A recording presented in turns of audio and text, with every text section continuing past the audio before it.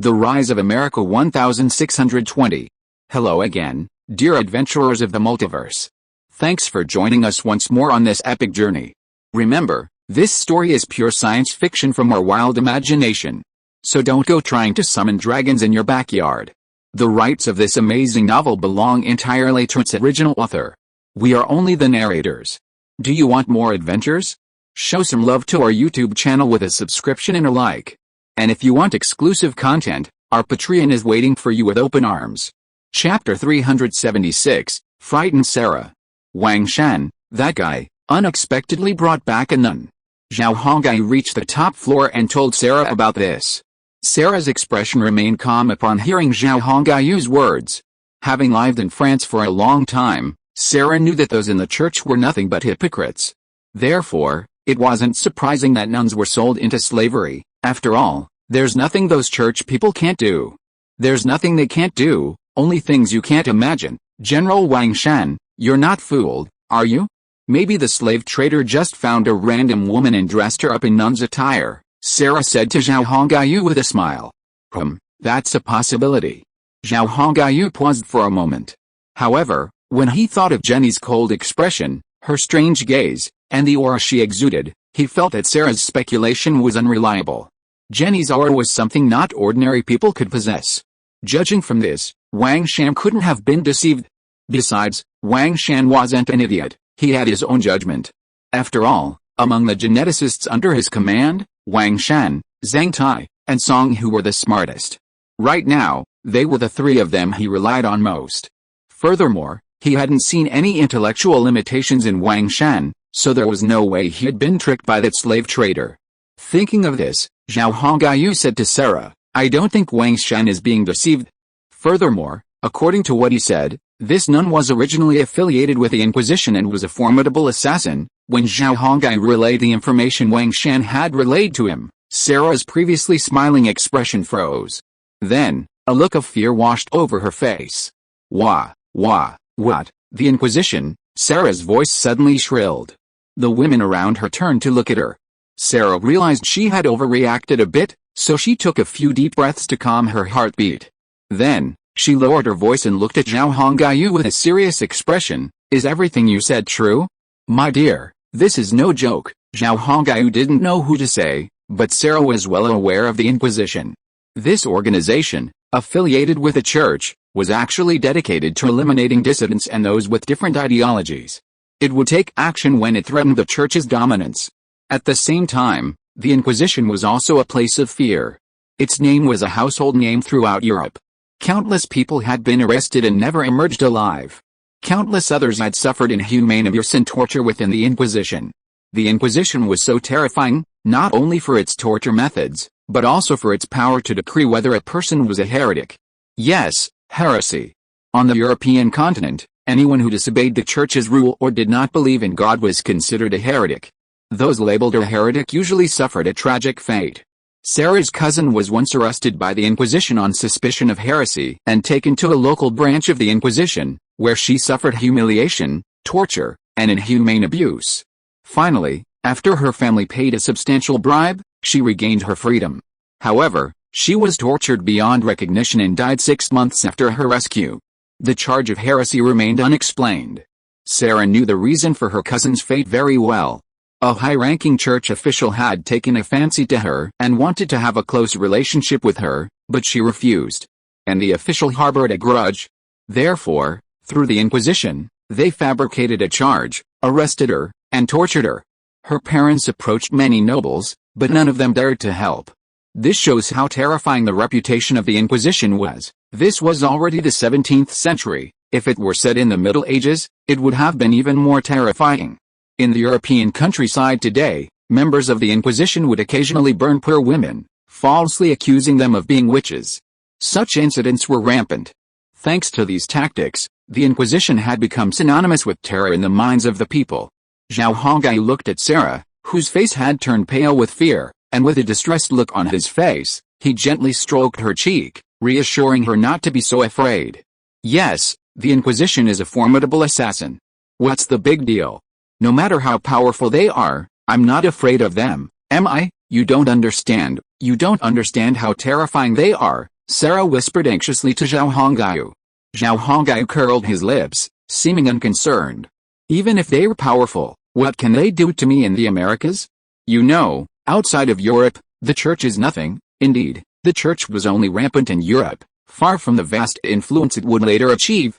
Of course, the church did have a presence in the Spanish and Dutch colonies of Central America. However, with Zhao Hongyu's presence, the churches in these colonies were about to come to an end. The church will open churches in America, and the people will also travel to the Song Empire in America. There are Europeans working in your country, so they can easily land in America, Sarah stammered. Zhao Hongyu laughed. That's impossible, and we've always been vigilant about the church. Honestly, my men have already launched a series of strikes against the church. Despite Zhao Hongyu's words, Sarah's concerns remained. It's just a nun in the church. Don't worry so much. If you knew why she became a slave, you wouldn't take it so seriously. Thinking about it, Zhao Hongyu suspected Sarah might believe the nun was captured by slave traders and sold here. Little did he know that the fundamental reason the nun became a slave was due to betrayal by church leaders. If Sarah knew this truth, she would probably be less frightened and worried. With this thought in mind, Zhao Hongyu unpacked the entire story to Sarah. As she listened to Zhao Hongyu's sordid account, Sarah's eyes widened in disbelief. Zhao Hongyu could see that Sarah was truly shocked by the circumstances surrounding this nun's trafficking into slavery. I can't believe how corrupt the church has become, Sarah said, letting out a long, shaky breath after hearing Zhao Hongyu's account. Indeed, Sarah had never imagined that the church would even resort to selling out its own members. If it were the nuns of ordinary monasteries, Sarah wouldn't be so surprised. After all, those nuns served as havens for the mistresses of the nobles. Therefore, the women there were generally considered to be of low quality. But the Inquisition was completely different. Their members were dedicated to the church, dealing with heretics. They were, in a sense, the church's utterly loyal thugs. But no one could have imagined that the church would betray such a loyal subordinate.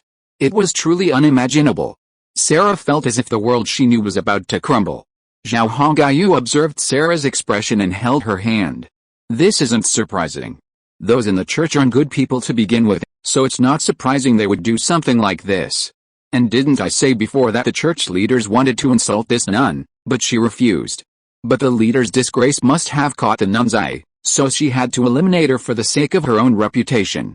Although Zhao Hongyu had only heard Wang Shan's explanation, she had reason with it and was probably right. Otherwise, why would the church leaders have been so determined to deal with this nun? Perhaps the threat this nun posed to them was far more than that. Otherwise, they wouldn't have colluded with Arab slave traders to bring this nun to Egypt. This was definitely a complicated situation. It's just that neither Wang Shan nor the Arab slave trader knew the truth. But no matter what, the nun was now in Zhao Hongyu's hands, and he had plenty of time to get the information he wanted from her. He could afford the time, couldn't he? You needn't worry too much. I've already told you that our base is in America, and the church's influence there isn't very strong. And we're already limiting the church's power, so they can't possibly cause any trouble in our country. Zhao Hongyu still hadn't fully grasped what was happening in America. If he knew that Zhang Tai had already dealt with the priests in Manhattan, he'd probably be more confident. However, communication methods in this era weren't as advanced as they would be in later generations. So, it was normal that Zhao Hongyu didn't have much news from Manhattan. After hearing Zhao Hongyu's words, Sarah's nervousness slowly eased. Yes, Zhao Hongyu was right. At least in Sarah's opinion. As powerful as the church was, it was still in Europe. In America, well, they could only react with a haha. Chapter 377, Fooling, Keep Fooling. Zhao Hongyu told Sarah about Jenny, but this evoked fear in her. After some persuasion, she finally relaxed. Zhao Hongyu couldn't help but sigh at the immense prestige the church still held in the hearts of Europeans in this era. Sarah, already married to him and never returning to Europe, was so nervous, let alone those still living on the continent. But Zhao Hongyu wasn't worried at all. Jenny's appearance wasn't a big deal to him. He wasn't worried about any danger from the church either. He didn't think it was a big deal. After all, Jenny had been betrayed by someone within the church. If someone unaware of the truth came to cause trouble, he could simply eliminate them. Zhao Hongyu knew that even though Jenny had been betrayed by someone within the church, if someone unaware of the truth truly came to cause trouble, no one would believe him if he explained the reason. And the person who betrayed Jenny certainly wouldn't admit it. After all, he'd bought Jenny, so he couldn't explain it. Sarah was genuinely worried, which was why she was so nervous and terrified. Furthermore, Jenny's identity was not ordinary. She was a member of the Inquisition. While she was an assassin, the Inquisition specialized in this very task.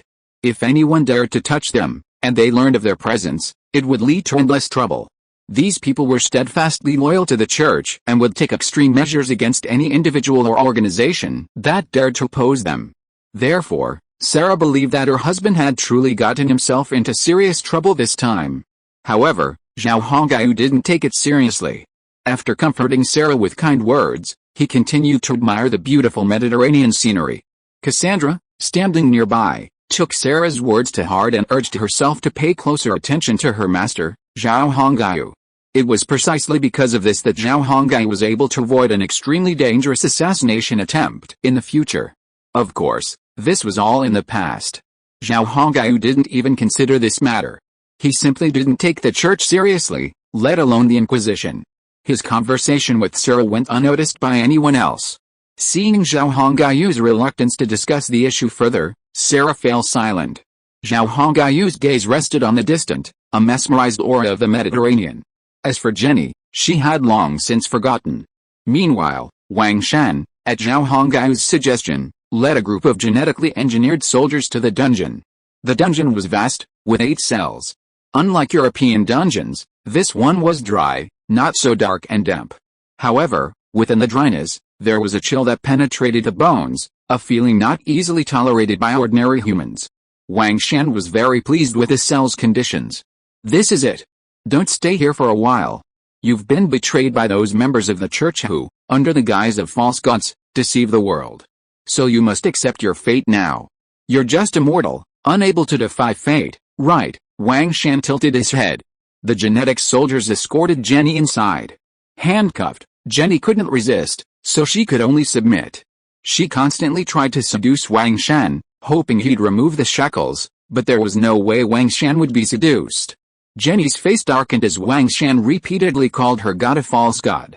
Seeing her reaction, Wang Shan didn't stop his taunts, he intensified them. God is the only true god on the world, and he will not tolerate your slander.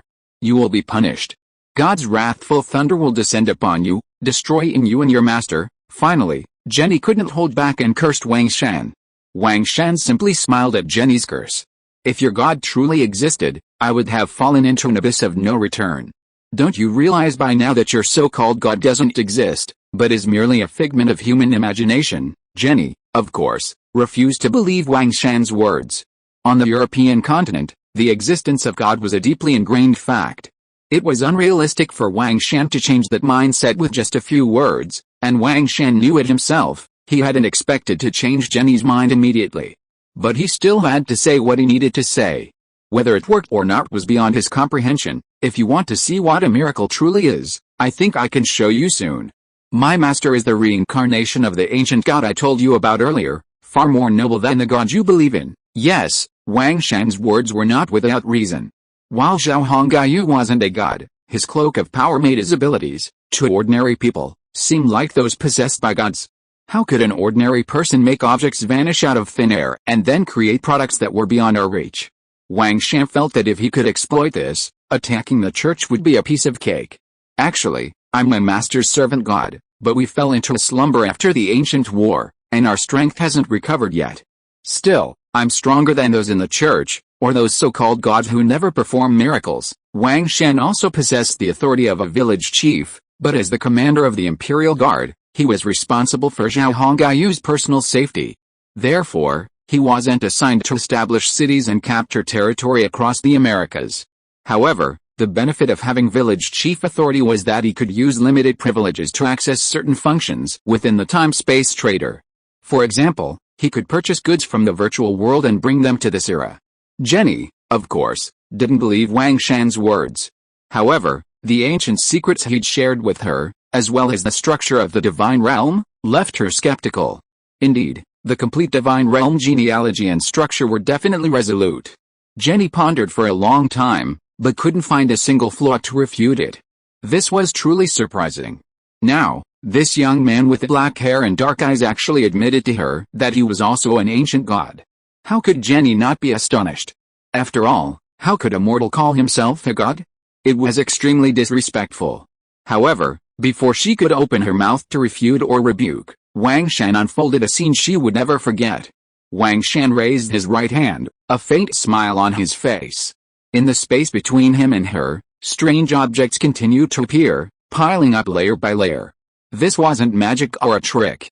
As a member of the Inquisition, Jenny often dealt with those who used tricks to deceive the public, so she was very familiar with this.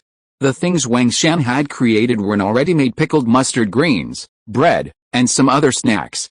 After all, he had the authority to do so, and he also wanted to develop some high-tech products, but unfortunately, the Counterfeit Research Institute hadn't yet developed anything.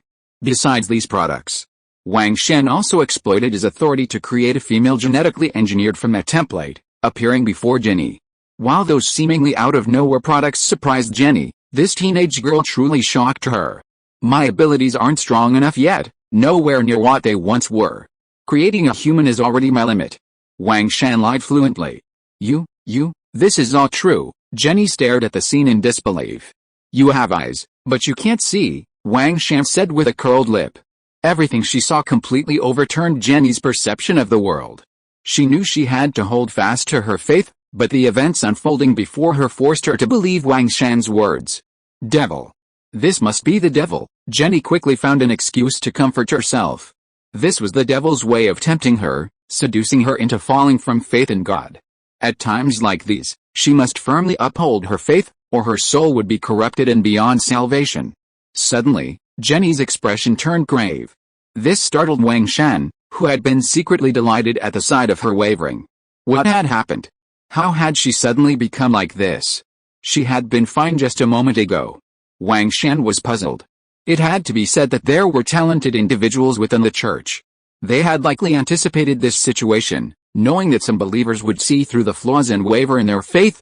So, who knows who came up with the theory that such wavering was the devil's temptation, tempting believers to abandon their faith in God. If their faith truly wavered, their souls would fall into the abyss, beyond redemption. Such wavering, called a test, perfectly explained everything. It was true that even in ancient times, the church had such talented individuals, it was impossible for them not to rise. And that was exactly what Jenny was experiencing now. She had wavered for a moment, and immediately she had assumed Wang Shan was the devil, someone out to tempt her soul. So, under this self-hypnosis, Jenny's faith in God had instantly returned to its peak. Wang Shan had no way of knowing Jenny's thoughts. Therefore, he found everything that had happened incredibly baffling. However, he didn't intend to delve into it further, he had plenty of time. Have you ever seen God? Are there any records of God in the church? If God truly exists, has he ever manifested himself? What kind of magical powers does God possess? You know, gods have their own methods. Wang Shan peppered Jenny with questions, not expecting her to answer them. But if Jenny pondered these questions herself, she would be mired in doubt. Having asked these questions, Wang Shan sat down against the wall. Ignoring Jenny, he began to tell her a story. In the Far East, in ancient times, a war between gods also took place. Wang Shan adapted this story from the investiture of the gods and told it to Jenny. In this still relatively ignorant age, Jenny wondered if she had ever heard such a story. Although she didn't want to be tempted by the devil, she couldn't shut her ears. So, she listened with rapt interest as Wang Shan spoke. Time ticked by.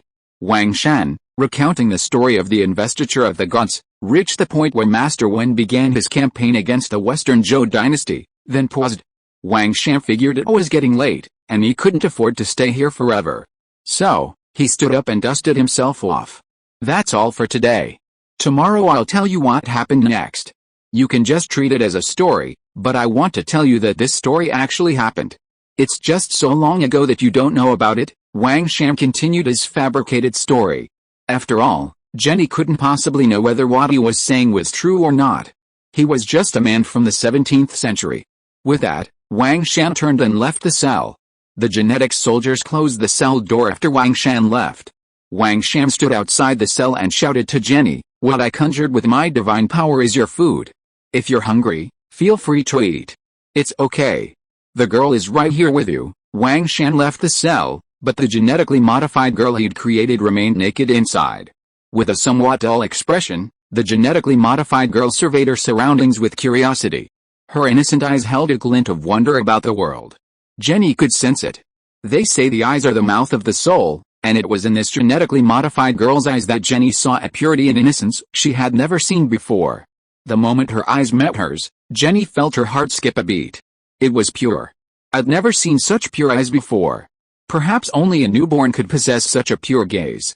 Jenny had seen many different kinds of people within the Inquisition, the greedy, the ambitious, the perverted. But she had never seen innocence. So, she was touched. If you are listening to this novel on a channel other than Fanfic World, it means it was downloaded and re-uploaded without effort. We warmly invite you to visit our channel, Fanfic World. There you will find the original version of this story and many other novels of various genres. We look forward to seeing you dive into a world of incredible novels. Chapter 378 Various Matters. In the days that followed, Zhao Hongyu accompanied Emma, Sarah, and the others as they strolled through Cairo. He thoroughly experienced the landscape and customs of Egypt in this era. He relaxed completely, treating this journey like a journey, the most complete and utter relaxation he had experienced since arriving in this world. Of course, Zhao Hongyu also completed his negotiations with Abdullah, finalizing the establishment of a Carrefour supermarket in Egypt. He also promised to provide him with shampoo, shower gel, matches, bagged rice, flour, and other daily necessities. Abdullah's responsibilities included managing the store and promoting it. His duties were essentially the same as those of Ed, the chubby kid in Lisbon. Ed was responsible for promotion in Europe, while Abdullah was responsible for Africa and the Arab world. As for the slave trader who had sold Sister Jenny, when Wang Shan approached him to discuss further cooperation, he discovered he had vanished with his men. Wang Shan thought the man might have run away out of cowardice. After all, the church wasn't someone to be trifled with. While Sister Jenny fell into his hands due to betrayal by one of their own, the church might have sent someone to eliminate him to keep the secret hidden. Perhaps it was this threat that prompted the slave trader's escape. Wang Shan wasn't necessarily committed to cooperating with him, so he wasn't particularly disappointed by his disappearance. Since he wasn't willing to cooperate, then forget it. Now that His Highness had reached an agreement with Abdullah, having Abdullah around wasn't a bad idea. Both Wang Shan and Zhao Hongyu were aware of the potential for Carrefour supermarkets. Perhaps only Abdullah was a little apprehensive. Supermarkets already existed in Manhattan, albeit on a smaller scale. After agreeing on the matter with Abdullah, Zhao Hongyu decided to immediately establish a flagship store upon his return to America. Meanwhile, the construction of the Lisbon concession was nearing completion and began to be put into use. The opening of the concession, along with the influx of American goods, led to a surge in the number of merchant ships and merchants arriving in Lisbon, spurring a period of rapid commercial prosperity. Because the concession enjoyed extraterritoriality and independent garrisoning rights, it was a kind of state within a state. Consequently, some dissenters in Lisbon who disagreed with Spain would secretly move to the concession to live there. They could openly operate within the concession, giving speeches and organizing protests against Spanish rule. This posed a significant headache for the Lisbon authorities. However, given their existing agreement with the Song Empire, the Spanish were unable to do anything about it. Ultimately, they could only patiently negotiate with the consul of the concession, hoping that the consul would arrest these individuals and hand them over to the Lisbon authorities. The consul, of course, would not agree to such a request, but he couldn't refuse outright and offend the Spanish. So, the consul simply used the tactic of stalling, dragging out the matter. This left the Spanish helpless and secretly regretful. Marie of France had completely taken control of the former Duke of Orleans' territories, as well as the territories of other minor nobles, dramatically increasing the royal family's power. No longer the weak and vulnerable French royal family of the past, she could finally assert her own voice. Furthermore, royal policies could be smoothly implemented, freeing them from the temptation of double-dealing. This invigorated Marie. To thank Zhao Hongyu, who had taken the blame for the incident, and for the benefit of France, Marie allocated a large tract of land surrounding her estate near the port of Marseilles to the Song Empire for the establishment of a new concession. Marie was still unaware of the events in Lisbon. Had she known of the Spanish's current predicament, she likely wouldn't have been so happy to allocate land for the Song Empire's concession in America. However, due to a gap in perspective, Marie, like the Spanish, was unaware of the potential drawbacks of a concession. What people saw now were merely the benefits and advantages brought by the concession. Lisbon's commerce flourished, and the increase in merchant ships and the number of people traveling through the city boosted employment and business opportunities. This was obvious to all. The thriving commerce and increased employment opportunities not only stabilized the people's hearts but also increased tax revenue in Lisbon. Why would Mary refuse a concession that could increase tax revenue? Therefore, an invitation was sent to Lisbon and delivered to the consul. Only a fool would refuse the French invitation to the empire to establish a concession. Therefore, the genetic consul made a decision and immediately dispatched representatives to France to discuss the matter. It didn't take long before an agreement regarding the Marseilles concession was signed, and construction began. Both the French and the Song Empire's genetic consul in Lisbon secretly chuckled, each believing they had gotten a great deal. However, who exactly got the advantage would only be revealed in the end. Regardless, the Song Empire had established 2 strongholds on the European continent. With these 2 obstacles in place, Zhao Hongayu's future military action against Europe would be much easier. Of course, France wasn't the only country hoping to establish concessions. Other European nations also hoped the Song Empire would establish concessions in their ports. After all, the benefits of establishing concessions were obvious to everyone. Given the benefits, why would they lag behind? Consequently, invitations from various countries poured in like snowflakes to the Song Empire's concession consul in Lisbon. The genetic consul accepted all of these invitations. He repeatedly visited these countries to discuss concessions. As a result, concessions took root in various countries across the European continent for a long time to come. Zhao Hongai was still unaware of what was happening in Europe. He was currently in the Egyptian royal palace, meeting with members of the Egyptian royal family to discuss establishing supermarkets and concessions in Egypt. Zhao Hongai was deeply disappointed that he didn't see the beautiful Egyptian royal family he had imagined. The royal family he did see looked somewhat retarded. However, Zhao Hongai quickly put the thought aside and continued to discuss the concession and the supermarket. Things went smoothly. After Zhao Hongai paid a fee, a piece of wasteland on a cliff near Alexandria harbor was acquired. Simultaneously, a prosperous area in Cairo was expropriated for the supermarket's construction. As for what to do with the current merchants on that land, that wasn't Zhao Hongayu's concern. After all, in the relatively barbaric 17th century, the Egyptians would surely use even more brutal methods than the urban management to deal with those merchants. On this point, Zhao Hongai had great confidence in the Egyptians.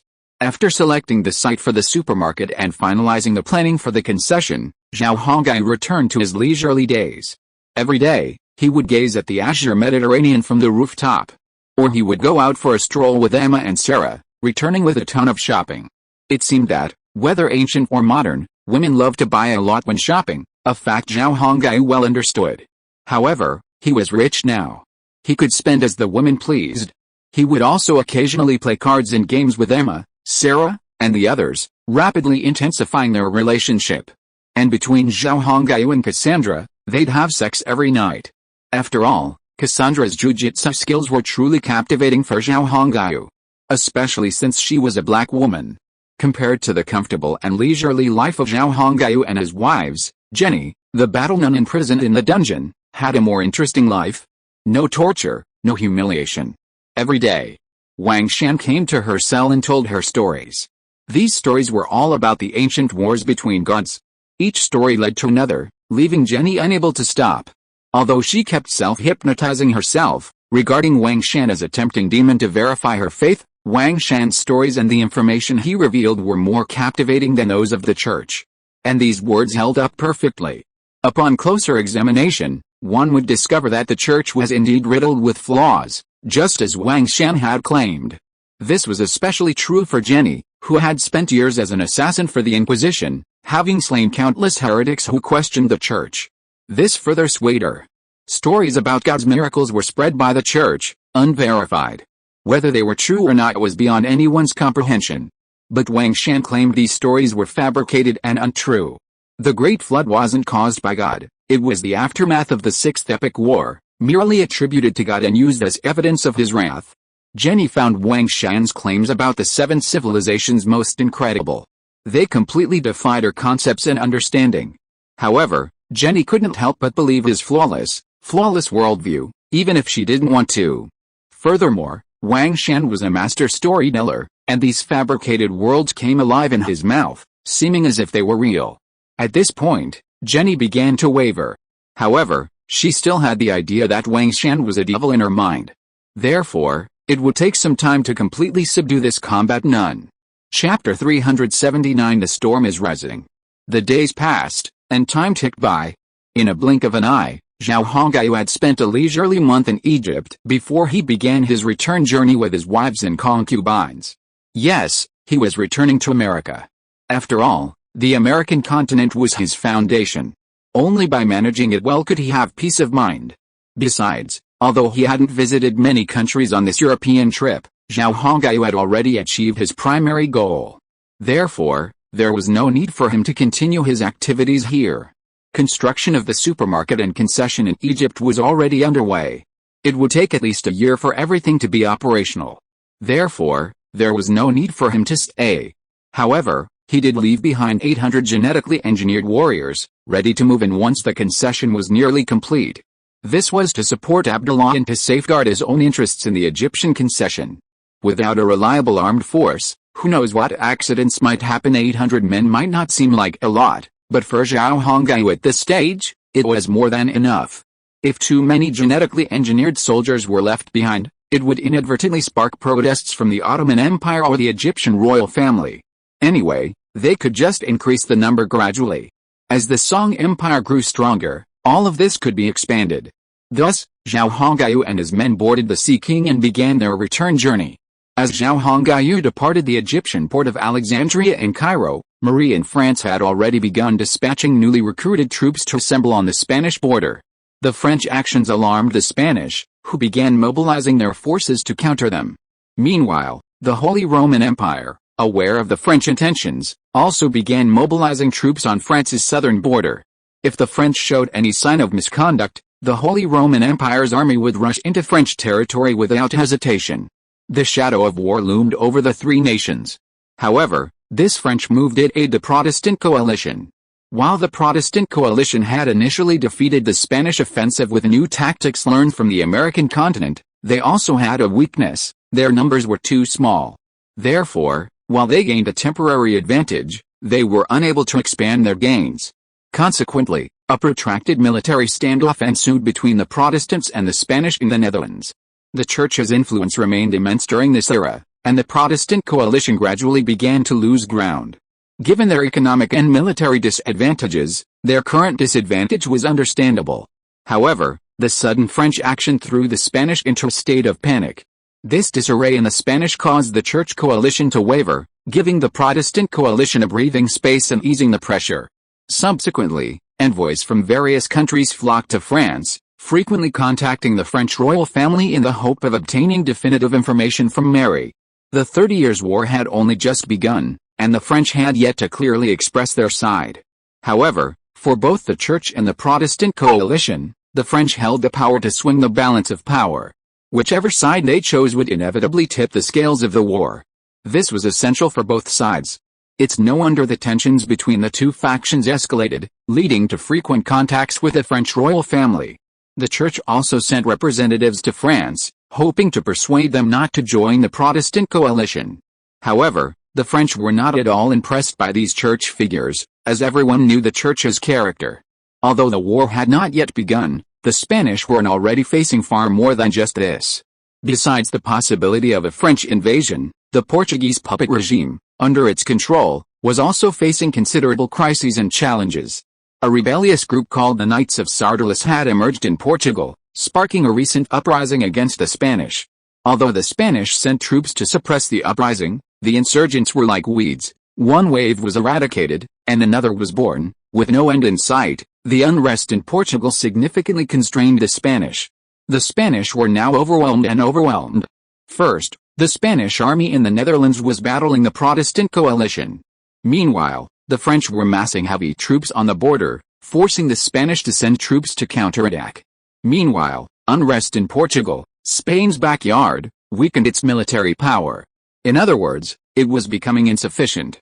Fighting on three fronts was an absolute taboo. The Spanish considered withdrawing their troops from the Netherlands and sending them to Portugal to suppress the rebellion. However, the Holy Roman Empire and the Church disagreed. The reason was simple: the Spanish legions were crucial in the Netherlands, forming the main force against the Protestant coalition. If Spain withdrew from the Netherlands, the Protestant coalition would defeat the other Church forces and achieve victory, something the Church did not want to see. Therefore, the Spanish ideal was abandoned after a brief pause. After all, the current ruler of Spain was an utterly devout Catholic. Furthermore, his coronation as king was recognized by the Church. Therefore, he was bound to devote his strength to the Church. Furthermore, without the Church's support, Spain's annexation of Portugal would have been impossible.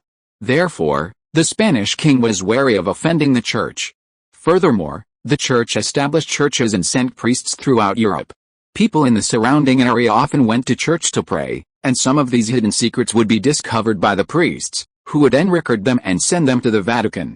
The Church was truly clever, using confessions to gather a vast amount of secrets. Among these were the secret records of the King of Spain. These records were absolutely forbidden to be shared, as otherwise, his throne would be destabilized. Of course, the Church couldn't threaten him with such records. However, the Church could easily find individuals involved to verify their claims. After all, everyone was confessing, right? Therefore, finding relevant witnesses was a simple task for the Church. It could be said that the Church was the earliest and most successful intelligence-gathering organization. However, these methods of the Church were unknown to the Europeans of that era. In this respect, they were far inferior to those like Zhao Hongyu in the Americas. Zhao Hongyu and his companions had long seen through the Church's tactics, and therefore, even at death's cost, they would never confess in church and reveal their deepest secrets, even if they had to keep them to themselves. Sometimes, people want to share their deepest secrets or past misdeeds, sharing them with others. This helps them feel more at ease and less hesitant. The Church's talented individuals exploited this very fact. Haven't you seen how in American blockbusters, criminals always go to church to pray and confess their past misdeeds? Those priests only gather this information and send it to the Vatican, rather than handing it over to the government. They want to keep it and use it to their advantage when it's most advantageous. Zhao Hongyu and his men knew this all too well. The King of Spain, armed with this leverage over the Church, acquiesced obediently. The Spanish legion in the Netherlands remained there to confront the Protestant coalition. However, the Church promised Spain that it would pressure France to refrain from any drastic actions. Unfortunately, the Church didn't know that the French had already reached an agreement with Zhao Hongyu, receiving substantial financial support from him. So, how could the French possibly listen to the Church? The Church's so-called pressure was merely verbal intimidation. The French wouldn't be afraid of it at all. Mary knew that the Church's entire strength was now focused on combating Protestantism. It no longer had the resources to deal with France. Although the Holy Roman Empire, the most loyal to the Church, still had a reserve force of 200,000 troops, Zhao Hongyu had promised the French that he would hold the Holy Roman Empire back, buying time for the French and Portuguese resistance groups. Currently, a steady stream of merchant ships arrived at the port of Marseilles, France. These ships included Dutch, Swedish, French, and British troops. Carrying them were Song Empire soldiers dispatched from Manhattan. While their number was small, only 10,000, this was enough to reassure the French. After all, the Song Empire's deployment was a reassurance to the French that they were abiding by the agreement.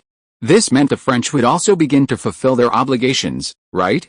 What the French didn't know was that these 10,000 Song Empire soldiers were the limit. The Song Empire would never send another troop to Europe. Zhang Tai and Song Hu had gone to great lengths to gather this 10,000-man force. After all, cultivating genetically modified humans would cost a fortune, wouldn't it? The Church constantly threatened the French, but to no avail. After arriving in Marseilles, the Song Empire's soldiers immediately marched to the border between the Holy Roman Empire and southern France to station there, a move that both the Church and the Holy Roman Empire found incredibly difficult. They had no idea how the French had managed to contact America and even get the Song Empire to send troops. A shadow of gloom enveloped the Church and the Holy Roman Empire, as they sensed something was amiss. Meanwhile, Rano, hidden near Lisbon, assembled the entire force of the Satellus Knights and launched their attack on Lisbon. Chapter 380 Departure and Return. The uprising of the Knights of Sardis spread like wildfire, instantly overwhelming the already struggling Spanish in Portugal. Consequently, the Spanish were forced to withdraw their forces and seek assistance from mainland China, hoping that more troops would be sent to quell the rebellion. The Portuguese were quite docile and had not shown much resistance.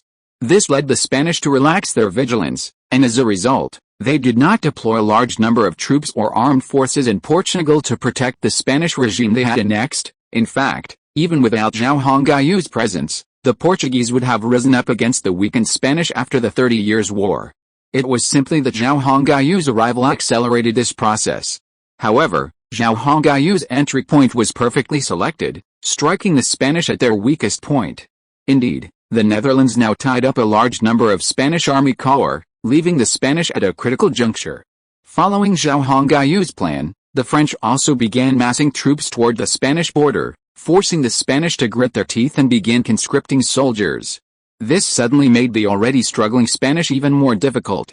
The Spanish Empire is no longer the same as it once was. Its former glory has faded, though the Spanish simply refuse to acknowledge it. The destruction of the enemy's fleet has resulted in a significant loss of maritime interests.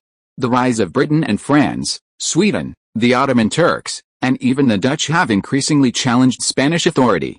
The once powerful empire is now shaky, its ultimate downfall only a matter of time. Already in decline, the Spanish have failed to address this issue. Instead, they continue to engage in war and incur massive foreign debts to maintain their crumbling glory. The problem is that the Spanish nobility continues to indulge in extravagance, draining the empire's last economic lifeline. With such a group of people, how could the Spanish Empire not collapse? In reality, after the 30 Years' War, Spain collapsed and fell into decline, becoming a third-rate power in Europe from which it never recovered. The Spanish no longer had the energy or ability to suppress the Portuguese uprising. All their military resources were now focused on combating the war in the Netherlands and the French approaching their borders. Therefore, facing the surging wave of Portuguese rebellion, the Spanish were anxious but helpless. However, simply leaving the Portuguese alone was not an option, so the Spanish royal family gritted their teeth and decided to borrow heavily from abroad again. They used the borrowed funds to expand their military and counter the wave of Portuguese rebellion. While the Spanish plan was sound, it was a shame that many things didn't go according to their plan. Soon, bad news arrived from Portugal. Lisbon had fallen to the Knights of Sardis, and Spanish officials had been expelled or hanged. At the same time, the important northern Portuguese cities of Coimbra and Guimarães were captured by the Knights of Sardis, along with the rebels. The northern port of Crewe was also captured on the same day. With lightning speed, the Knights of Sardis launched a massive rebellion across Portugal, gaining a significant advantage and seizing 60% of the territory. Intelligence indicated that if Spain did not react, the entire country would be overrun by the rebels, completely out of Spanish control. This was no joke, but a harsh reality. The Spanish military estimated that this would take no more than 2 weeks, as the Portuguese resistance was so overwhelming. Faced with this situation, the Spanish were furious and anxious. They naturally wanted to resolve the Portuguese issue immediately, but Spain didn't have any more troops on hand. Troops in the Netherlands couldn't be withdrawn, and they had to defend the eastern border against the French. All military forces had already been deployed, leaving no spare mobile forces. If the Portuguese problem wasn't resolved, the Spanish would be distracted. It couldn't cope with 3 wars and 3 military confrontations simultaneously. At this point, Spain had no choice but to turn to the Vatican, hoping for financial support. The Vatican, at this time, was undoubtedly a wealthy nation. As for how much money the Vatican had, no one knew. But the Spanish knew that even a small glimpse of the Vatican's resources would be enough to help the Spanish tide over their difficulties. After all, the Church had ruled the European continent for so many years, and every European donated to it. It was impossible to say that the Vatican was short of money. Furthermore, the Church frequently launched indulgence campaigns to extort money from the people. How could it possibly be short of money? Unfortunately, the Spanish didn't know that the Vatican's leaders were stingy, the epitome of the stingy. You could give them money, but asking them to sponsor you or lend you money was much more difficult. Therefore, the Spanish had no immediate solution. Therefore, they could only watch as Portugal was gradually taken by the rebels, unable to intervene. Rano had initially believed his uprising would not go smoothly, But now he realized that the mighty Spanish were simply vulnerable. Seemingly powerful, they were nothing more than a paper tiger. Consequently, Rano's ambitions began to grow, and he changed his plans. Originally, Rano had planned to capture Lisbon and immediately turn east to attack mainland Spain. However, seeing the Spanish's vulnerability, he realized he could easily seize control of all of Portugal, consolidate his position and military power, and then consolidate his forces to attack the Spanish. Furthermore, the French had also begun their operations on the eastern border. For a long time, the Spanish had been unable to muster an effective military force to suppress them. Now that all of Portugal was on the verge of becoming theirs, why couldn't they also become king? To this end, the Knights of Sardalis launched a military campaign to conquer Portugal. After all, Portugal was not large, and even conquering it entirely would not take long. Therefore, the genetic consul of the concession, upon noticing the change in Rano's military actions, didn't comment. However, he did record Rano's changes and filed them for record, then instructed his subordinates to closely monitor them. Indeed, when a person changes, everything becomes uncertain. Previously, Rano needed the Song Empire's support, so he was willing to comply with the Empire's instructions on many matters. But now, the Sardalis Knights are on the verge of conquering all of Portugal. As leader, Rano's position will inevitably change. With a different position comes a different mindset. Will he maintain the same good relations with the Song Empire? No one can guarantee that. Therefore, the genetic consul can only keep a close eye on things.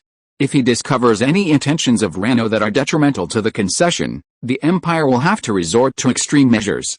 After all, if Rano is defeated, there are backup options. There are plenty of ambitious individuals within the Sardalis Knights who can cooperate, right? Marie of France is also closely monitoring the developments in Portugal. Zhao Hongyu promised to set the Spanish backyard on fire, and now he'd accomplished it. Now it was up to the French. The current situation was extremely unfavorable for the Spanish. Spain's domestic military was weakened and depleted. He hadn't even been able to suppress the uprising in Portugal, demonstrating the depths of the Spanish's resources.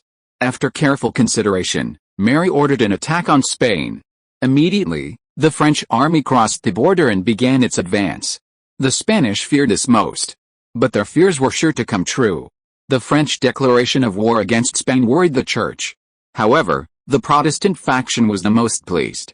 Seeing the Spanish losing ground against the French, their cities and strongholds constantly being captured by the French, the stingy Vatican finally gritted its teeth and agreed to a loan from the Spanish under extremely harsh terms, quickly dispersing funds to help the Spanish raise an army. Meanwhile, Rano quickly conquered all of Portugal and established his position within the country, welcoming back the former Portuguese royal family as puppets. Rano then reorganized the military, retaining a few elite troops to defend Portugal and sending those who were eliminated to the front lines to fight the Spanish, also using this tactic to eliminate dissidents. Regardless, Spain was now facing a double-edged attack, making life difficult. The Dutch army was also struggling due to logistical shortages and morale weakening due to the unrest at home. Fortunately, to stabilize the military situation in the Netherlands, the Vatican dispatched a high-ranking official from the Holy Roman Empire to assume command and dispatched a large amount of supplies, ultimately stabilizing the situation. Otherwise, the Dutch military would have collapsed completely. The Vatican and the Holy Roman Empire also began to impose military pressure on France. At sea, the Holy Roman Empire's fleet departed from Genoa for Marseilles. On land, an army of 80,000 began its march from Cuneo, heading for the French city of Basro. The Protestant coalition also sent envoys to France, expressing goodwill towards Mary. They also promised that if Mary could hold off the Spanish or even defeat the Holy Roman Empire, their victory over the Church would provide France with even greater benefits. Of course, everyone makes nice claims, but Mary took them at face value without concrete action. The Protestant envoys secretly provided Mary with a sum of money as aid. Mary had already received financial assistance from Zhao Hongyu, and now the Protestant coalition had added another, making her smile from ear to ear. Only an idiot would refuse such a boon, right? So, Mary gladly accepted the offer, vowing her full support for the Protestant forces. Little did they know that Mary's sole purpose was to destroy Spain and seize Spanish territory. While events on the European continent were in turmoil, the instigator, Zhao Hongyu, was already in the Atlantic. The Sea King sailed smoothly across the Atlantic Ocean, slicing through the azure waters. Upon seeing the ship's size, the slave girls Abdullah had purchased let out gasps of astonishment. Even Sister Jenny stared in amazement. However, after a while at sea, the initial shock gradually wore off. Now, besides playing cards with Emma and Sarah, the women simply enjoyed the sea breeze and the endless blue ocean. In short, days at sea were quite enjoyable. Zhao Hongai divided the slave girls Abdullah had purchased for him between Emma and Sarah. Emma was fine with it, as she had no shortage of maids and servants. But Sarah was desperate for more. Zhao Hongai kept Cassandra as his personal maid. After all, Cassandra's special skill truly captivated Zhao Hongai, who would have sex with her once or twice a day. The Sea King, equipped with specialized tools, enjoyed its high speed. Crossing the Atlantic would normally take 50 or even 60 days in those days. But Zhao Hongai and his crew only needed 12 or 13. Furthermore, thanks to Zhao Hongai's cheat, they could eat fresh food daily, unlike other ocean-going merchant sailors who rationed food and water and endured the torment of hunger. Zhao Hongai even had vitamin supplements like effervescent tablets to ensure they wouldn't be deprived of essential nutrients at sea. And so, after 13 days at sea, Zhao Hongai and his crew returned to Manhattan. Seeing the outline of Manhattan Harbor from afar, Emma exclaimed in excitement. Merchant ships gradually began to gather around them. The widows of Samuel's family and the slave girls from Cairo stood on the deck, staring intently at the unfamiliar city, their eyes wide open. Everything seemed so new to them. All of these girls had one thought: there are so many ships here. Indeed, as Manhattan became more and more developed and American goods became increasingly popular, more and more merchant ships arrived to trade, making Manhattan a bustling place. It can be said that the busiest ports in the world, besides Alexandria, are Manhattan, and Manhattan is even more bustling than Alexandria, even more prosperous. To be continued. Please search for Shinewin for better novels and faster updates. Chapter 381. Welcome back, Your Highness. After several months away from the Americas, Zhao Hongai finally returned from Europe to the American continent. When the Sea Monarch arrived at the port, the geneticists on shore erupted in cheers. The European merchants, who had sailed in from all over to trade, looked on in amazement at the excited reaction of the imperial soldiers. They couldn't understand why the soldiers were so excited all of a sudden. It was only after some veteran merchants explained what was happening that they finally understood. It turned out that the Crown Prince of the Empire, the Lord of Manhattan, had returned, but his flagship is truly enormous. As everyone watched the Sea Monarch slowly approach the port, the same thought crossed their minds. Some even wondered if such a massive vessel had existed, the pirates who attacked 2 months ago might not have dared. Everyone wondered, if the Empire had such a warship, why didn't they use it? Regardless, the Sea Monarch left a deep impression on everyone. Manhattan was a bit chilly in autumn, perhaps due to its latitude, and many people had already donned thick coats. Back on board, Zhao Hongai had already prepared warm clothing for everyone, so the frail women didn't feel any discomfort. "It's so lively," the widows of the Samuel family exclaimed in admiration, standing on the deck, watching the bustling Manhattan docks. They had originally assumed Alexandria port was already bustling, but upon arriving in Manhattan, they discovered it was even busier. Not surprising, Manhattan now has 70 or 80 merchant ships coming and going every day, and the dock's throughput is steadily increasing, Zhao Hongai said to the Samuel widows with a smile. He pointed off into the distance. "Look, the dock expansion is still going on, because the current dock is no longer sufficient." A hint of pride lit Zhao Hongai's face as he spoke. The old lady of the Samuel family nodded in agreement, somewhat surprised by Manhattan's prosperity. However, it also indirectly demonstrated the Song Empire's flourishing commercial economy, which was beneficial for Sarah and the widows.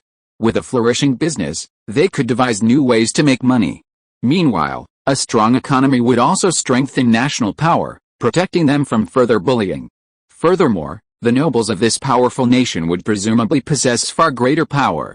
As long as they kept their eyes open and, leveraging Sarah's status and position, found a noble to marry. That would protect these women, wouldn't it?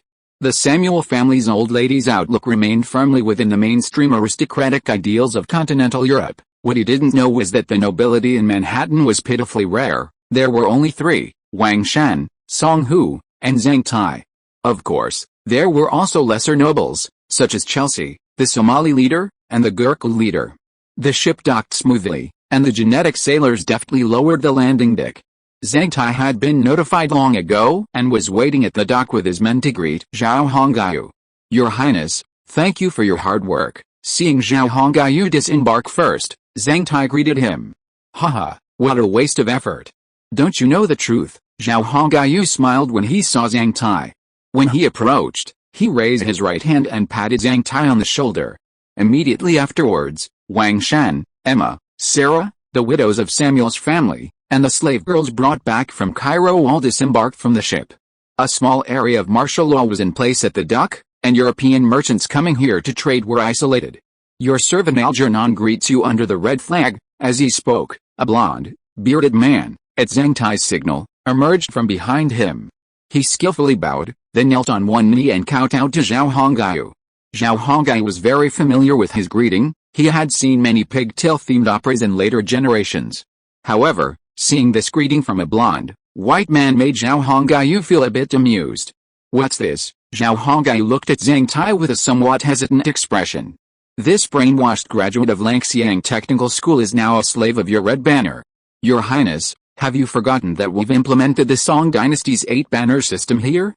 Now this guy is essentially your bondservant, puff. Zhang Tai's words suddenly reminded Zhao Hongyu of this. So, the 8-banner system Zhang Tai had been toying with was still being implemented. And it seemed to be achieving considerable success. Zhao Hongyu also remembered that his father-in-law was still the banner master. What surprised Zhao Hongyu, however, was that Algernon, who claimed to be a slave under the banner, had a rather Beijing dialect accent. Thinking of this, Zhao Hongyu lowered his voice and asked, how was he trained? His accent sounds a bit like Beijing dialect. Facing Zhao Hongyu's confusion, Zhang Tai gave a wicked smirk. Becoming a slave isn't easy, otherwise, what would become of the 8 banners of the Song Dynasty? Zhang Tai curled his lips. First, they have to learn the rules, then undergo intensive brainwashing and indoctrination into slavery. Furthermore, they must use special reinforcement methods to make them learn Beijing dialect. Only those who are the most brainwashed and possess the most servile tendencies can become your slaves. So how do you do it? Zhao Hongyu continued. He was genuinely curious about this method. What also amused him was that Langxiang Technical School had recently started offering a brainwashing program. Seeing Zhao Hongyu's question, Zhang Tai calmly explained, they must use Beijing dialect for everyday language.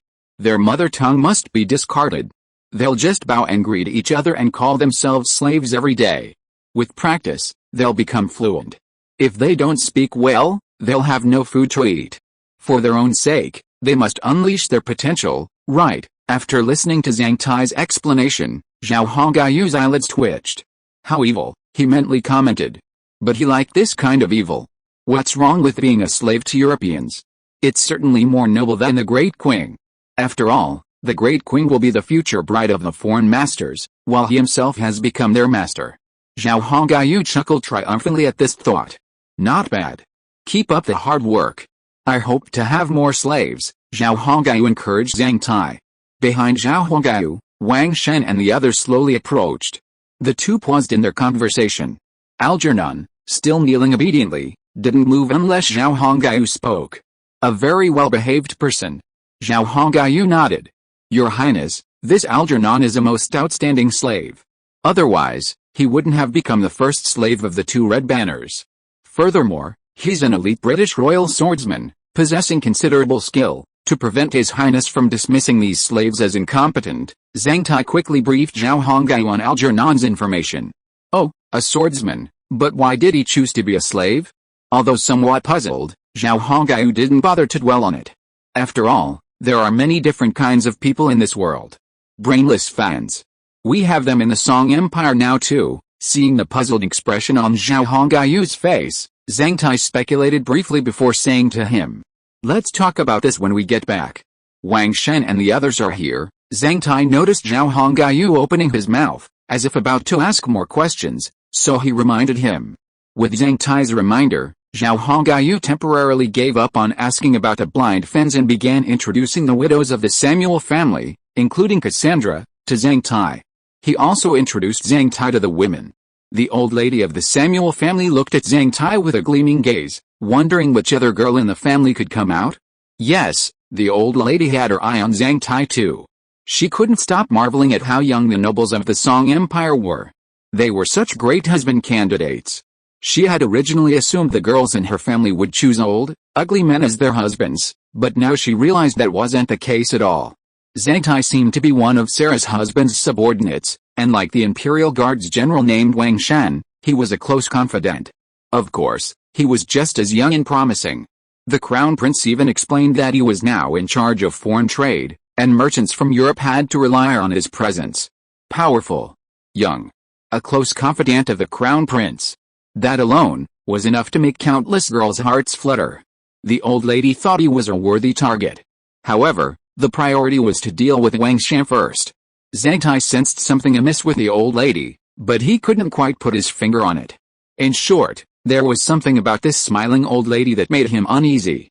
Your Highness, this trip was quite good. You've finally gotten wise.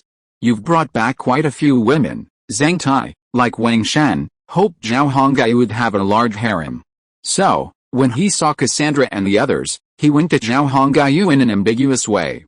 Stop it, let's get going. Zhao Hongai, of course, knew what Zhang Tai meant. He blushed and nudged Zhang Tai. Algernon, right, it's my servant. What are your orders, master? Lead the way. We're going back, okay. Chapter 382 Everything is fine. In Manhattan today, Mandarin is the mainstream language.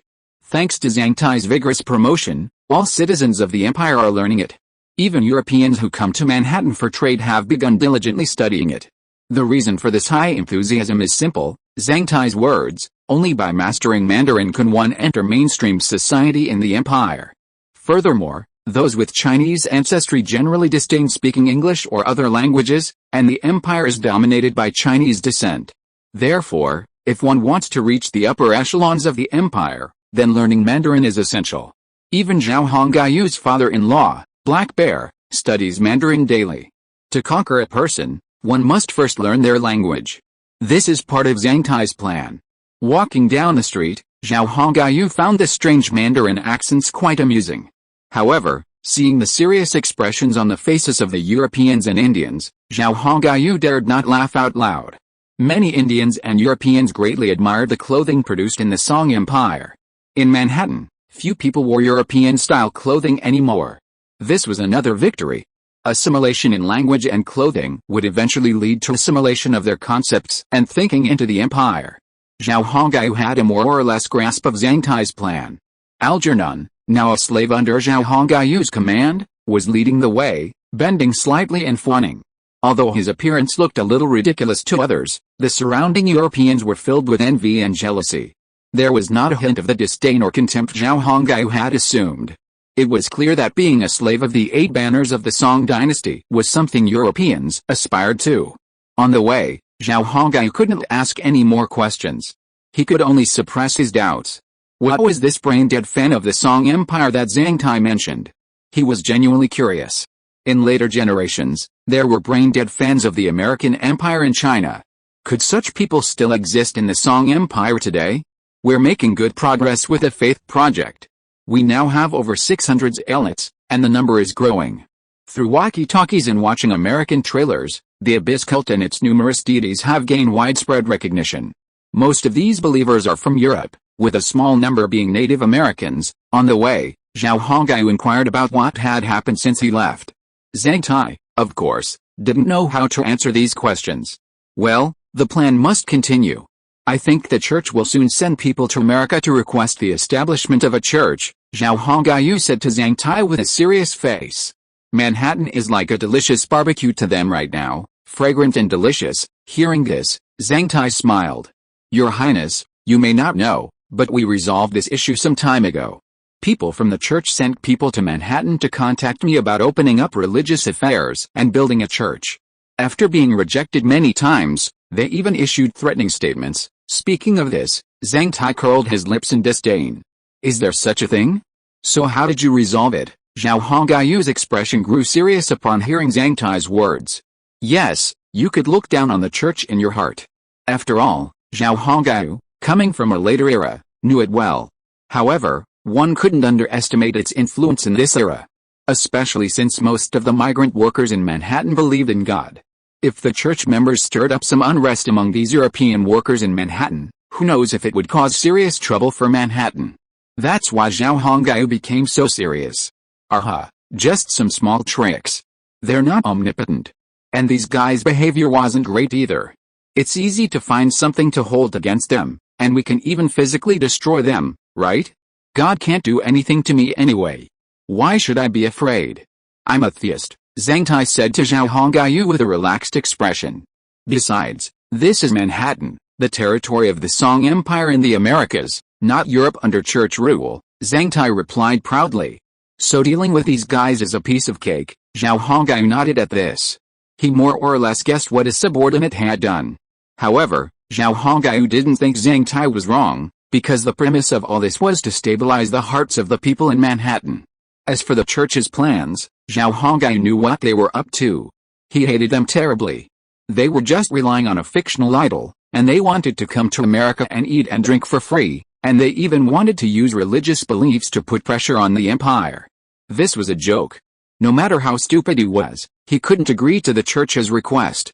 Zhao Hongyu knew that if he agreed to the church's request and allowed them to build a church in his country, it would have a huge impact on the future rule of the empire. Yes, half of the people in the empire now come from Europe, and they all believe in that so-called God.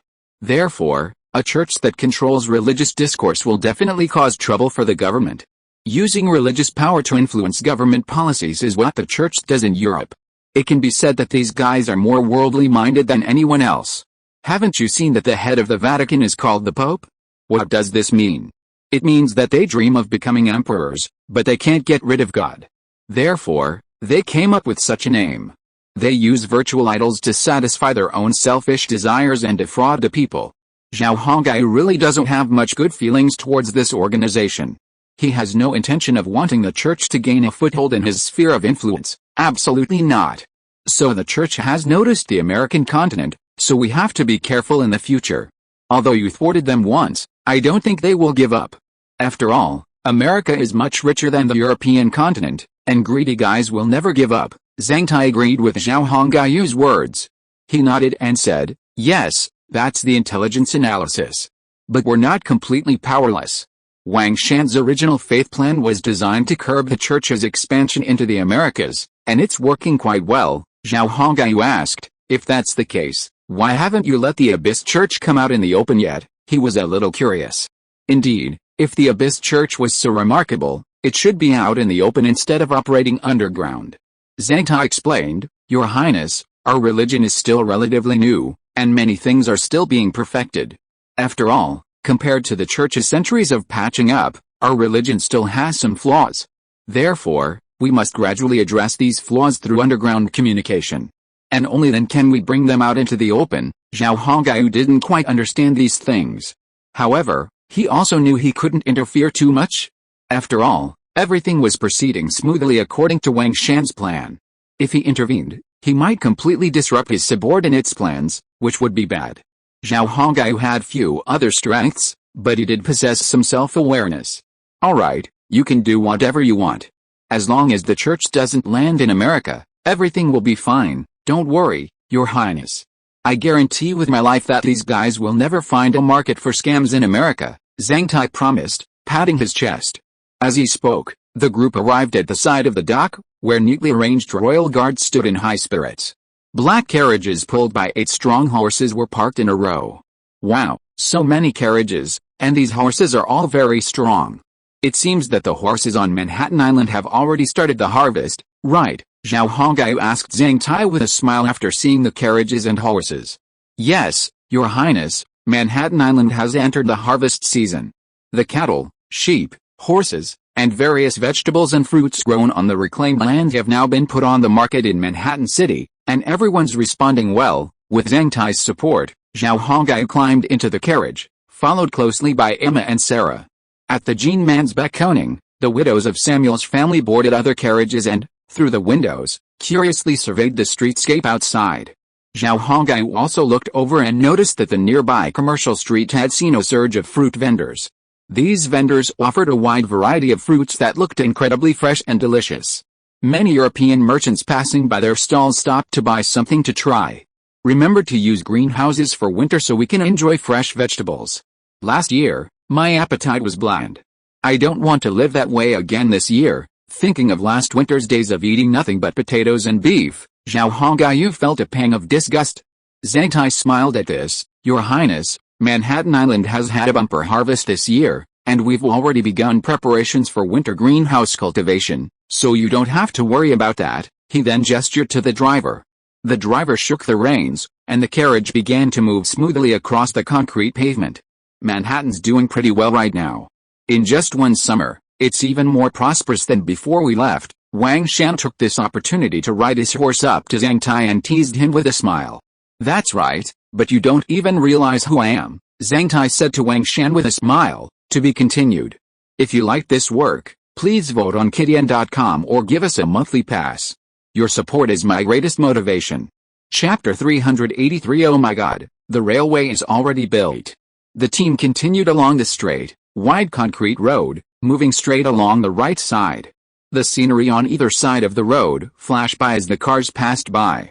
Manhattan in autumn was captivating, its colors adorned with maple, birch, and broadleaf pines. The leaves, hues shifting from green to yellow, layered one after another, formed a sea of leaves. The wind rustled the leaves, leaving Zhao Hongyu mesmerized. This is something rarely seen in later China. While there are still some scenic spots, they're incredibly crowded. It's rare to find such tranquility in this era. Occasionally, horse-drawn carriages would pass by the left side of the team. These were citizens heading to the commercial streets of the docks, or imperial merchants making deliveries. Upon seeing Zhao Hongyu's team, they would stop their carriages and salute. Within the empire, among the geneticists, Zhao Hongyu held a high position. To them, he was their god, a figure comparable to Jesus. Houses loomed in the trees flanking the road. If you didn't look closely, it would be hard to notice these buildings were built right into the trees. Living in such an environment, one could truly become one with the natural landscape. This architectural style was also very popular with people with Chinese genes. Even in the virtual world, these people couldn't possibly live in a house with such a setting. What kind of mansion is this? A truly luxurious home with a natural landscape. Money can't buy it. And precisely for this reason, when constructing the residences, Wang Shan and his team prioritized preserving the pristine environment. What good is a city made of concrete and steel? For them, this is the best. Manhattan didn't completely destroy the forests to build. If someone could observe Manhattan from the air, they would see that the forest cover within Manhattan is surprisingly around 80%. All the residences are built within the forest. In other words, even during construction in Manhattan, the trees surrounding the residences are never destroyed unless absolutely necessary. It's precisely because of this that Manhattan has preserved so much tree cover. Even the straight concrete roads are flanked by towering trees over a century old. The tree-lined avenues are truly captivating. With the arrival of autumn, leaves fall in droves. Passing carriages often send leaves flying across the road. Zhao Hongyu and the other people of Chinese descent are fascinated and admire this. Zhao Hongyu foresees that if this urban planning style persists for centuries, Manhattan will become a most beautiful city. The lawns in front of the homes, glimpsed through the woods, are meticulously tended by their owners. Some even have small flower beds planted with wildflowers. These flowers, still standing, look incredibly beautiful. I think my hometown is still the most beautiful. After returning home, I smell the cool air of the forest, and I feel so much more relaxed. Emma sighed as Zhao Hongyu was mesmerized by the late autumn scenery. Although Emma's trip to Europe with Zhao Hongyu had exposed her to unprecedented scenery and the local customs and cultures along the way, significantly shifting her worldview, upon returning to the Americas, Emma still felt that America was the best. While Europe's urban development was superior to her former tribes, Emma found the forests, fresh air, and abundant animals the most beautiful. Furthermore, the stench of European cities was truly unbearable for the young Emma. Manhattan, on the other hand, presented no such problems. Zhao Hongyu had considered sanitation issues during the planning process and implemented solutions to address them. Furthermore, Manhattan's urban development preserved the pristine natural environment. This not only prevented any damage to the environment, but actually added a unique charm to Manhattan. It was like a city fused with nature and the forest. Of course, no matter how good the world is, it's not as good as home. That's for sure, Zhao Hongyu said, looking back at Emma. We've been away for a few months. I'm sure your father and mother must miss you a lot. Why don't we call them over for dinner tonight and let them stay with you for a few days? Considering that Emma is still a child and has been away from him for such a long time, his parents-in-law must have missed her very much. So this time, he planned to let his parents-in-law accompany Emma. Hearing this, Emma happily threw herself into Zhao Hongayu's arms. Can my father and mother come to accompany me? Looking at the excited Emma, Zhao Hongai raised his hand and patted her on the back, and then picked her up and sat her on his lap. Emma's body was very light, and Zhao Hongai didn't feel that she was pressing on him at all. Of course, why would I lie to you? I'm going to tell my father how big the world is. I'm also going to tell him how vast this ocean is, and how many strange animals there are in it. Some have 8 long arms, and some fish have spears. And on the other side of the ocean, there are many countries and animals we haven't even seen, like camels, Emma excitedly said to Zhao Hongyu. Yes, she wanted to show off to her parents what she had seen from outside this time. Because she was sure that what she saw was something that even her brave father had never seen. Haha. The thought of being just a little bit better than her father made Emma even happier. Sarah also looked at Emma dotingly. Although she and Emma shared a husband, in Sarah's eyes, Emma was more like a playful and naive little girl. Well, I'm also going to tell my father that you brought back many women from Cairo, a country called Egypt. Emma suddenly stopped her excited chatter and said to Zhao Hongyu in a low voice. Oh! Zhao Hongyu was stunned by Emma's words. What? Telling my father-in-law, Black Bear, about this? Zhao Hongyu felt a little uneasy. He wondered how his father-in-law would react to if Emma actually told him about this. Although he had arrived in this era, Zhao Hongyu's thoughts sometimes drifted into the afterlife. A mischievous smile flickered in Emma's eyes. Haha, those women are all my maids, Emma suddenly said. Phew. Zhao Hongyu realized that Emma was joking. Sarah also giggled at Zhao Hongyu's reaction, because Zhao Hongyu's reaction was so funny. Your reaction just now was so funny. Are you worried that my father will say you have too many women? Emma sat on Zhao Hongyu's lap, swaying a little, and asked in a sweet voice. Ahem. Well, for a moment, Zhao Hongyu didn't know how to respond. According to our Mohican values and customs, the more women a man has, the more powerful he is. So, how could Miami's man have so few women? Well, Zhao Hongyu was defeated. Sometimes, Indian values were beyond Zhao Hongyu's comprehension.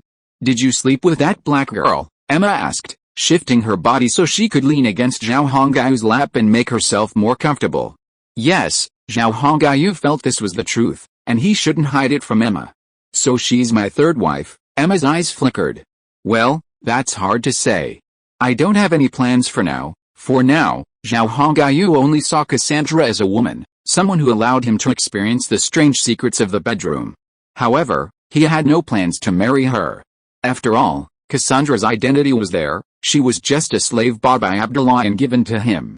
Emma was a little disappointed after hearing Zhao Hongyu's words. Alice, if you marry her, I can legitimately reap her benefits. As the first wife, I only have this little power, right? Disappointed Emma's words left Zhao Hongyu in a state of confusion. Initially, he'd assumed Emma was upset because he was having an affair with Cassandra. It turned out Emma was worried about his relationship with Cassandra for this very reason. Sarah, why are you laughing? Having a third wife will elevate your status, and it'll be good for you, too. Seeing Sarah chuckling, Emma feigned a fierce expression. Sarah, already aware of Emma's character, was no longer afraid of her. However, for fun, Sarah still pretended to consider the question. Yes, having a third woman would elevate my status, that's right, Emma nodded.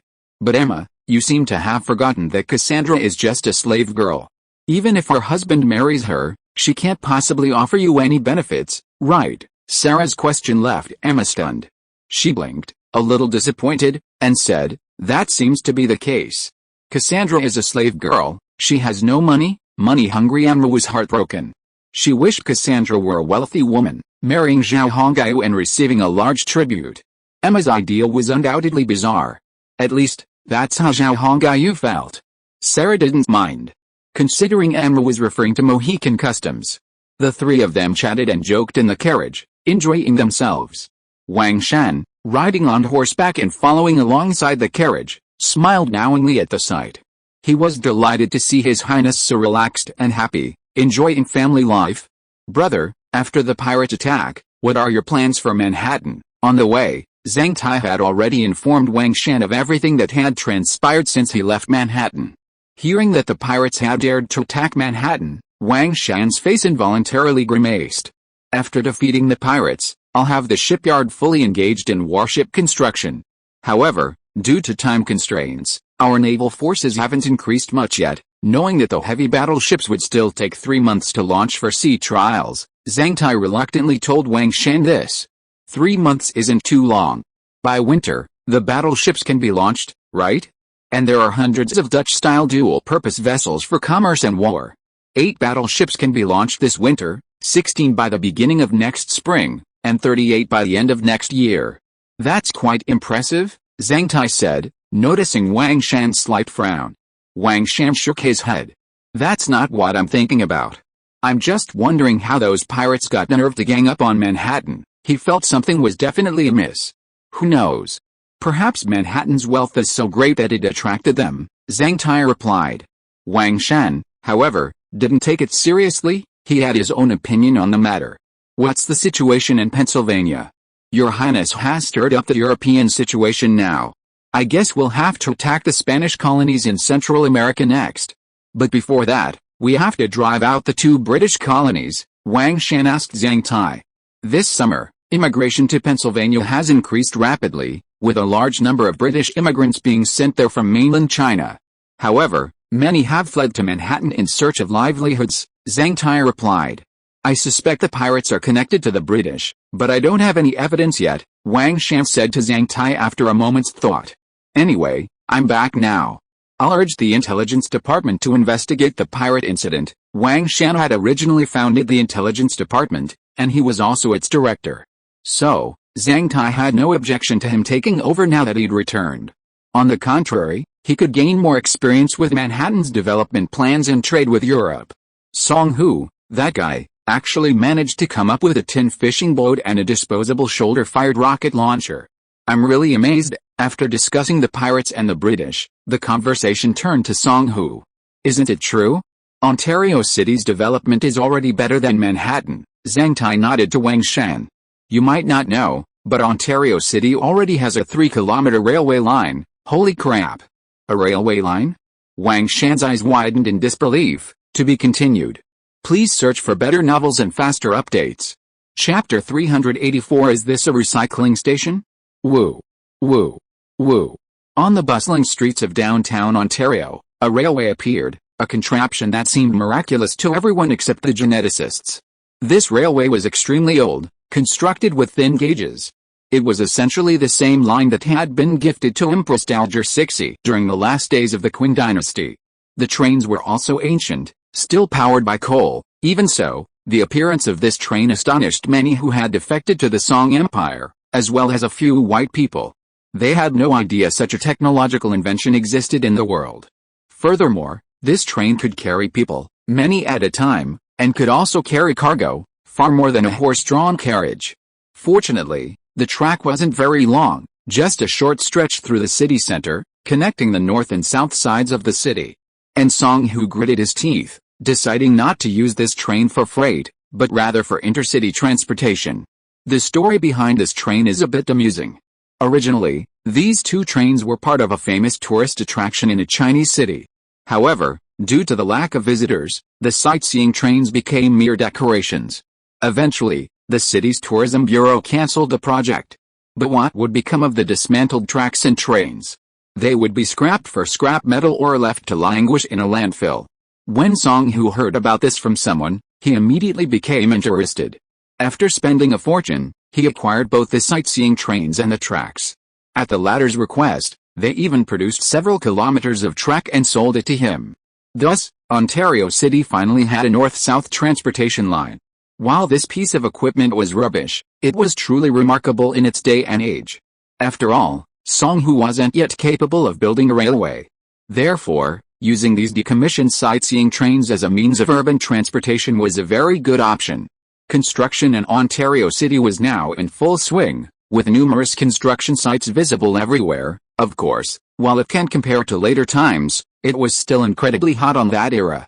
Since winter had already arrived, Song Hu began digging coal vigorously, supplying it to Manhattan and for his own use. With his coal, this winter would be much easier to endure. Meanwhile, iron stoves became popular in Ontario and sold briskly. Thanks to Manhattan's bumper harvest, a steady flow of fresh vegetables flowed into Ontario, enriching the city's residents' diets. Although it was already autumn, cabbage, potatoes, scallions, radishes, and other easy-to-store vegetables were still readily available. It could be said that Ontario and Manhattan, the two first established cities, had entered a virtuous cycle.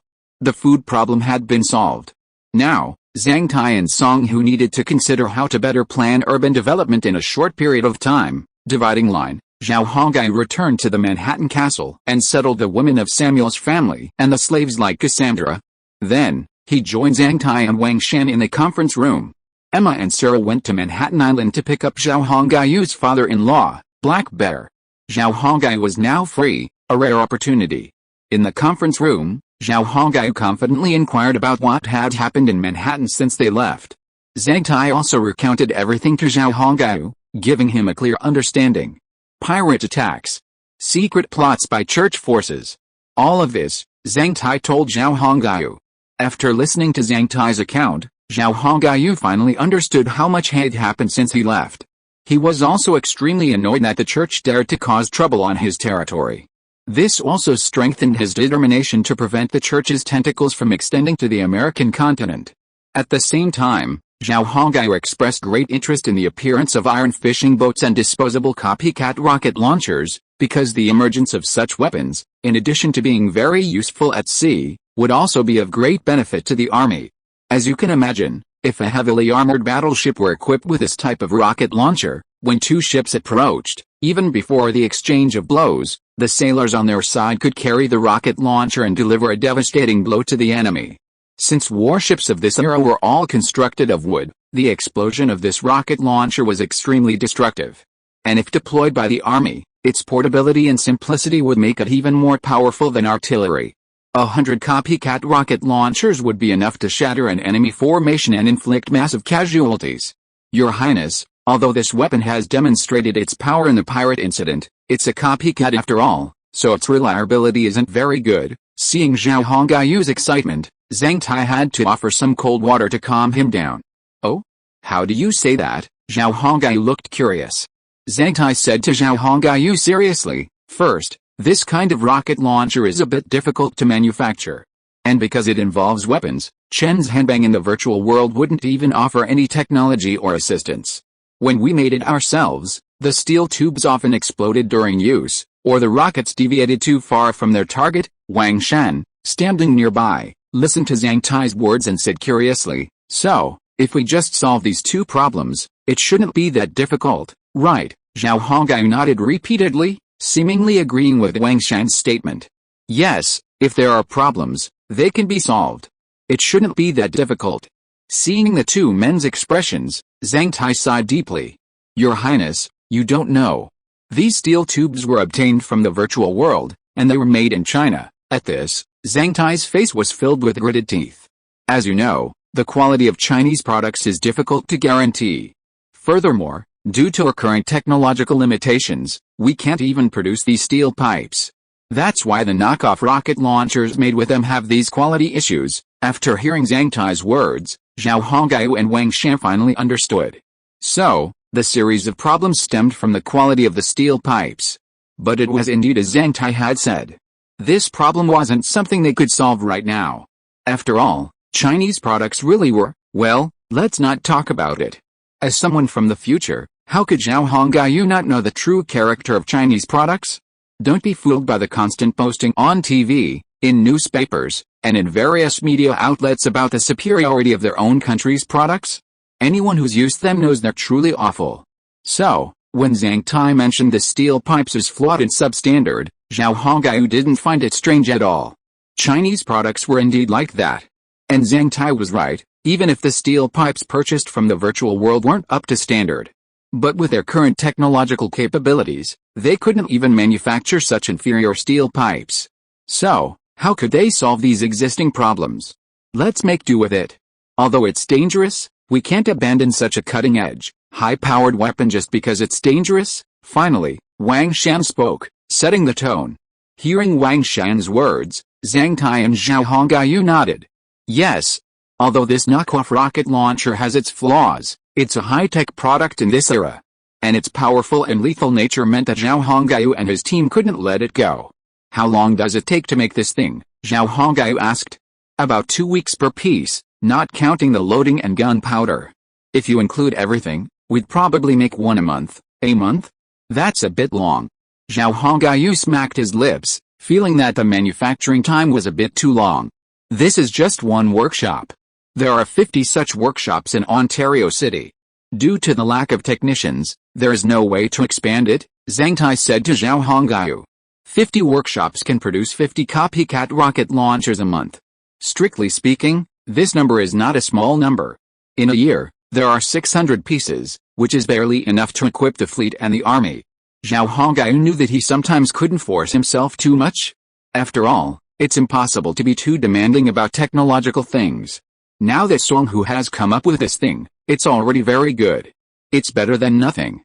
Can iron fishing boats fight in the open sea? After figuring out the copycat rocket launcher issue, Zhao Hongyu asked about the iron fishing boat. In his opinion, the iron fishing boat is also a problem worthy of attention. Zhang Tai shook his head. That's impossible. These are nearshore fishing boats, and they're seriously outdated. They're incapable of sailing offshore.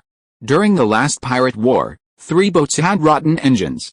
So, we can only use these fishing boats in critical situations. Speaking of this, Zhang Tai was a bit amused. Why would such a problem arise? Zhao Hongyu's eye twitched. Zhang Tai smiled wryly and explained, Your Highness, it's not hard to understand. These iron fishing boats are destined for obsolescence in the virtual world. They were originally obsolete and outdated, so how could we not have problems using them now? Damn it, is this a garbage recycling facility? Zhao Hongyu thought to himself after hearing Zhang Tai's explanation. To be continued. If you like this work, please vote or subscribe on Kidian. Your support is my greatest motivation. If you are listening to this novel on a channel other than Fanfic World, it means it was downloaded and re-uploaded without effort. We warmly invite you to visit our channel, Fanfic World. There you will find the original version of this story and many other novels of various genres. We look forward to seeing you dive into a world of incredible novels. Chapter 385, Are we going to attack Central America?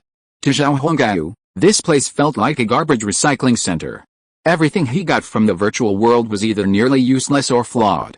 The rice he'd bought earlier was stale, the mustard tubers were expired, the military coats were made of shoddy cotton, and even the ironware was of inferior quality.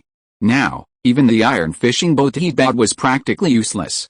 This made Zhao Hongyu feel even more queasy, but then Zhao Hongyu thought about it again and realized that if he didn't even want these shoddy, scrapped items, then he wouldn't have anything left to use. The steel pipes, while shoddy, could still be used to make knockoff weapons. The fishing boats, while having their own issues, could still sail the seas. He complained endlessly about the stale rice, expired mustard tubers, and other goods, but the Indians and European migrant workers in Manhattan were eager to buy them. Overall, there was still a market for these things. Fortunately, Zhao Hongyu had his own land, so he could eat fresh food. Otherwise, who knows if he continues to consume food from the virtual world, eventually developing some kind of afterlife illness. Honestly, high-tech products from the virtual world do have many problems, Wang Shan said. Take the Sea King, for example. The propeller hidden beneath its hull frequently stops functioning. We've checked and found the cause is aging. Wang Shan's words forced Zhao Hongyu to exclaim, Damn it! Are all the high-tech products we bought obsolete or counterfeit? Why has it come to this? Although Zhao Hongyu was upset, he had no other choice. After all, the fake research institute within the space-time trader couldn't come up with anything on its own. Of course, the investment required to research any product was enormous. Even though Zhao Hongyu was currently very profitable and owned 7 cities under construction, his current earnings were barely enough for research and development. At best, he could only work on pickled cabbage or other minor products. If it came to weapons manufacturing or anything even slightly cutting edge, his current investment would be insufficient. Zhao Hongyu could only sigh. I think it might be the space-time trader, restricting something. Otherwise, this wouldn't be a problem. After all, If we're too rebellious, unexpected situations might arise. Wang Shan pondered for a moment and then expressed his speculation. Zhao Hongyu pondered this for a moment. Although he felt it wasn't very plausible, he had no other explanation. Restrictions? Restrictions on what? If it really was a restriction, then the space-time trader shouldn't even give him scrap items. After all, scrap products from later generations are now agents for this, which is absolutely a breakthrough product, isn't it? These words. Zhao Hongyu could only complain in his heart. Go on, how old are those iron fishing boats? Zhao Hongyu turned the topic back to the iron fishing boats. Ahem. Zhang Tai cleared his throat and replied, we currently have a total of 128 iron fishing boats. All of them are nearing scrapping, not a single one is in good condition. I even found one manufactured in 1968, its hull and engine practically rusted. As Zhang Tai continued his story, Zhao Hongyu's complaints were growing louder. Old iron fishing boats, with faulty engines, were the reason France was so recklessly using these boats on such a large scale. Who knew if these boats would become stranded at sea after setting sail? 3 of these boats had experienced the same fate during the pirate campaign. Their engines sputtered and died before they even entered the battlefield. Your Highness, I'm sure these boats will be a real problem whether they were used or not, Zhang Tai said to Zhao Hongyu. Why? Zhao Hongyu was puzzled. Wang Shan, as if realizing something, looked at Zhang Tai, awaiting his next words. Winter is coming soon, and we don't have anyone here who knows how to maintain these iron fishing boats. Once winter arrives, the hulls will freeze. The engines and other components will be damaged. And without proper maintenance, I suspect these iron fishing boats will be grounded by spring. Zhang Tai expressed his concerns. Zhao Hongyu's mouth twitched. Indeed, Zhang Tai's concerns were not unfounded. While these iron fishing boats may not seem expensive, they still need maintenance, especially the engines. However, there are no maintenance personnel here to manage and maintain the hulls and engines. The hulls are easy to deal with, the real problem is the engines. Plus, winter is approaching, and the cold weather will only worsen the already aging engines. Even in later generations, some car engines freeze and break in winter. Of course, most of these products are made in China. These fishing boats were also manufactured in China, so such concerns weren't impossible. Let's just leave it to fate. Stop buying these boats for now. After all, the battleships will be launched in 3 months. With battleships, we'll have our own naval force, right? Zhao Hongyu said to Zhang Tai after taking a deep breath. Zhang Tai and Wang Shan nodded. Wang Shan said, yes, in 3 months, we'll have several battleships launched, and dozens of copycat Dutch merchant ships will also be launched. So, the demand for these iron fishing boats isn't very high, and there's no need to continue purchasing them, Zhang Tai agreed. After all, these iron fishing boats were expensive and nearing obsolescence, making them a poor value for money. Meanwhile, shipyards in Manhattan and Ontario were working flat out on warship construction. It wouldn't be long before these free warships would be launched en masse to protect the Empire's waters. Even though these warships were made of wood, their hull structure, firepower, and defensive capabilities were far superior to those of their contemporaries. It wouldn't be an exaggeration to say they were 100 years ahead of their time. With such a fleet, the iron fishing boat seemed unnecessary. Okay, I'll notify Song Hu and have him halt the iron fishing boat trade for now, Zhang Tai nodded in response.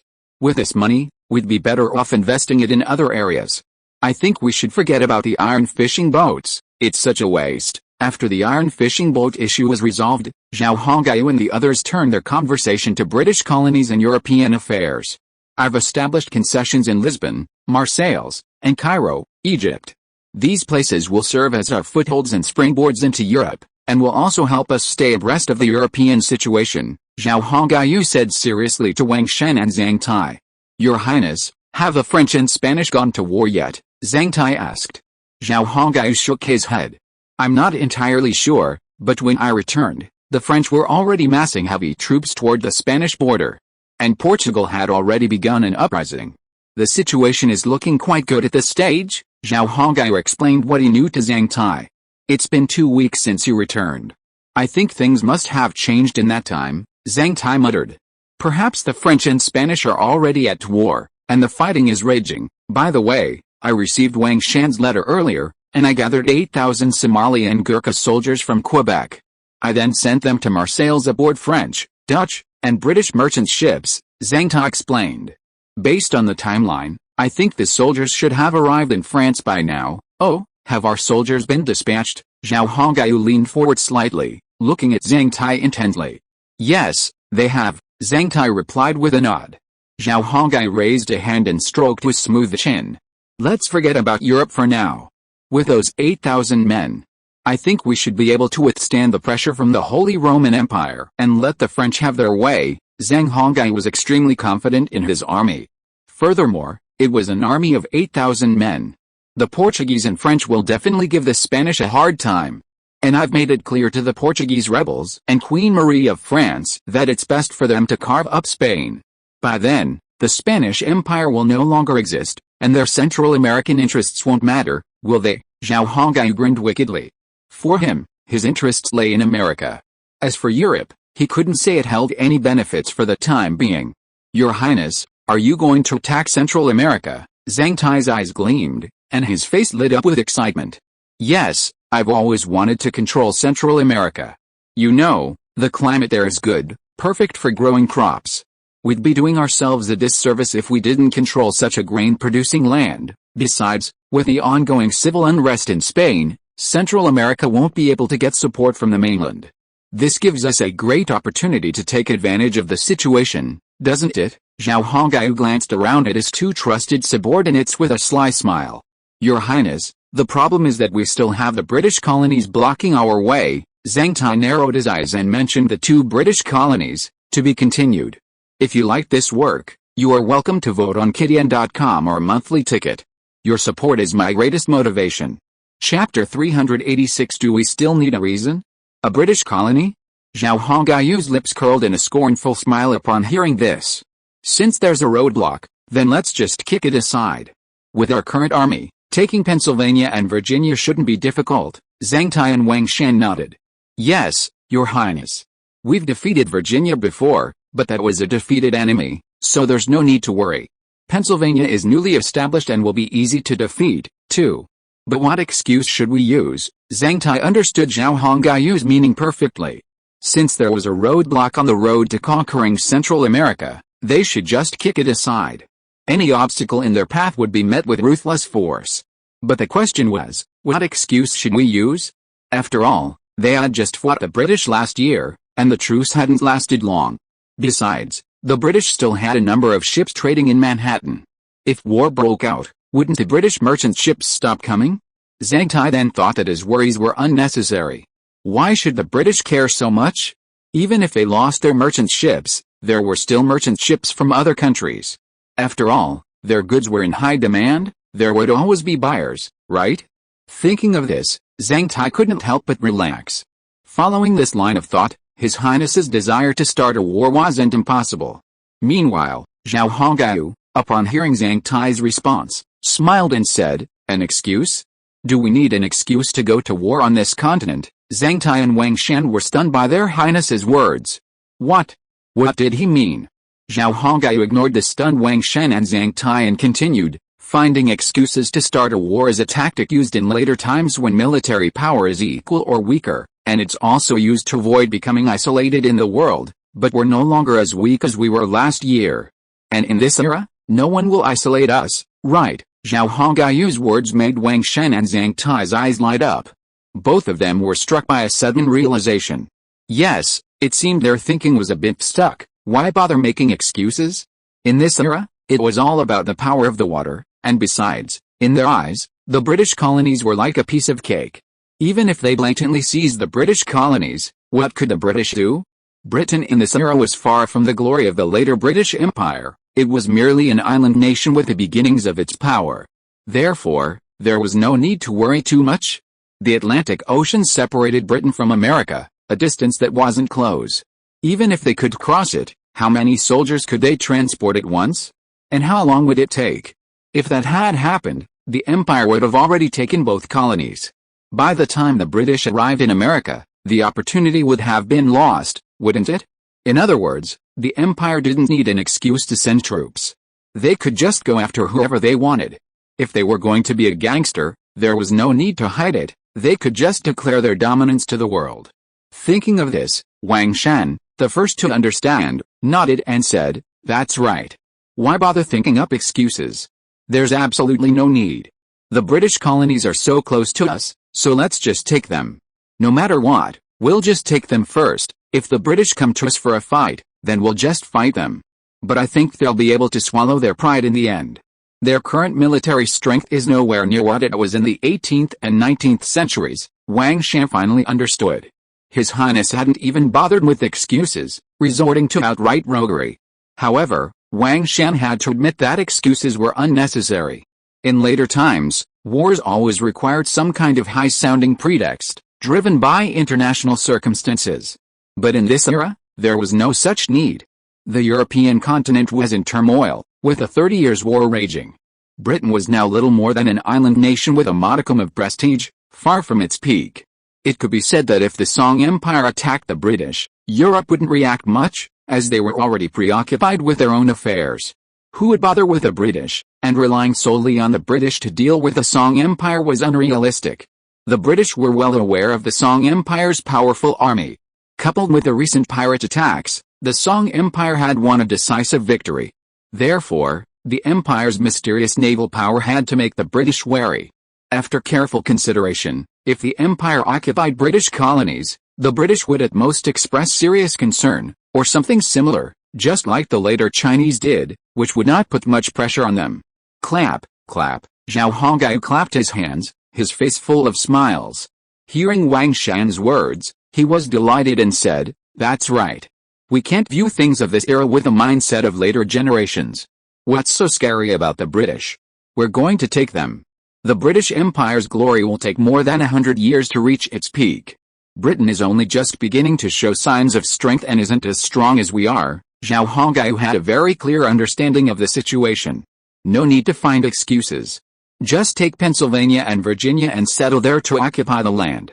I don't need another power in all of North America, and I don't want any obstacles on the road to conquering Central America. Only then did Zhang Tai react. His Highness was going to be a blatantly domineering gangster. But I like that, Zhang Tai thought to himself.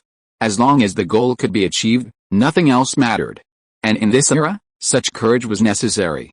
The world situation today was far less complex and volatile than in later times, so there was no need to pull out a fig leaf to cover up the need for sending troops. Furthermore, the Song Empire's relations with European countries were not as complicated and entangled. They had every right to act like a gangster. If that's the case, why should I bother thinking so hard or about making excuses? This line of thinking is completely misunderstanding. Zhang Tai secretly blamed himself. His Highness still saw things clearly. Then, Your Highness, when do you think we should send troops? Zhang Tai, having figured it out, asked hurriedly. There's no rush to send troops. It's already autumn. And I need to know the situation in Pennsylvania before I can make a decision. Zhao Hongyu waved his hand, not immediately discussing the question of when to send troops. Since His Highness wanted to know the situation there, Zhang Tai naturally knew not to answer. Throughout the summer, the British transported more than 30,000 immigrants from their homeland to Pennsylvania, a total of more than 180 ships. It's an astonishing speed. Zhang Tai began to talk about the information from Pennsylvania. However, Pennsylvania is a British colony established only in winter, so its history is relatively new. Therefore, its military and defensive facilities are somewhat limited. We can easily conquer it. Zhao Hongyu listened quietly to Zhang Tai's story, pondering the appropriate time to dispatch his troops. Strictly speaking, he was running out of time. The French and Portuguese had already begun their attacks, and the Spanish were overwhelmed. Now was the perfect time to seize the Central American colonies. Meanwhile, the Protestant coalition formed by the Dutch and their allies was still confronting church military organizations in the Netherlands. They had no time to focus on the Central American colonies at the moment. Therefore, this time, the Spanish and Dutch colonies in Central America could be conquered in one fell swoop, effortlessly. The establishment of Pennsylvania was actually a scheme by the British, who saw our rise and feared it would affect their own interests. They thought that by occupying the land between us and Virginia, they could legally own it, Zhang Tai said to Zhao Hongyu with a grin. But they forget that we're not Europeans, and therefore have no need to adhere to the rules set forth by the European Church. Zhao Hongyu nodded. That's right. We don't need to follow that crap Europeans have. We have our own rules. Why should we follow their crap? There's no need, he continued. After listening to your analysis, I think it would be effortless for us to capture these 2 British colonies. Zhang Tai smiled and replied, yes, Virginia's original military strength was destroyed by us last year, and it hasn't recovered yet. Zhao Hongyu and Wang Shen both laughed when they recalled the war with Virginia last year. Yes, they were still very weak at this time last year. They were still living in Mohican tents. Zhao Hongyu's men numbered only a few hundred. However, it was through this conflict and war that Zhao Hongyu was able to establish a certain position and integrate the Mohicans into his power. This also weakened the British and made them realize their own strength.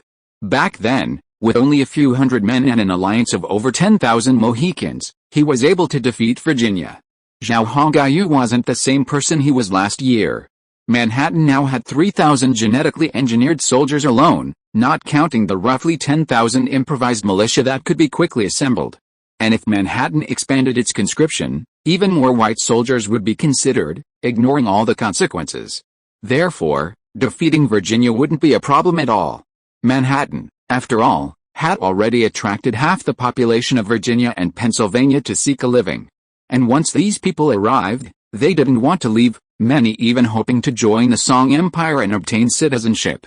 So, how many people were left in the British colonies of Pennsylvania and Virginia? In this era, population was military strength. Without it, you were nothing. It was a simple and easy to understand principle. I think we should deploy the 8 banner soldiers and test their combat effectiveness and loyalty. If everything goes as we expect, we'll be in for some fun. Wang Shen then offered a suggestion.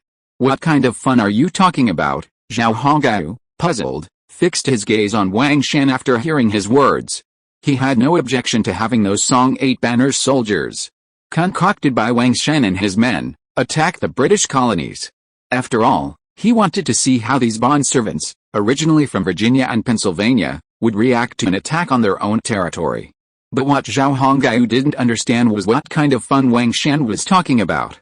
Wang Shen chuckled and said, Your Highness, if this succeeds, don't you think it would be quite amusing to encounter those people from the Qing dynasty when we go to China? White 8 banner soldiers versus our Qing 8 banner soldiers. Oh, you know what, that's quite a bit of fun. In terms of ferocity, the white and our Qing soldiers are just as strong.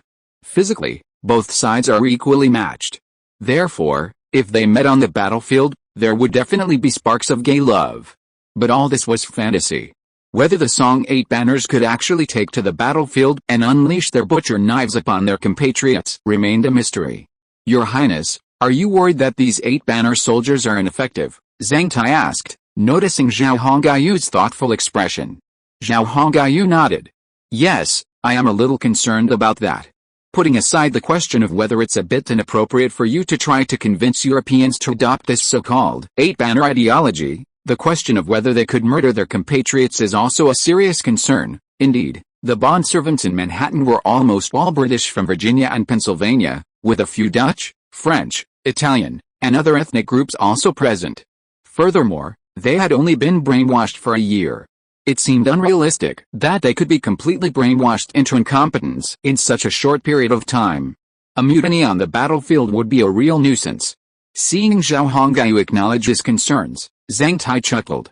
Your Highness, you don't have to worry about that at all. These days, Europeans are so devoted to whoever pays them that they'll fight for their lives. Furthermore, even without brainwashing, those Europeans who joined the 8 banners are very supportive of the 8 banner system. Zhang Tai's words startled Zhao Hongyu. He didn't understand why Europeans, who always valued freedom, were so supportive of the 8 banner system. This was truly bizarre. To be continued. Please search Shinwen for better novels and faster updates. Chapter 387 The British are doomed to misfortune. Freedom? Bullshit. Europeans, in fact, deeply revered slavery, so there was nothing wrong with their acceptance of the 8 banner system. As for the notion of freedom, that was all a gilded patronage by the United States in later generations. The reason Europeans in Manhattan were so supportive of the 8 banner system was that it embodied the ideals of medieval chivalry. The knight's loyalty to the nobles was here transformed into the loyalty of the boi and slaves to their masters. Furthermore, all the red tape and other formalities were merely a different form of chivalric etiquette. After all, this was America, the Song Empire, wasn't it? It was precisely because of this propaganda, coupled with brainwashing policies, that Europeans were so supportive of the Song Empire's 8-banner system. Furthermore, becoming a BOI or slave offered elevated status and generous benefits. It's no wonder Europeans in Manhattan were so eager to become BOI or slaves. Like knights, BOI and slaves would serve as warriors under the nobles, dedicating their lives and their loyalty, even to the point of dying for their masters. Furthermore, the lives of bondservants and slaves, as well as the freedom of their offspring, would belong to their masters. However, under Manhattan's propaganda, this situation was merely another form of loyalty. It must be said that the Song Empire's brainwashing and propaganda department was formidable. It was truly a miracle that such perverse ideas could be accepted by the Europeans. Of course, this had nothing to do with the inherent chivalry of Europeans. Furthermore, the distorted propaganda was also extremely persuasive. Zhao Hongayu's face was filled with a mixture of laughter and tears. He was truly outwitted by Wang Shan and Zhang Tai. Alright, if you want to experiment with these guys on the battlefield, I won't object, Zhao Hongyu said to Wang Shan and Zhang Tai, feeling a bit amused. But you must be careful not to let these guys make any unnecessary moves on the battlefield, or even turn against their side. Despite the brainwashing and a series of other tactics, Zhao Hongyu still had a limited trust in these people. Zhao Hongyu always adhered to the principle that those not of my race must have different hearts, and thus viewed all those not of Chinese descent. Of course, the Mohicans were a rare exception. Because, at least so far, the Mohicans had always been highly supportive of him. Add to that the presence of Emma, the young woman, and his father-in-law, Black Bear, so to some extent, the Mohicans' relationship with him was one of shared success and shared failure. Therefore, he wasn't worried about the Mohicans rebelling against his rule. And with the Mohicans' support, some Indians who had joined the Mohicans also showed strong support, creating a virtuous cycle. Compared to the more troublesome Europeans, the Indians were a less significant threat, and they were also easily fooled. It was the Europeans that Zhao Hongyu was most concerned about. How could Zhang Tai, Song Hu, and Wang Shan, his trusted subordinates, be unaware of Zhao Hongyu's intentions? Therefore, they never relaxed their surveillance of the Europeans within their sphere of influence. After hearing Zhao Hongyu's warning, Zhang Tai and Wang Shan exchanged a glance and smiled. Finally, Wang Shan responded, "Your Highness, please rest assured on this point. We intend to send these 8-banner soldiers to the battlefield to test their loyalty. If they behave inappropriately on the battlefield, we will immediately and cold-bloodedly deal with them." Wang Shan's words made it clear that he didn't care about the fate of those men. If they behaved well and charged into battle as instructed, then it wouldn't matter. If they had other ideas, Wang Shan wouldn't mind killing them all. Dealing with it was a nice way of putting it. To put it more coldly, it would be shooting them all. On the battlefield, Wang Shan and his men couldn't rely solely on these 8-banner soldiers whose loyalty hadn't been tested. They would definitely withdraw troops from Ontario and Quebec to wage war against the British colonies. These 8-banner soldiers were merely the vanguard. Seeing Wang Shan's confidence, Zhao Hongyu stopped talking. He nodded. "Since you already know what's going on, I won't say any more. If I say too much, you'll find me nagging. So, let me discuss the arrangements for launching a war against the British colonies." At this point, Wang Shan and Zhang Tai both sat up straight, their expressions growing serious. Zhao Hongyu leaned back on the sofa and said to them, "We can't launch an attack anytime soon. After all, the British still have a number of ships in Virginia. They could potentially enter Manhattan from the sea and cause trouble for us. This is something we must be mindful of, so I plan to launch this war against the British colonies after the first batch of heavy warships and the replica Dutch warships are launched." Upon hearing this, Wang Shan and Zhang Tai each calculated the time and date in their minds. It's already late September, autumn. If it's 3 months later, the war against the British colonies won't begin until late December. That would be right at the height of winter. The Imperial Army is well equipped for cold weather, so launching a winter attack wouldn't be difficult. Furthermore, Manhattan Island is home to a large population of reindeer, which would be very useful in the winter. The British, on the other hand, didn't have the same advantage in winter. They were short on food and clothing, and the cold alone would significantly reduce their combat effectiveness. Therefore, time was not a problem. Zhao Hongyu was also right. Manhattan had been attacked by pirates, and its naval power couldn't be restored in the short term. It would take 2 or 3 months to launch the heavy battleships and the copied Dutch warships, and to establish a new naval defense force. With this new naval force, Manhattan could defend itself against the British colonial navy. As for the current iron fishing boats, due to aging and the depletion of the cockpit shoulder-fired rocket launchers, they had lost their combat capability and were of little use. After much deliberation, Zhang Tai said to Zhao Hongyu, "Your Highness, there's no problem with the timing of the war. So, how large do you plan to make it?" Zhao Hongyu paused and asked, "How many troops do the two British colonies have?" Zhang Tai replied, "No more than 30,000, with 6 8-pound cannons and a small number of muskets." He paused, then added, "According to intelligence, the armies of the two colonies are also practicing 5-line musket tactics." Zhao Hongyu curled his lips in disdain. "Let them practice. I'm not afraid even if they do. You know, our flintlock muskets have a much longer range than their muskets, so even if they master this tactic, they won't gain any advantage." Zhang Tai agreed with this statement. 3 more soldiers? That's no small military force. Could it be that they've already mobilized everyone to fight? Zhao Hongyu pondered for a moment and asked Zhang Tai. "That's true," Zhang Tai replied, shaking his head.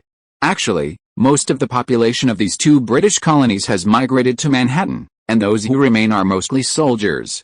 "So," Zhao Hongyu said, finally understanding. "In that case, let's follow the plan I just outlined. While 30,000 is a significant number, it's just a few more bones for us to chew on." Zhao Hongyu didn't dwell on the issue. After a brief chat, the three of them agreed on the timing, plan, and route of the attack before dispersing. With Zhao Hongyu's decision in hand, Zhang Tai began mobilizing troops from Quebec and Ontario City to converge on Manhattan. In a war like this, Zhao Hongyu wouldn't send his Chinese genetics people to die. Therefore, the Somali blacks in Quebec, the Gurkhas, and the Iroquois Indians in Ontario City became the best cannon fodder.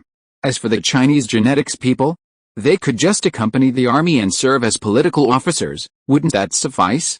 What they need to do is not to charge to the front line, but to grasp the ideological dynamics of the people. This is the most fundamental thing. No one noticed a mobilization of the Song Empire's army. People still lived their own lives and did their own work. And the British did not realize that a danger was quietly approaching them. Humph. The British actually occupied Pennsylvania.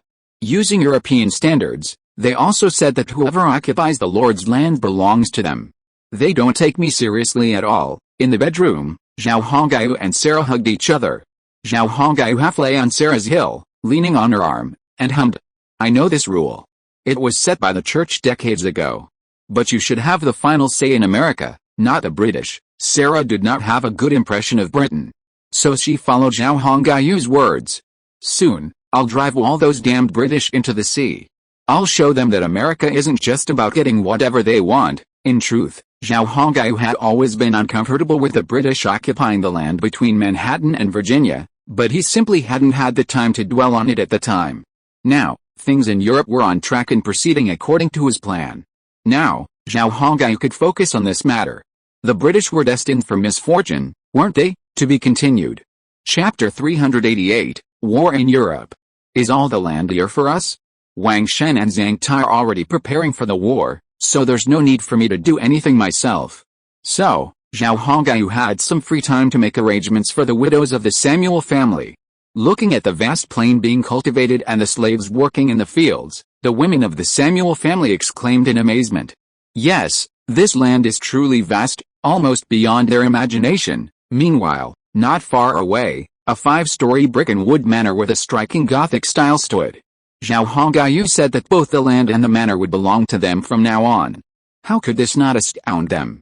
Although Zhao Hongyu had promised them that he would give them some land upon their arrival in America as a foundation for their livelihood, none of the women had imagined how large this land would be. A few hundred acres would be enough, they thought. But the land they saw today was nearly 10,000 acres. There were no fewer than 1,000 slaves working on it. Besides all this, the fields were also guarded by teams of European guards in a magnificent manner. This land is more than enough for you to live on, and the slaves, including the guards, are also given to you. Zhao Hongyu's words delighted the women beyond measure. Sarah knew her husband was being so generous out of consideration for her. But half of the profits will go to Sarah, Zhao Hongyu added. None of the women objected to this. They all knew that Sarah was their lifeline in America. With Sarah's stake in the manor and land, They could rest easy. Those who were eyeing them would have to deal with Sarah first if they had any ambitions or plans. But to touch Sarah, they would have to confront Zhao Hongyu, the ruler of the empire, who stood behind her. Therefore, their safety was fully guaranteed. We don't have enough slaves right now, but that's all for this year. Next year, you can grow some grain and vegetables to sell. If you make some money, you can probably increase the number of slaves the year after. Zhao Hongyu had done his best for them. He wouldn't arrange everything for them. These people weren't his family. Having done this, he felt guilty. The women of the Samuel family certainly weren't so pushy. They knew when to stop and when to stop. Having gained so much, what could they be dissatisfied with?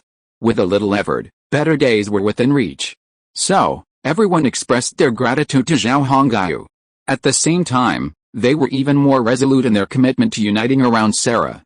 Although they wouldn't say it, they would act accordingly. Only when Sarah was well would they all be well. This principle was clear to everyone. After settling the women of the Samuel family, Zhao Hongyu took Sarah away. He would also take Sarah to Manhattan Island to pick up Emma. Emma had been staying at her father-in-law's for several days, and if he didn't show up, his father-in-law would be in trouble. So, after Zhao Hongyu settled the women of Samuel's family, he went to Manhattan Island to pick up Emma. Of course, he would have to stay on the island for a while.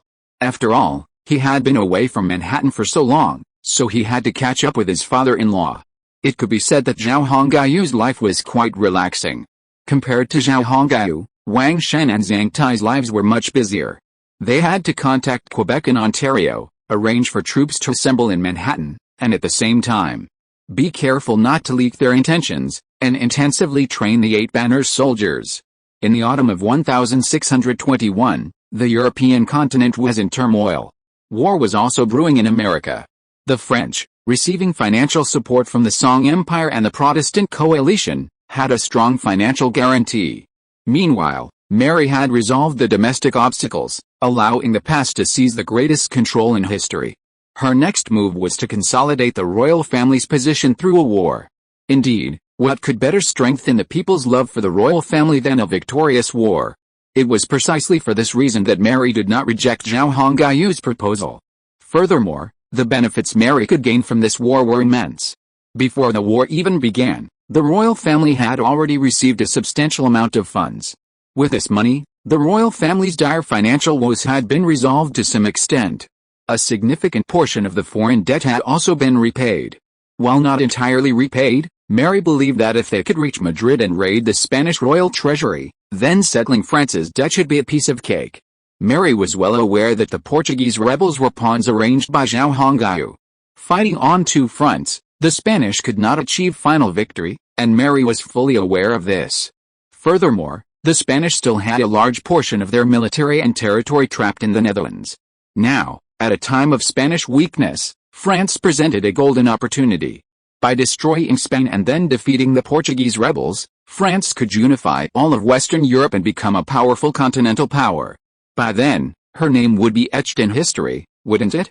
Marie was ambitious too. But her previous ambition was to become the true ruler of France and control its power. Now that those aspirations had been fulfilled, she surely had a greater goal, didn't she? Her new goal was to expand France's territory and establish herself as a great queen, a legacy etched in history.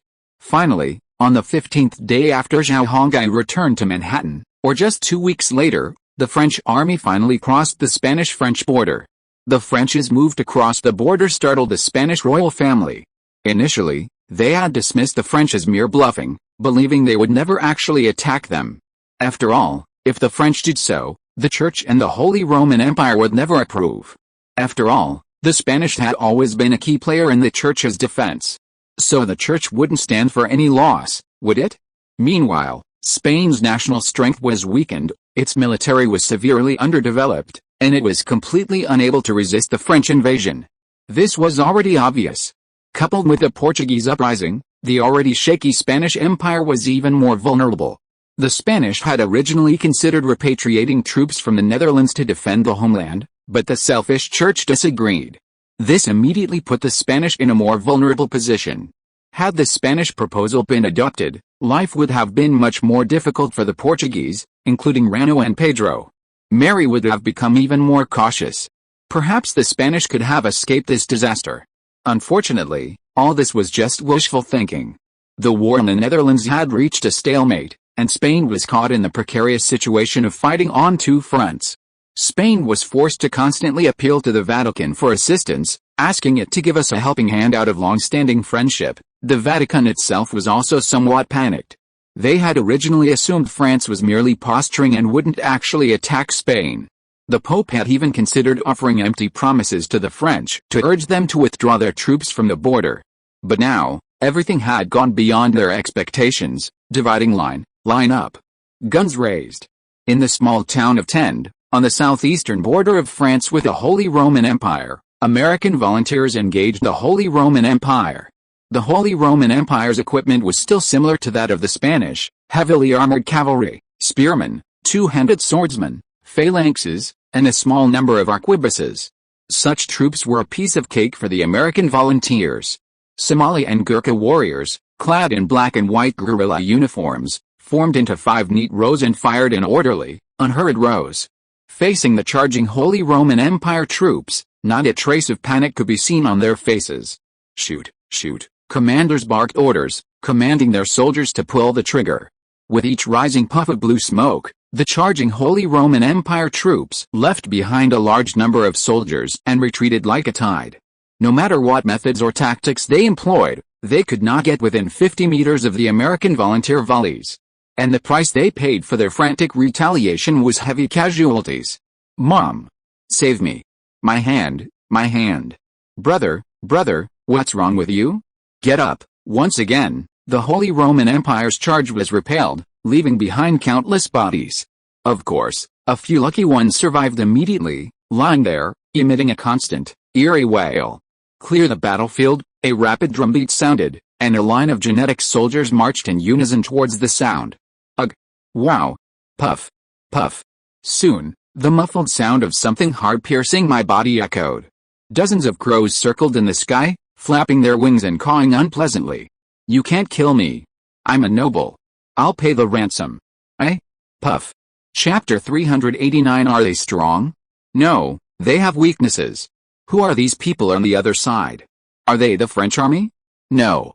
I've seen what the French army is like, and these people definitely can't be French. Besides, the French army doesn't have so many black and yellow-faced soldiers. Inside the Holy Roman Empire headquarters, having been repelled several times, the officers were discussing the situation. They were shocked and terrified by this powerful force, its unique tactics, and its exclusive use of muskets. Yes, the enemy was too strong. Since the beginning of the offensive, they had launched dozens of attacks, but not a single one had succeeded. After all, their forces far outnumbered the enemy.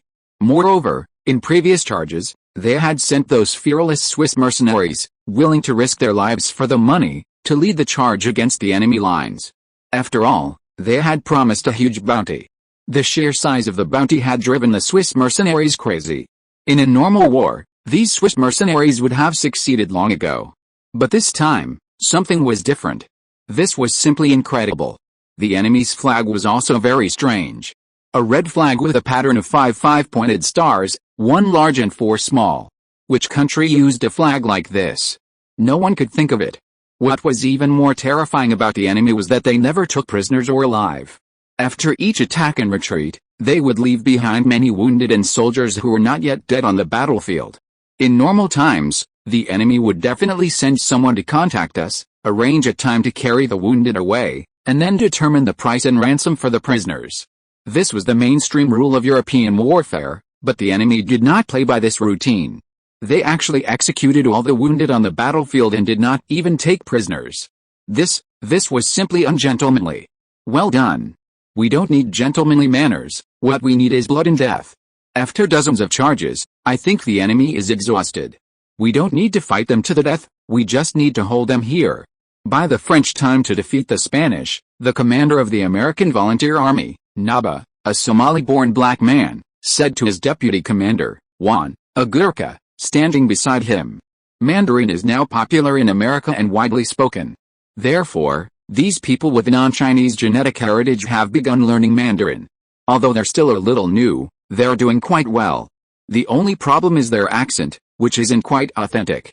For some reason, those with a language genetic heritage are learning quickly, and communication is now seamless. Do you think they'll continue the attack? Juan, the Gurkha, looked up at the sky and saw that it was already dusk, with night approaching. They'd been fighting for 10 hours since morning. Naba shrugged and said, I'm not a worm in their stomach, how could I know? But I hope they won't attack. We've been fighting all day, and we need to rest, don't we? Indeed, the enemy's attack had begun in the morning and had continued until now. As a result, the volunteers hadn't even had breakfast, lunch, or dinner, and they were all starving. This was due to the strict discipline and strong fighting spirit of the Gurkha troops. Any other European army would have collapsed long ago, so how could they have held out so long? Let's wait and see. Night is a good time for a night attack. The Europeans also have such tactics. So we have to be careful, Juan, the Gurkha deputy commander, told Naba. Naba agreed with Juan's advice. Although their mission was merely to hold off the Holy Roman Empire's forces, it was no easy task. The enemy's forces outnumbered their own by 5 or 6 times. If they weren't careful, they would suffer heavy casualties. Just because they didn't suffer any casualties in today's battle didn't mean they wouldn't in the future. You know, the enemy still has artillery that hasn't been deployed yet. If they do, it'll be hard to say. Where's our artillery? Nabil turned around and waved, summoning an officer to his side. Sir, our artillery hasn't arrived yet. The roads are difficult to navigate, so it'll take some time. Yes, this geneticist unit also had artillery. Just not a lot. Also, because the roads in France during this era weren't as developed as they would be later, there were significant delays in transporting it. Therefore, the geneticist volunteers faced the same situation as the enemy. Their artillery hadn't yet reached their positions. The enemy has retreated, so let's set up camp. Tonight, we need 4 men and 4 detectives to stand guard at each point. That's safer. Through his monocular, Juan saw the Holy Roman Empire's army retreat like a tide, then lowered the telescope and turned to Nabil. Huh? Nabil let out a long breath, his whole body relaxing. Finally, they're gone. What a relief. Send the order to set up camp here. Immediately, the order was passed down. Afterwards, Juan ordered the Gurkha soldiers under his command to begin exploring the surroundings. Yes, he needed to grasp the whereabouts of the enemy army, where they were stationed, and the surrounding situation. Only in this way can he be prepared for any eventuality. At the same time, he also had to make sure whether this enemy had really retreated. Time passed little by little, and soon, the soldiers who had gone out returned here, bringing back the information he needed. The Holy Roman Empire had really retreated, and they were stationed next to a small river 3 miles away. And no unusual movements were found. After confirming that the enemy had really retreated, one was truly relieved. Keep watching. Nighttime is especially important. After the genetic soldier took his orders and left, Naba walked over, raised his hand, patted one's shoulder, then stopped him by the shoulder and said, Hey, don't be so nervous. The enemy suffered heavy losses during the day, so they were unlikely to launch an attack at night. Now, they need to stabilize the troops and boost morale. Naba said this simply to make one relax a little. In fact, he also knew that guarding against enemy sneak attacks at night was also important, and he would not ignore it. But after all, they were exhausted after a day of fighting and needed to relax, right? He didn't want his deputy commander to be too nervous and not rest well. So, he pretended to be casual and persuaded him. One also knew that the carefree old black man meant well and just didn't want to see him too nervous. But he remained serious as he addressed Nabis, who was trying to persuade him, We are soldiers. We must never let ourselves down, especially now that war has begun. We must be even more vigilant. With a flurry of sermons, Nabis surrendered instantly. Hey, stop it. I get it. Seeing Nabis's antics, one could only roll his eyes. He had been working with the old black man for so long, and he knew his personality well. So, he didn't mind his antics much. After all, it was a good way to relax. Sir, we've spotted an enemy artillery convoy. Just then, a crucial report arrived. An enemy artillery convoy. Juan and Nabis were both startled, then they quickly turned to exchange a glance. From each other's eyes, they both saw the answer. Over there, the atmosphere within the Holy Roman Empire's military camp was deeply oppressive. They had suffered heavy losses during the daytime attack. A legion of 50 to 60,000 men, attacking a legion of less than 10,000, hadn't even broken through the enemy's position in a whole day. A whole day. Besides leaving a trail of corpses, they hadn't gained a single advantage. The enemy's formidable combat power was a given, their tactics novel, but these weren't excuses. They outnumbered the enemy many times over, yet in the end, the battle had ended like this. This would be a laughingstock for all of Europe. No matter who commanded this army, fighting against the various European powers, they wouldn't have let it fare this way. Therefore, the officers felt deeply ashamed. Commander Savarotti surveyed his demoralized men, coughed, and finally spoke. "Don't be so dejected, everyone. None of us wanted to see such an outcome. The soldiers fought bravely, but were just not used to the enemy's new tactics.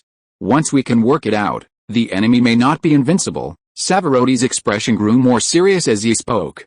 "But," he emphasized, "if everyone's morale continues to decline like this, we'll face true defeat.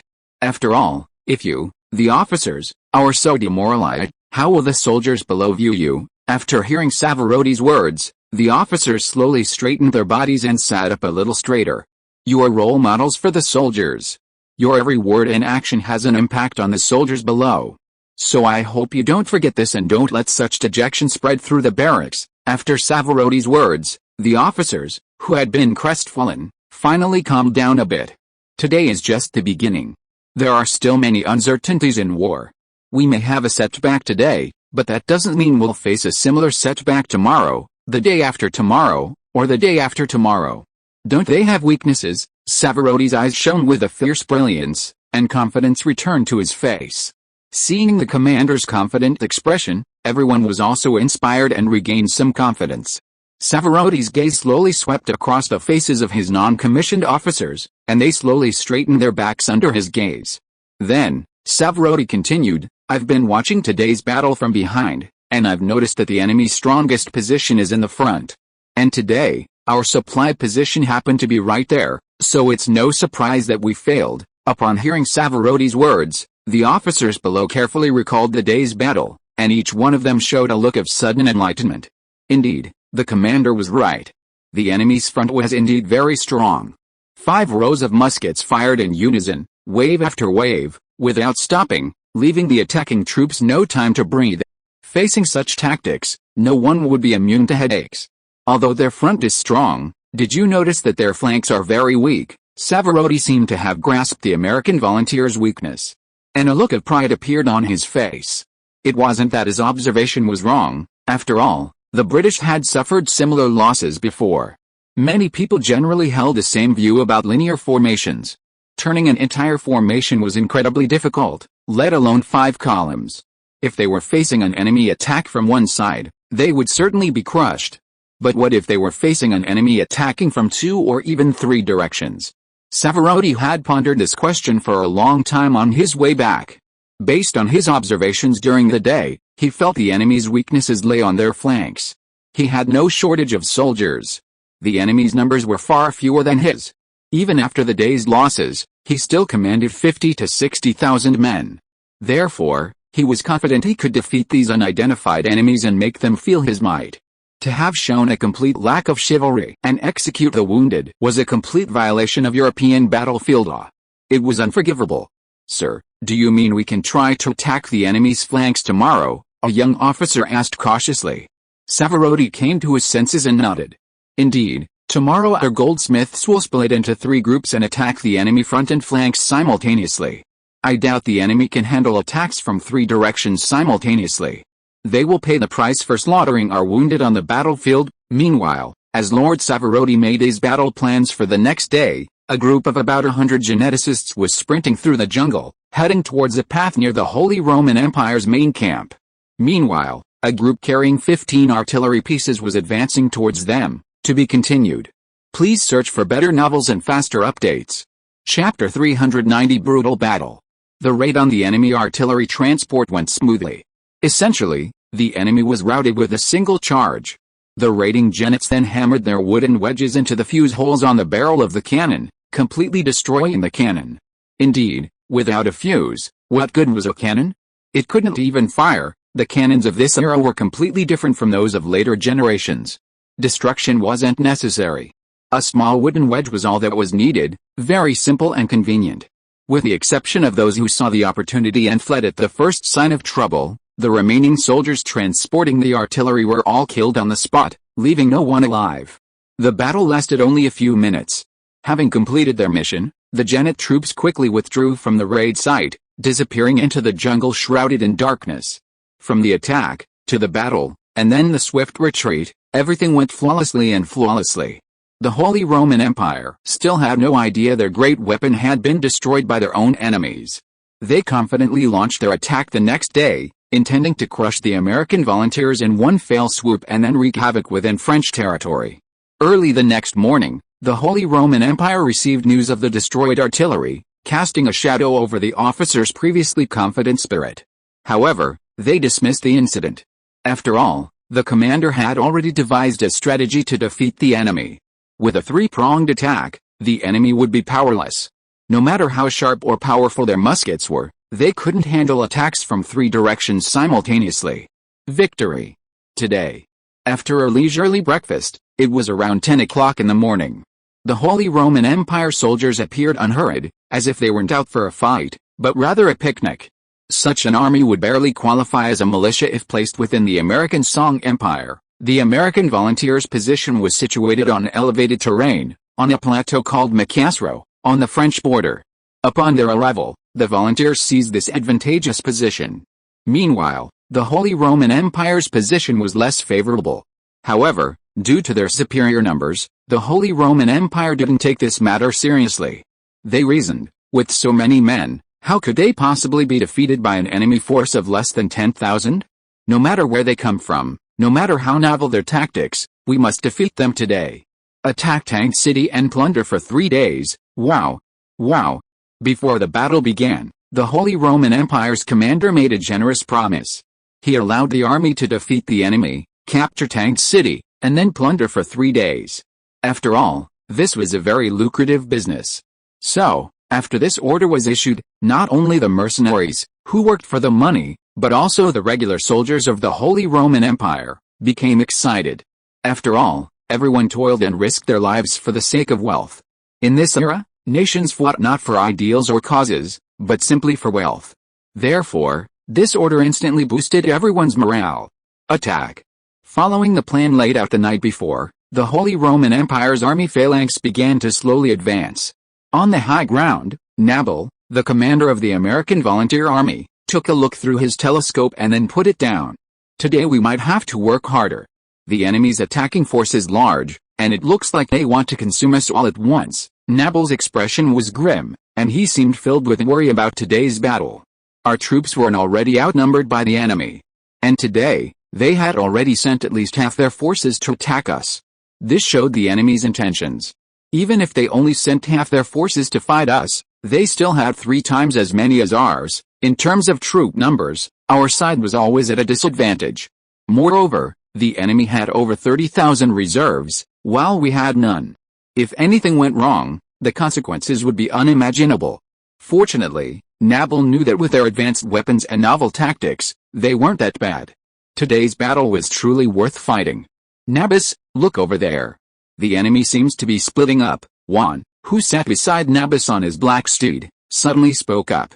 Following one's instructions, Nabis peered through his telescope. He saw the slowly advancing Holy Roman Empire phalanx suddenly break away from the main force on the left and right wings, apparently intending to split up and attack their own flanks. They're calculating well. They seem to be planning a 3-pronged attack, overwhelming us. After a quick glance, Nabis immediately divined their plan. The enemy's getting smarter. Alice, don't they know we already have a solution for this situation? Juan echoed. Command.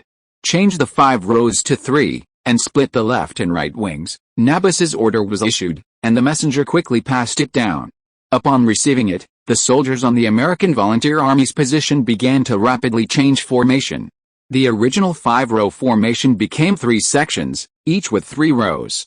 HMPH. Do you really think we're made of mud? Looks like we're going to show them some serious strength today. Pitchers, get ready. Naba gave the order, and from the gaps in the lines ahead of the 3 positions, several genetic warriors, armed with explosive bottles, burst out. They charged directly at the advancing Holy Roman Empire troops. stopping only when they were within their range. What are these guys going to do? Behind the Holy Roman Empire, officers began to whisper among themselves. The enemy hadn't shown anything like this in yesterday's battle, so they couldn't possibly predict the American volunteers' plan. If they were attacking them beforehand, they couldn't possibly be sending just this few men, right? Everyone was brimming with curiosity. However, their curiosity soon faded, for they would see the answer they sought. They lit the fuse and threw the bottles. Each pitcher was a powerful, well-built man, possessing immense strength. Therefore, their throws could reach great distances, and at the same time, they were invulnerable to enemy weapons. Boom! The first bottle exploded in the ranks, blasting lead and glass shards into a gaping hole in the formation. Immediately afterwards, other bottles followed suit. Some exploded after hitting the ground, while others exploded directly above everyone's heads.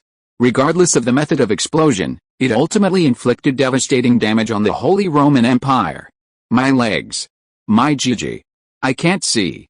I can't see. My eyes. The lead from the explosives that hit the ground would scatter upwards, leaving the unfortunate casualties with injuries mostly in their genitals. It was no surprise that some Gigis were injured. The American volunteers could only lament this. It all depended on one's luck. With luck, one might just break a leg or lose a chunk of flesh from their buttocks. Their combat effectiveness would undoubtedly be diminished. But with bad luck, under the force of such an explosion, their Gigis would undoubtedly be gone. Either they shattered on the spot, or they rotted away.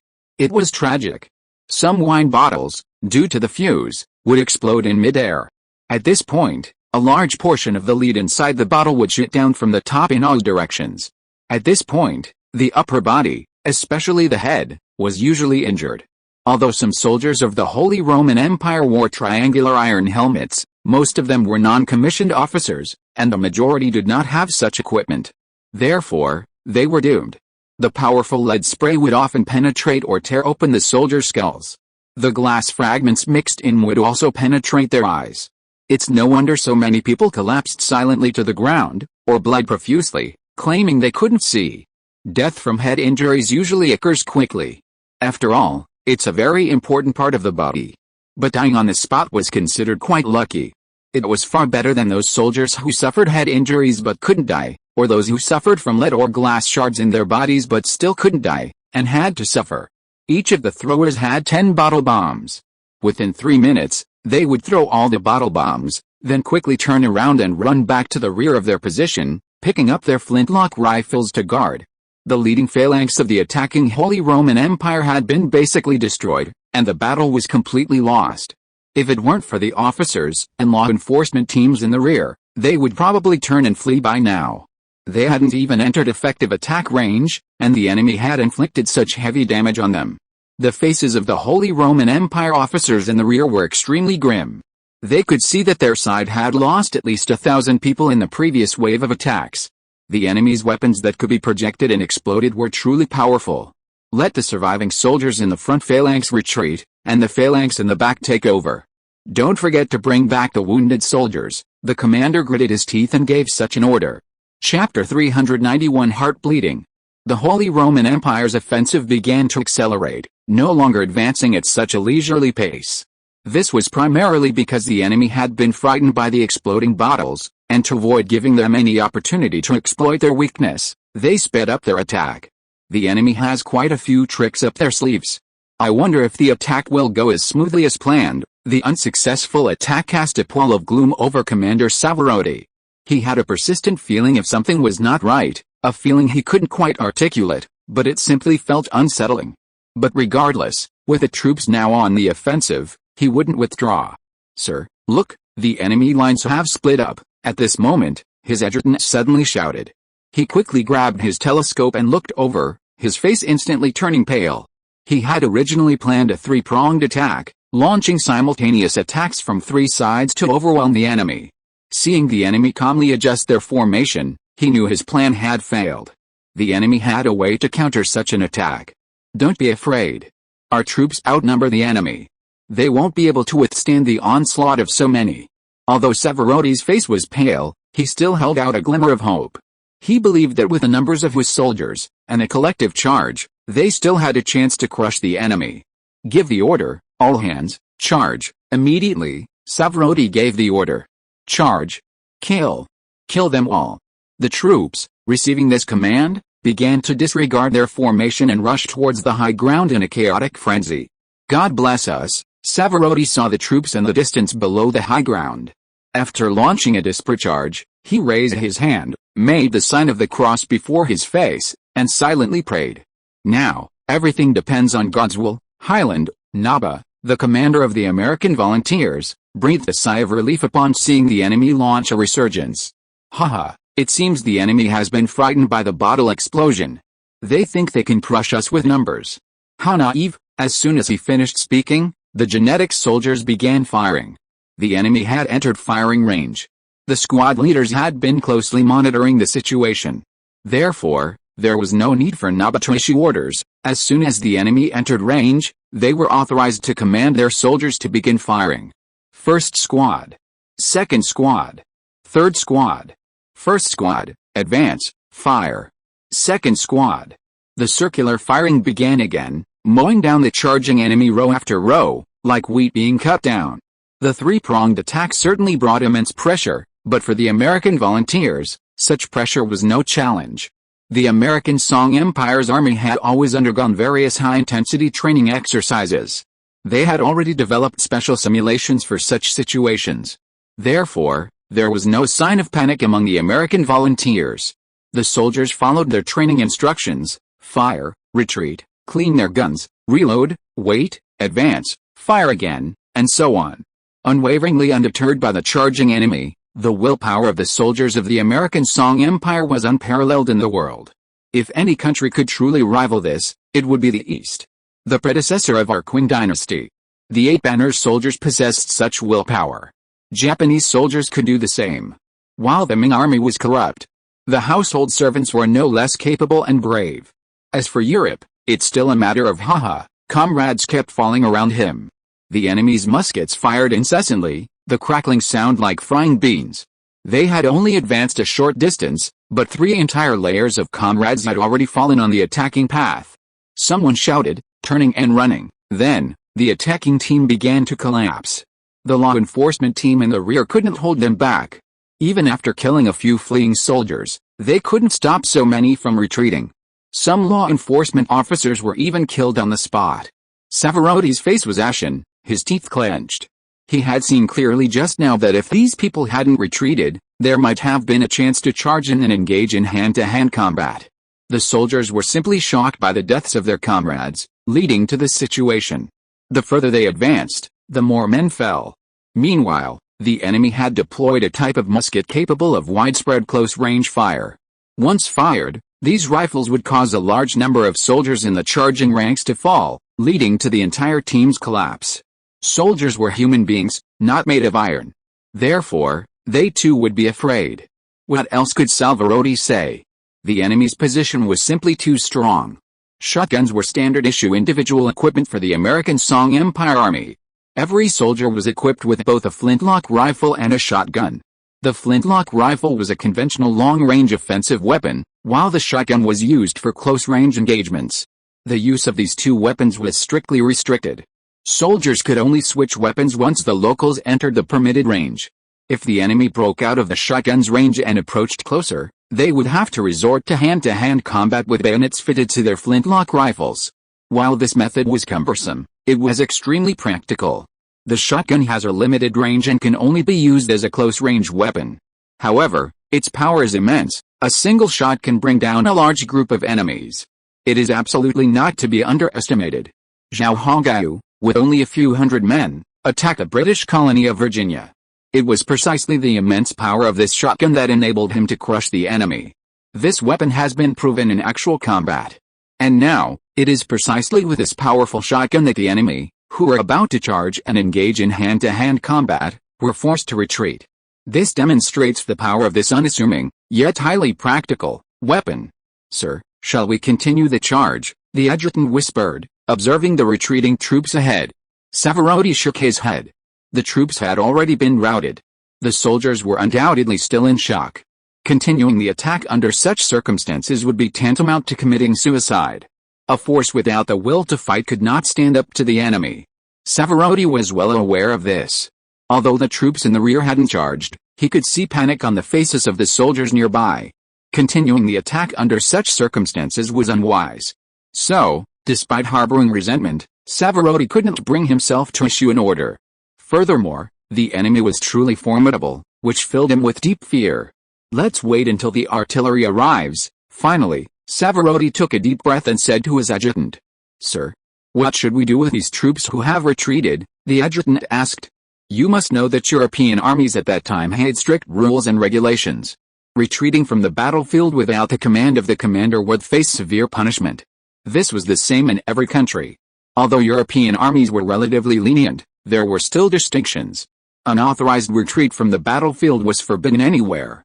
However, today's situation was different. If punishment were truly necessary, there would be too many people to punish. After all, the entire army had retreated, hadn't they? But if there were no punishment, what would the commander's authority be? How could he command the troops in the future? Find out whoever retreated first today, and then hang them in front of everyone. The first 30 soldiers to retreat will be subject to this order. The adjutant noted the order.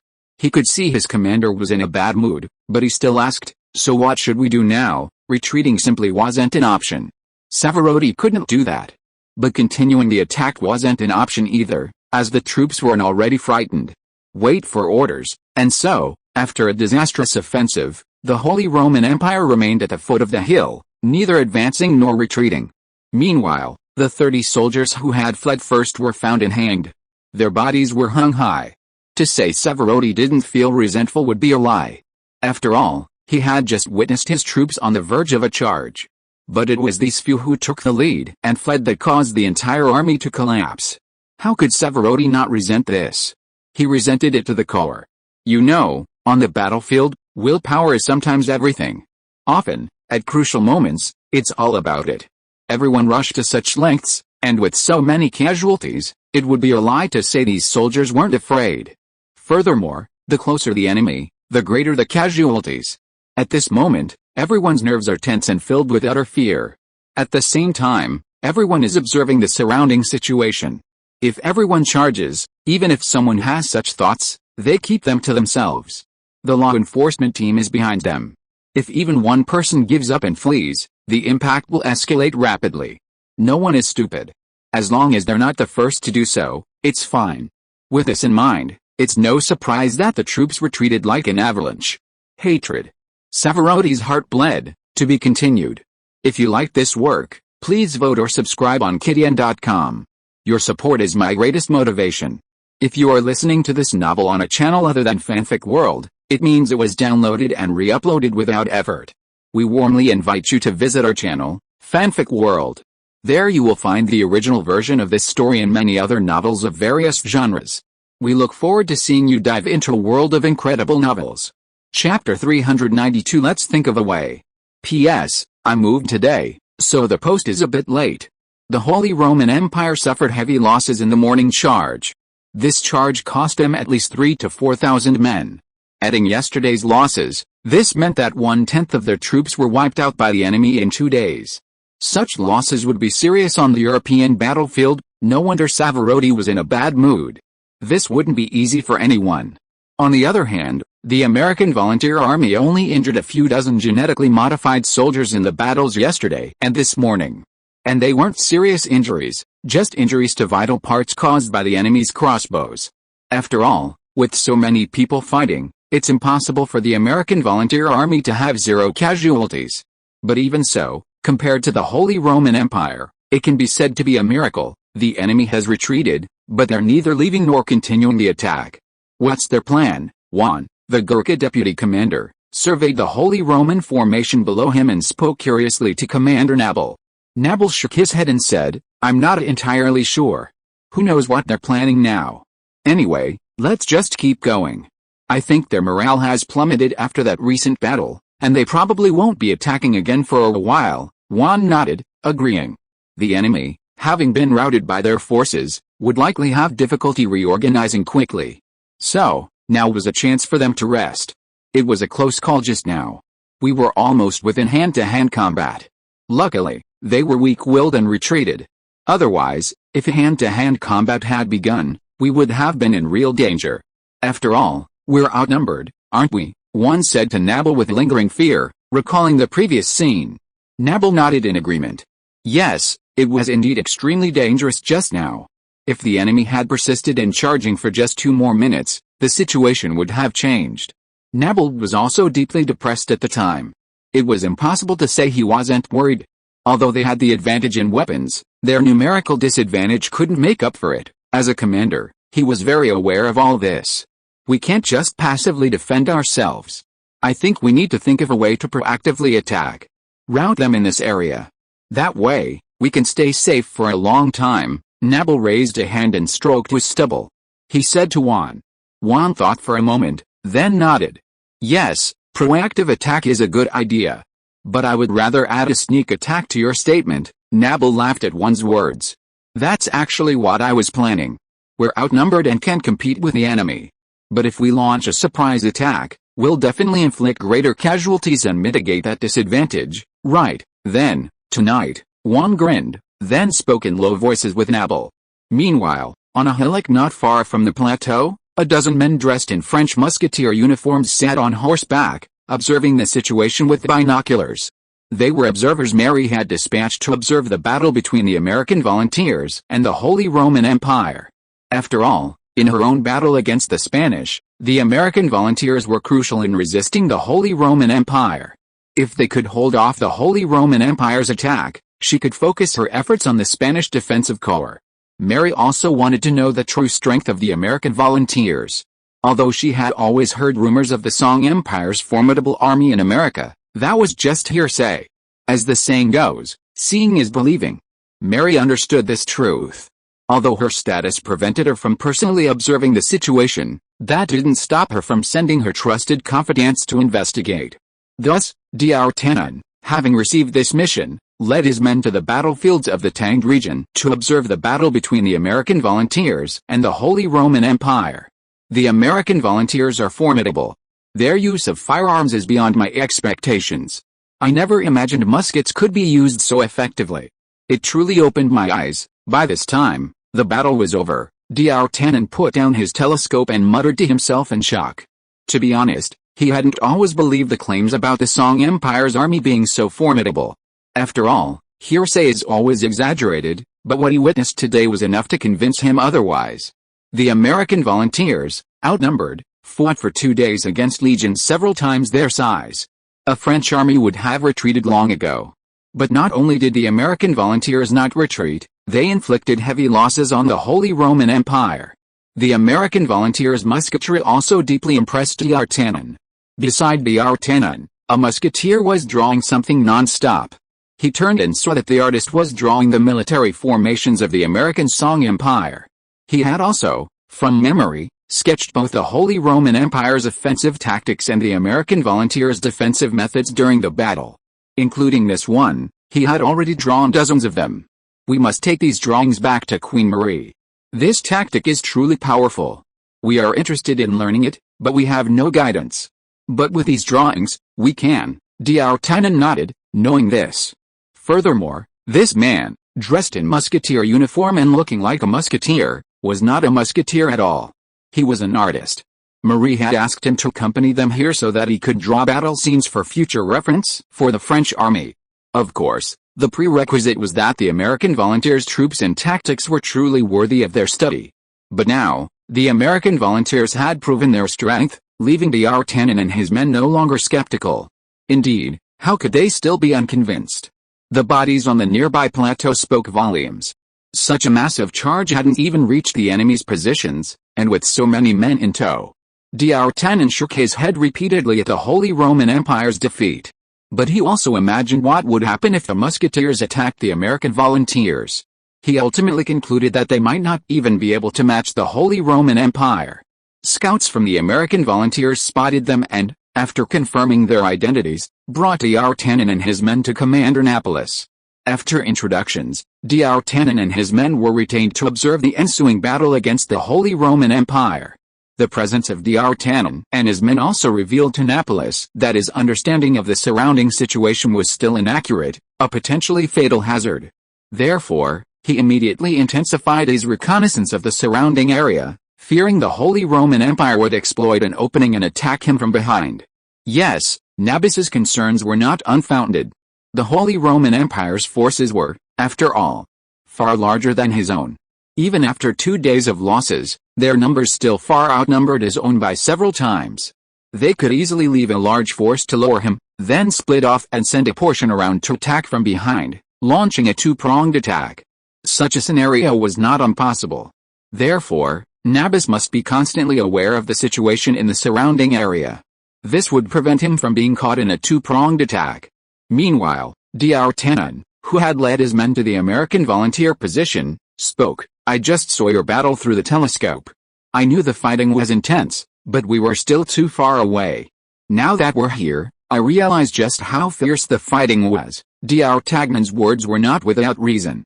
In front of the American volunteer position, a dense mass of bodies lay scattered about. Losing 3,000 or 4,000 men might not sound like a large number, but when spread out, their bodies formed a vast expanse. Seeing through a telescope is one thing, seeing from the ground is another.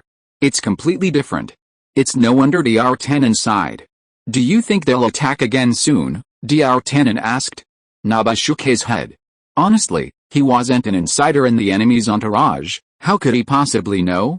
Unless he could command the enemy's forces, he couldn't predict their next move. Still, he replied, they've suffered heavy losses in their previous charge, and their morale is extremely low. I don't think they were likely to continue the attack, but we'd better be cautious. It's better to be safe than sorry. Naba, a Somali-born man, had learned Mandarin quite well during the Mandarin learning craze in Quebec. At least he knew some Chinese idioms. Although he didn't quite understand what he said, D'Artagnan understood the underlying meaning. Our plateau is surrounded by forests on 3 sides and open land on 1. A frontal attack would be easy enough. My concern is that they might send troops to circumvent our rear, which would be quite troublesome. Nabil expressed his concern to D'Artagnan. Indeed, the enemy is numerous, several times larger than the American volunteers. If they were to split up a few of their forces, it wouldn't be a problem for them. At the same time, they could use their larger force to hold the American volunteers back here. That's the advantage of numerical superiority. The American volunteers, on the other hand, couldn't split up their forces because they were already small to begin with, so splitting up wouldn't be an option. If they were to split up their forces to defend the rear at this point, their already meager forces would be stretched even further. Only a fool would do that. Nabil wasn't a fool, and neither was Juan. Therefore, neither of them would issue such an order. After hearing Nabil's words, D'Artagnan frowned slightly. Yes, the American volunteers were few in number, he knew that. Knowing this, Marie worried about an unexpected situation. Unfortunately, all of France's available military forces were currently committed to invading mainland Spain, leaving France unable to offer any assistance. Marie believed that only by completely crushing the Spanish could she withdraw troops to reinforce them. However, during this period, the American volunteers would have to stand alone against the Holy Roman Empire's attack. If the American volunteers failed, Marie would likely renege on Spain. This was absolutely possible. France had already taken advantage, so withdrawing would be no big deal. As for the blow the Portuguese rebels would suffer after the truce, it was of no concern to France. Spain, on the other hand, couldn't continue to attack France. After all, Spain still had the Netherlands to contend with. Therefore, the Spanish could only accept the French advantage. No matter what, France would not suffer any loss. This was Marie's two-pronged plan. Everything depended on the performance of the American volunteers. There are indeed some problems in the rear. Do you have any solutions? D'Artagnan asked. Nabil and Juan exchanged a glance, then Nabil said, I do have a solution, but it's a military secret. I'm sorry, I can't tell you yet. D'Artagnan was quite understanding. It's okay, I'm just an observer accompanying the troops. D'Artagnan's tact pleased Nabil and Juan, dividing line. Let's all come up with a solution. We can't go on like this. We still have a numerical advantage, which the enemy lacks. Although our initial offensive failed, that doesn't mean we're doomed. I think you should come up with a good solution to this situation. Behind the Holy Roman Empire's positions, Savarotti convened a meeting of mid and senior level officers. The morning's attack, besides the losses, had a significant impact on the soldiers' morale. They had to find a way to change this situation, Or else, if morale was lost, the battle would be meaningless. Chapter 393 The food is really good. The morning's battle had brought the morale of the Holy Roman Empire to its lowest point, and it was unable to recover for a while. Thus, the two sides remained deadlocked on the plateau for the entire day. The Holy Roman Empire launched no further attacks, and the American volunteers showed no signs of attacking. A strange standoff unfolded on the plateau. The fear of the exploding bottles left an indelible mark on the minds of the legionnaires who had led the morning charge. If they were allowed to continue the attack, these soldiers would be haunted by the terrifying scene. Faced with the frightened soldiers, the non-commissioned officers could not think of a good way to ease their resentment. So, they could only keep them quiet. While those in the rear who had not launched the attack had not experienced a horror firsthand, they were still terrified by the plight of the soldiers in the front. It could be said that even within the legionnaires of the Holy Roman Empire, a desire to stop fighting the American volunteers had begun to grow. However, these thoughts remained hidden within the hearts of the lower ranks, suppressed by military discipline and kept unspoken. Finally, the standoff lasted until late evening, when the Holy Roman Empire withdrew to its camp. The American volunteers also began to set up camp. A day passed like this. Savarotti, bitterly resentful, planned to wait until his soldiers had recovered a bit before launching his attack the next day. Furthermore, he was awaiting the arrival of the 15 artillery pieces from the rear. He believed that with artillery, he could overcome his disadvantage. After 2 days of observation, he seemed to have no evidence of artillery in the enemy ranks. During these 2 days of fighting, the enemy hadn't used artillery, which was quite strange. If they had artillery, they would have used it. There was no way they were hiding it. Therefore, there was only one possible explanation: the enemy had no artillery at all. This speculation excited Savarotti. Yes, if his guess was correct, then the enemy's lack of artillery was great news. While the enemy might not have artillery, they did. Artillery has a much longer range than muskets, and its firing was quite terrifying. While the artillery of this era wasn't particularly accurate, it could still undermine enemy morale and shatter their courage.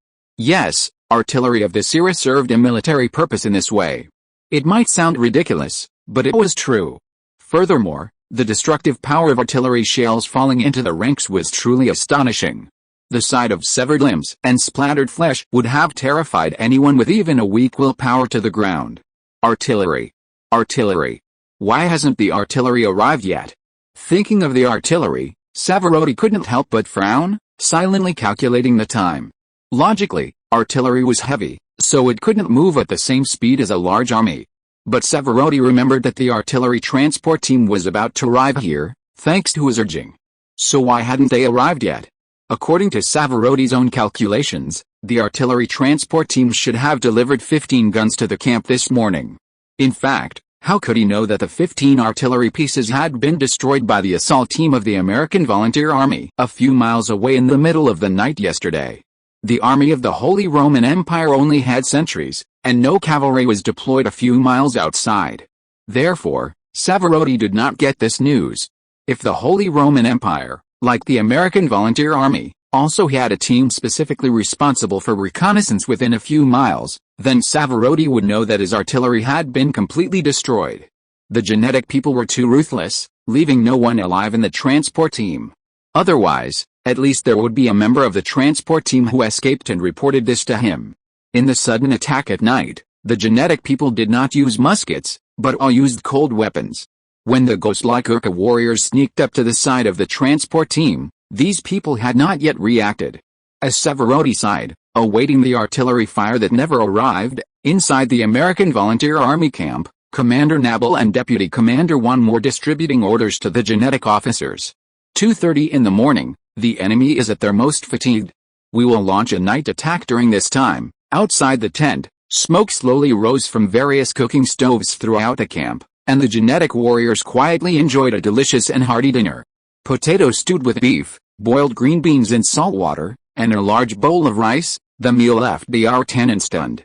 Yes, such a meal, in his opinion, was simply too luxurious. Americans have so much money. No one paid any attention to the lieutenant's shock and emotion. While setting up camp, Nabel and Wan had already agreed to launch a night attack on the Holy Roman Empire. This idea was inspired by intelligence Nabil had received from the scouts. Intelligence revealed that the Holy Roman Empire had merely posted sentries outside the camp, completely oblivious to the surrounding situation. This lack of awareness gave the American volunteers an opportunity to close in at night, when visibility was low. How could Naba not seize such an opportunity? If successful, the Holy Roman Empire's legions would be routed from the Tang region, perhaps even driven back into the Holy Roman Empire's borders. The war would then unfold within the Holy Roman Empire. Furthermore, eliminating the legion's active forces would significantly alter the balance of power between the two sides. Perhaps, instead of launching an offensive, they would simply engage in a prolonged standoff. In truth, Naba had no desire to fight the Holy Roman Empire. For him, a standoff was the best option. After all, Zhang Tai had warned them when they arrived in Europe that, for the time being, the Empire had no interests in Europe, so they didn't need to fight too hard. After all, the French and Portuguese rebels would benefit in Europe. The Empire's focus is now on the Americas. It aims to control and develop North, South, and Central America. Therefore, it doesn't have much experience to deal with European affairs. If France hadn't needed to declare war on Spain, preventing Spain from mobilizing reinforcements to America, Zhao Hongyu probably wouldn't have gone to Europe. It was precisely because of Zhang Tai's reminder that Naba felt he should destroy some of the Holy Roman Empire's troops and teach them a lesson. Then, they would be even more powerful. The enemy's constant attacks are simply because they rely on their superior numbers and look down on us. Therefore, if we want to confront them at the border, we must inflict pain. We must make them realize that our people are no pushovers. Even though we are significantly fewer in number, we can't just attack them. In other words, going to war with the American volunteers would come at a cost. The number of reconnaissance cavalry has tripled. Reconnaissance efforts have begun around the Holy Roman Empire. They had to ensure accurate intelligence and eliminate minor elements, creating favorable conditions for the main force to launch a night attack. D'Artagnan wasn't familiar with the situation, he couldn't understand Chinese. Therefore, Napoleon and the others didn't mind discussing the evening's military operations in front of D'Artagnan. D'Artagnan, having some free time, wandered around the American volunteer camp with his men. Behind him, a court painter, disguised as a musketeer, sketched every scene he saw, preparing a model for the future when France formed its own musketeer unit. The American soldiers were neat, obedient, and well-disciplined. This was evident during their meals. While the French troops huddled together in a chaotic manner, as if feeding pigs, the American soldiers lined up in long, orderly lines, each one receiving their food. The entire formation was orderly, with no one cutting in line or making a scene, a stark contrast to the French army. After receiving their food, the soldiers gathered in a circle and began to eat.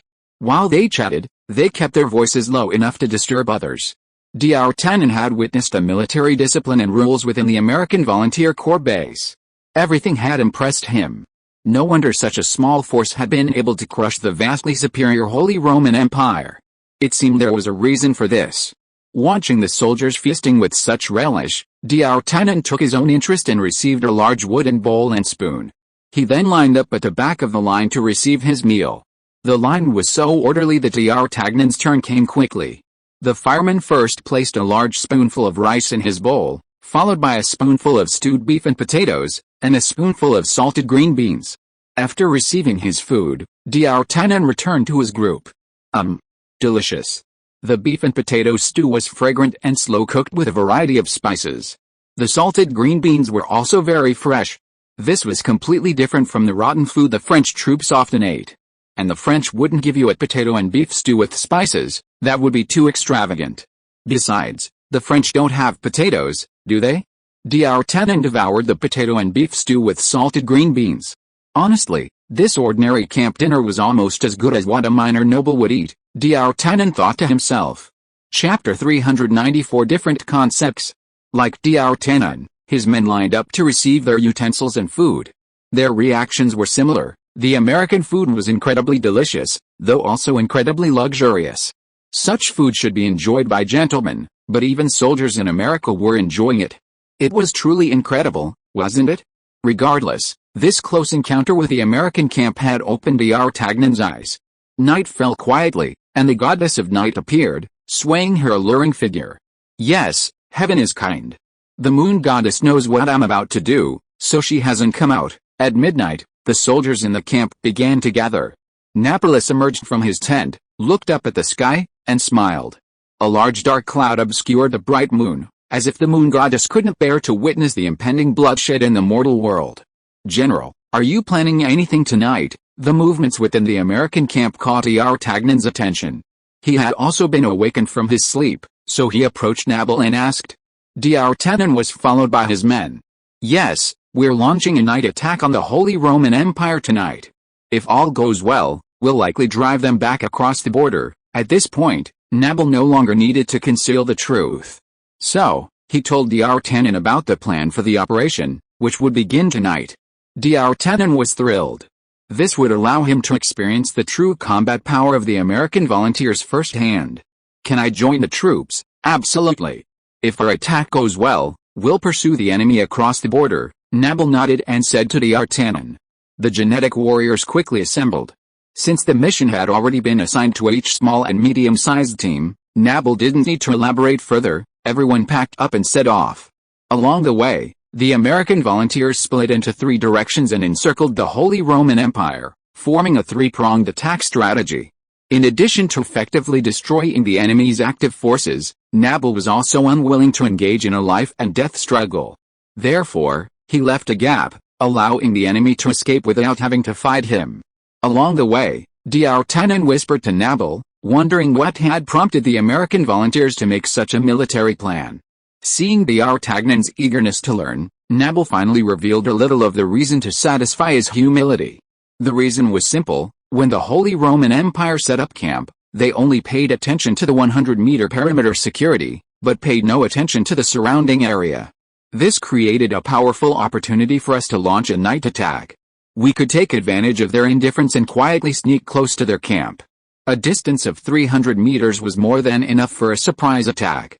Furthermore, the area was covered in weeds and forest, which would help us conceal our tracks. The enemy commander is nothing more than an idiot. The place he pitched his camp was completely covered in obstructions. Napoleon's disdain was evident as he spoke of this. Napoleon looked down on Savarotti like a piece of shit. Indeed, if he wasn't a piece of shit, how could he not have noticed such a thing? After all, this is the military quality a commander should possess. Therefore, it's no wonder Napoleon looked down on the enemy commander. Dividing line, night. Dark clouds covered the sky, making the already low visibility even darker. The sentries were bored, having fought all day. They relaxed somewhat. Because they outnumbered the enemy several times, they didn't even consider the possibility of a night attack. Besides, with such a small force, even if they launched an attack, what would be the impact? Unbeknownst to them, 50 meters away, in the half-man-high grass, the American volunteer army was lurking. 2:30 in Lincheng, this is when people are most sleepy. The sentries panted heavily, clearly exhausted. This had significantly reduced their concentration. Napoleon, from the virtual world, was well aware of this. It was precisely for this reason that he had devised the plan for the assault on Lincheng. But D'Artagnan didn't know. They had been lurking here for a long time, and he had thought there had been several opportune moments, but Napoleon hadn't launched an attack. But now, he couldn't ask. So, D'Artagnan could only suppress all his doubts. The sentries at the gate leaned on their spears, dozing off sleepily. Napoleon waved his hand, and the genetic soldiers, breathlessly, rushed out from the half-man-high grass. 50 meters was actually a short distance. It wouldn't take long for them to reach them. Swish. Swish. Swish. The sentry, startled awake by the strange noise, raised his head blearily. But what immediately caught his eye were the Somali genetic warriors in black platoon uniforms, their bayonets in hand. Puff. The dull sound of a weapon piercing flesh echoed, and the sentry's body collapsed to the ground. Genetic soldiers streamed into the camp, unleashing a bloody slaughter on the sleeping enemy. The Holy Roman Empire's camp was vast, and it was inevitable that some would be awake at night. Therefore, the American Volunteer Army's surprise attack was eventually discovered. Enemy attack, sharp cries pierced the night air, then abruptly ceased. Even so, they attracted considerable attention. Attack freely, set fire, since they'd been discovered, they might as well be even more aggressive. Napoleon was not afraid at all. Thousands of genetic soldiers stormed the Holy Roman Empire camp, slaughtering them to the point of crying out for their loved ones. The attack was so sudden, the Holy Roman Empire had no time to mount an effective resistance. In a short time, half the camp was destroyed. Boom! The genetics soldiers blasted a bottle into a tent, wiping out every enemy inside. Flames shot up into the sky, illuminating the night sky in a fiery crimson. Don't panic. Take up your weapons and form a square. Salivaroti, in his pajamas, mounted his horse, saber in hand, commanding the disheveled fleeing soldiers. Unfortunately, the terrified soldiers ignored his commands and rushed headlong into the darkened forest. Enemies appeared to the north, south, and west. Like frightened sheep, the Holy Roman Empire soldiers were driven eastward according to Napoleon's plan. Sir, the enemy is numerous and we cannot mount an effective resistance. The situation is becoming increasingly dangerous. The enemy is advancing this way. There are no enemies to the east, we can break out there. Salavaroti's adjutant then pulled on the reins, restraining the frightened horse, and anxiously called out to Salivaroti. Salavaroti's face was dejected. He had no time to think. The soldiers were out of control, unable to prevent effective resistance.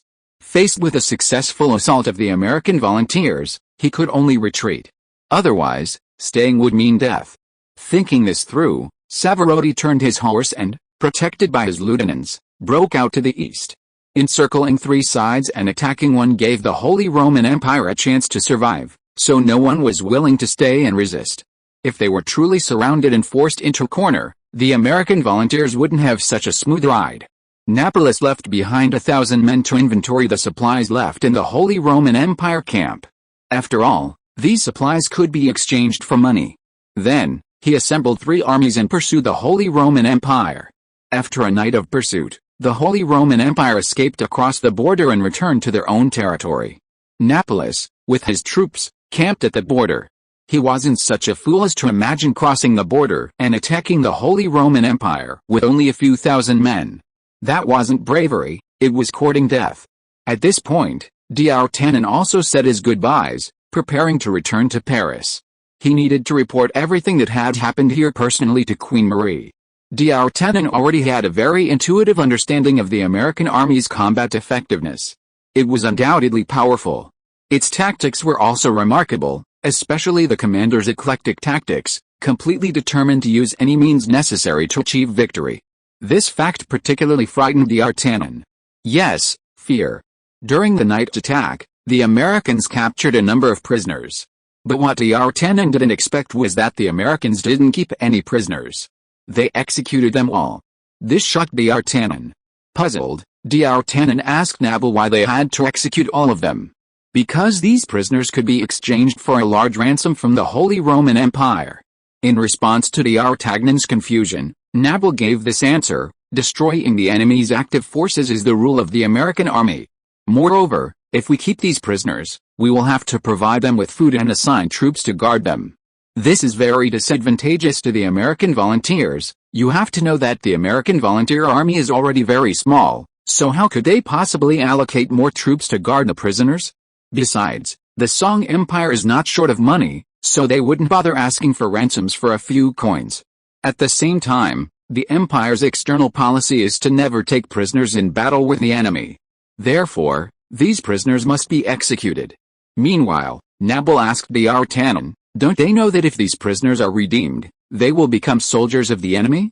Faced with Napoleon's question, D'Artagnan was at a loss for how to answer.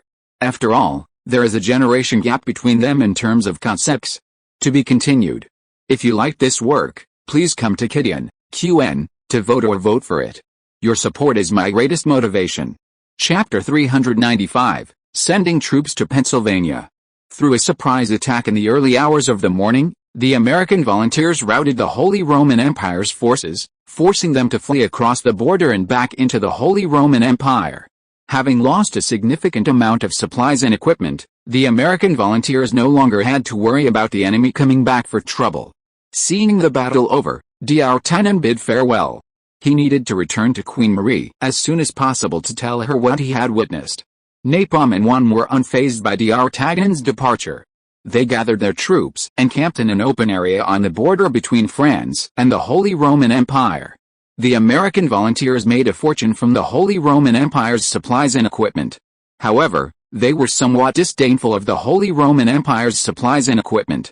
Fortunately, merchants in the nearby city of Tangde were interested in the supplies and equipment left behind by the Roman Empire's retreat.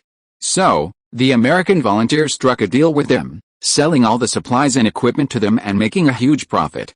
The people of the Holy Roman Empire were completely distraught. They had lost vast quantities of supplies and equipment, and had to flee home practically empty-handed. It was a disgrace. But regardless, they had to regroup and continue their offensive against France. However, this would take some time. Meanwhile, the American volunteers enjoyed a period of relative ease. The Spanish were under attack from both the Portuguese rebels and the French. Life was far from easy. The Holy Roman Empire's forces were unable to break through the eastern border of the Tangde, which was extremely frustrating. Spain, it could be said, had reached its wits' end. The Vatican continuously sent envoys to France, hoping to dissuade them from further attacks, and offered numerous empty promises. These promises were completely unrealistic, and anyone who believed them would be an idiot. For example, the Spanish and Dutch colonies in Central America would be given to the French. The Vatican offered this condition, hoping the French would agree and cease their attacks on Spain. But they didn't consider whether Central America was within French reach. Furthermore, the Netherlands was now a force on the side of the Protestant coalition and would not listen to your church's orders. What was the point of handing over Dutch colonies to the French? It couldn't be more obvious than this. Only an idiot would fall for it. Furthermore, Zhao Hongyu had clearly stated that the Spanish colonies were needed by the Song Empire. If the French intervened, they would inevitably offend the powerful Song Empire. In the Americas, the Song Empire's strength was undeniable. Mary would never cross the Atlantic to take over Spanish colonies in Central America. For Mary, France's current focus was Europe. As for colonies, that was a matter for later consideration. If they greedily seized other interests when their foundation was unstable, they would lose even their current interests. Ultimately, the Vatican's conspiracy failed. However, unwilling to give up, the Vatican tirelessly visited Mary, requesting a meeting. But their door was always turned away. However, the French attacks on Spain intensified. Finally, the Spanish decided to mobilize heavy troops from their Central American colonies to reinforce their homeland. This provided Zhao Hongyu with an advantage. The war had already raged for over 2 months. Although Spain had weakened, its former imperial prestige remained. Otherwise, it would not have been able to withstand the dual attacks of the French and Portuguese. It is obvious that if it were not for the Portuguese uprising, the stalemate in the Netherlands, and the French intervention, it would have been difficult for a single force to deal with Spain. Ships and troops from the Spanish colonies in Central America had already begun crossing the Atlantic, and within 20 days they were expected to land on the Spanish mainland or attack Portugal. Now, it depended on whether the Spanish could hold out. This also left Spanish defenses in Central America vulnerable, and their military strength suddenly weakened. Fortunately, the Dutch also mobilized troops back to the Netherlands to join the war. Otherwise, the Dutch would surely seize this opportunity to inflict a severe punishment on the Spanish in Central America. Central America's military weakness attracted the attention of the Song Empire. In the blink of an eye, the first frost of late autumn ended, and winter arrived with its first snows. Vast swathes of the Song Empire's army, marching from Manhattan with great vigor and confidence towards Pennsylvania. The Song Empire had managed to conceal the military operations in Manhattan, and thus, the British learned of them. The events of the previous year were still fresh in the British's memory, and they were still apprehensive about the aggressive Song Empire's army. Pennsylvania was a newly established colony, and its military, economic, and defensive capabilities could not compare to those of Virginia. Therefore, the governor knew with all his heart that he could not withstand the Song Empire's army. Therefore, he immediately sent a message back to the mainland, along with a diplomatic note, hoping to buy time. After the Virginia War of the previous year, the British were already wary of the Song Empire. The British knew that the presence of the Song Empire would have a devastating impact on their American colonies. No empire would want to ignore the presence of such a colony, especially since the Song Empire possessed a formidable military. Therefore, as a precautionary measure, and driven by greed, the British occupied the land between Virginia and Manhattan, hoping to create a buffer zone. Little did they know, this move prompted Zhao Hongyu to expedite his plans to eliminate them. British colonies in America offered no benefit to the Song Empire. At that time, The British were merely a swarm of European sycophants, far from the tall, rich, and handsome they would become in later generations. Furthermore, the existence of British colonies completely undermined the interests of the Song Empire, something Zhao Hongyu and his men could not tolerate. Ever since Zhao Hongyu arrived in the US and gained the support of men like Wang Shan, they had determined to seize control of the American continent. They felt that, in their time, this was perfectly possible. However, the existence of British colonies was a source of disgust. The reason they hadn't conquered Virginia last year was because Zhao Hongyu was still relatively new and didn't yet possess significant military power. Therefore, a truce was the only option. However, after the series of developments following the armistice last year, Zhao Hongyu now possessed the military strength to completely annihilate Fornia. However, something even more disturbing had occurred. The British had actually established a second colony, Pennsylvania. This colony was even closer to Manhattan. This truly disgusted Zhao Hongyu. Simultaneously, according to intelligence reports, adventurers from the British colonies of Virginia and Pennsylvania were constantly attempting to explore Central America. Apparently, they knew that advancing northward was no longer feasible, so they turned their attention to Central America. The reason was simple: Zhao Hongyu had defeated the Iroquois and annexed Quebec.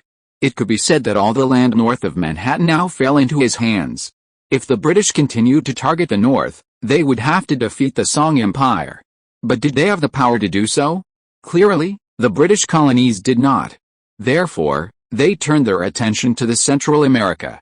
Unbeknownst to these explorers, Zhao Hongyu's village chiefs were also developing and establishing cities in Central America. The same was true southwest of Virginia. Consequently, those explorers, without exception, suffered a devastating blow. Despite this, the British's actions had driven Zhao Hongyu to the point of no return. Therefore, he sought to seize this opportunity to completely expel the British from the American continent. At the same time, he sought to annex the Spanish and Dutch colonies in Central America. Although the ships currently passing through Manhattan were British, Dutch, and Spanish merchant ships, Zhao Hongyu cared nothing for them. Even if they stopped trading with him, he would seize their colonies. This was unwavering. Furthermore, Zhao Hongyu was confident that within 2 years, European nations would eventually return to trading with him. After all, no one could resist money. Spain was destined to crumble under the blows of the French and Portuguese rebels. At worst, he could simply trade with the French and Portuguese. Zhao Hongyu had no desire to support the sea coachmen and the future British Empire. Therefore, subconsciously, these two countries became Zhao Hongyu's targets. Clearly, the British were more intelligent and realized this. Unfortunately, while they recognized the threat from the Song Empire, they were powerless to address it. In fact, the earlier pirate gatherings and attacks on Manhattan were influenced by the British. This demonstrates the British's despicable political style, a long-standing tradition. They knew the Song Empire was powerful and, knowing they couldn't defeat it, resorted to these insidious tactics. Therefore, the existence of British colonies was not a good thing for the Song Empire. With such a greedy enemy around, they had to be dealt with at all costs. Therefore, at the beginning of winter, Manhattan finally dispatched troops. Meanwhile, the shipyard's heavy battleships began sea trials. Simultaneously, the copycat Dutch warships were also shipped and put into service. Everything was geared towards the annexation of Central America. Military operations against the British colonies didn't require deploying warships for the time being. The army could achieve their objectives. The navy had to be reserved for the attack on the Dutch colonies in Central America. Your Highness, according to our estimates, Pennsylvania can be taken in just a week. After all, the British have only just begun investing in this colony, and the facilities are not yet fully developed. On the castle terrace, Zhao Hongyu and his men watched the mighty army march past. At this moment, Zhang Tai shared the military department's prediction with Zhao Hongyu. Pennsylvania could be taken in a week, 7 days. Zhao Hongyu knew this was no exaggeration. Virginia might take longer, as it's a bit far away. But I guarantee you we can end this war before the new year. Zhang Tai had strong confidence in this war against the British colonies. Below, 24-pound cannons, pulled by horses, slowly sailed by. With bottle bombs, flintlock rifles, and 24-pound cannons, Zhao Hongyu's army was truly the elite of the elite in this era. At least, compared to the European armies, that's how it was. The 8 banner soldiers of the Song Empire, carrying 8 colored flags, also marched with their heads held high. Are these people feeling any emotions about attacking British colonies? After all, many of them are British, Zhao Hongyu asked, leaning over when he saw the 8 banners soldiers. Your Highness, their reaction wasn't very strong, and they were actually quite excited. I told them that if they contributed British colonies to the Empire's fight, they could loot for 3 days, so that's how it was. Zhao Hongyu had no reaction to the looting and massacre. After all, it was Europeans fighting Europeans. It didn't matter that the casualties weren't Chinese. Therefore, Zhao Hongyu didn't think Wang Shan's promise to the 8 banner soldiers was anything special. Then I'll wait and see how they perform. If they do, perhaps I can take them eastward in the future and have some fun watching them. Zhao Hongyu's words were met with smirks by Wang Shan and Zhang Tai beside him. A few men were whispering to each other, while the women were chatting away. Where are we going? Some of the girls from Samuel's family were left behind to keep Sarah company. With such a big event happening today, they were very curious. Our army is going to occupy new land today, Emma said with a relaxed look on her face. Who are the enemies? The British. Why are we fighting the British?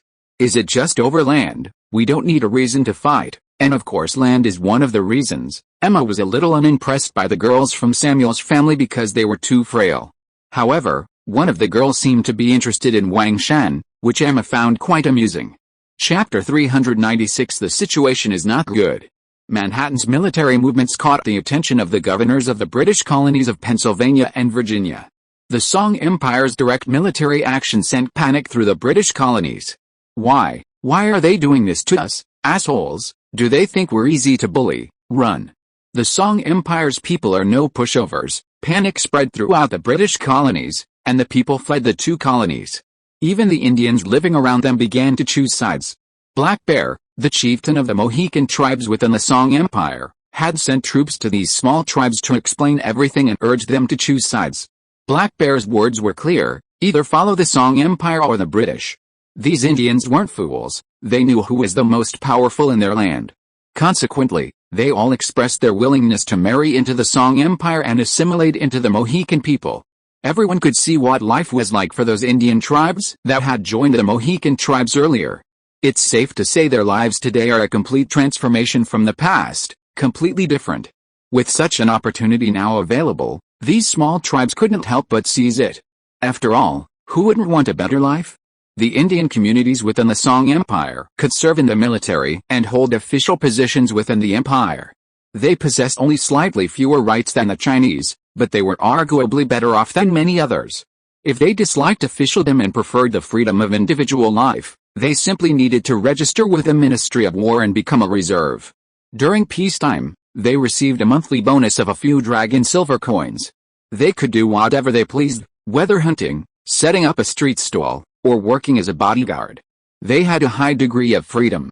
Furthermore, goods in Manhattan, within the Song Empire, were significantly cheaper than those sold in the surrounding areas, though only citizens could enjoy these benefits.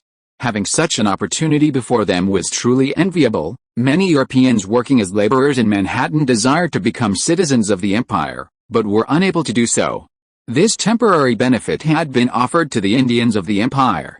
If this opportunity was missed, it would be lost forever. Therefore, Indian tribes surrounding the 2 British colonies seized this opportunity to join the Song Empire's Mohican tribe, becoming both Mohicans and citizens of the empire. Originally, the governors of the British colonies had hoped to rally these tribes to resist the Song Empire's advance. However, they had no idea that before they could, they had already fled to the Song Empire. It could be said that the 2 British colonies were now isolated. Furthermore, being far from home, this crisis was clearly detrimental to them. The British protested to Zhang Tai through the Mangleton office, but Zhang Tai ignored them. Meanwhile, Zhang Tai produced the Intelligence Department's investigation and placed it before the British office staff. It clearly stated the extent to which the British had offered the pirates incentives to unite and recruit more companions to attack Manhattan. There were also confessions, signatures, and even witnesses. Faced with all this, the British were speechless. Go back and wait. We, the Song Empire, are not to be trifled with. Zhang Tai was furious, and the office staff member slumped out of Zhang Tai's office. This news quickly spread back to the British colonies and landed on the desks of the Governor-General's office. The governors of both regions could only smile bitterly at this news. They cursed the British lords in their hearts for being so ungrateful. They knew the Song Empire was not to be trifled with, yet they still resorted to such treachery behind the scenes. They were far away on the other side of the Atlantic, yet they didn't consider that their two colonies were very close to the Song Empire. Furthermore, the British had forcibly occupied the buffer zone and established the Pennsylvania colony. What would the Song Empire think? Idiots. Truly a bunch of idiots. Greed must be considered according to timing and context. This wasn't Europe. In America, the Song Empire's might was undeniable. Challenging such an adversary would be tantamount to seeking death. Despite their inward curses, they still had to do what needed to be done. The two British colonies immediately issued emergency mobilization orders, urging all colonists to take up arms and prepare to defend their homes against the invaders. They also dispatched personnel to Manhattan to spread incitement among the British laborers there, hoping they would start an uprising there and cause trouble for the Song Empire. However, these orders from the two colonies met with no response from the British laborers in Manhattan. Living comfortably in Manhattan, they didn't understand why they should start a rebellion. It was simply a tampering with their own lives. Besides, what benefit would they gain from unrest in Manhattan? Nothing at all. Therefore, only idiots would respond to such a ridiculous call from the British colonial governor. Not only was it ignored, but the instigators were reported and arrested. Europeans of this era had little concept of nation-state. Their loyalty lay with whoever paid them to work. They would serve whoever provided them with food and a better life. This was the prevailing mindset among Europeans of the era. This idea may seem outrageous to modern eyes, but it was incredibly prevalent and true in its day. The British colonies had no advantages over Manhattan. Officials there were corrupt and perverted, routinely oppressing the people, making life miserable. Even as colonists left for Manhattan to seek a living, they never forgot to exploit the people. Laborers were constantly being levied high taxes, collected by those who collected them from both colonies. Strange, isn't it? Colonists from the British colonies found work in Manhattan. Colonial tax collectors simply collected taxes from the British who came to work in Manhattan. Furthermore, these taxes were incredibly high, which deeply resented the British from the colonies. These tax collectors, using the tax revenue, spent their money on a life of luxury in Manhattan, further fueling the resentment of the British. So, how could these people respond to such calls to protect those who exploited them? The Indians wouldn't help, and the expatriates didn't respond either. Even before the Song Empire's army arrived, the situation was already despairing. However, there was more to it than that. The British colonies faced numerous more serious problems. Although many people remained in the two colonies, having not yet sought refuge in Manhattan, who were they? Some idle thugs, others gangsters who had been unable to enter Manhattan, or even driven out by the city. These individuals were well aware of the Song Empire's power in Manhattan, so they were unlikely to respond to the call for resistance and contribute to the colonies. Not only that, they took advantage of the situation to loot the colonies and then flee. Merchant ships docked at the two colonies, upon hearing the news, also left the ports one after another. It could be said that within Pennsylvania and Virginia, anyone with the means to leave was seeking to do so. Even those unable to leave were resorting to hiding, refusing to respond to the governor's calls to join the army.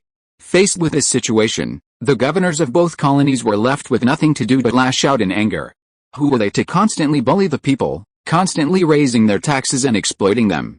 So, at such a critical moment, it was only natural that everyone abandoned them. Meanwhile, morale within the armies of both colonies was unstable. The soldiers were extremely reluctant to fight the Song Empire's army. The Virginian army was especially reticent. They had fought Zhao Hongai the previous year and suffered heavy losses. They knew the Song Empire's strength. Back then, Zhao Hongai's army consisted of only a few hundred men, but he had sent them fleeing in panic, ultimately causing chaos at the gates of Virginia. Now, the Song Empire's army was dozens of times larger than last year's. How could they possibly fight? This wasn't a fight, it was simply a suicide mission. Consequently, war weariness ran rampant within Virginia, and they had no desire to fight the Song Empire at all. The governor had no recourse but to use military orders and military law to suppress the troops. The result of this suppression was a deep resentment among the soldiers towards their superiors. Before the war officially began, Virginia was already experiencing military and political instability, a highly unfavorable situation. Unlike Virginia, Pennsylvania had only recently been established, and its soldiers were all from mainland England. They had not yet personally experienced the power of the Song Empire, so they were all eager to give it a try. Moreover, a small number of these soldiers had learned Song Empire tactics and the art of musketry. Therefore, they were not afraid of the Song Empire's army.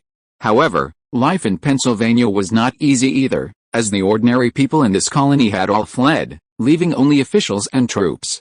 Chapter 397. A large number of refugees. A lot of people have been flocking to Manhattan lately.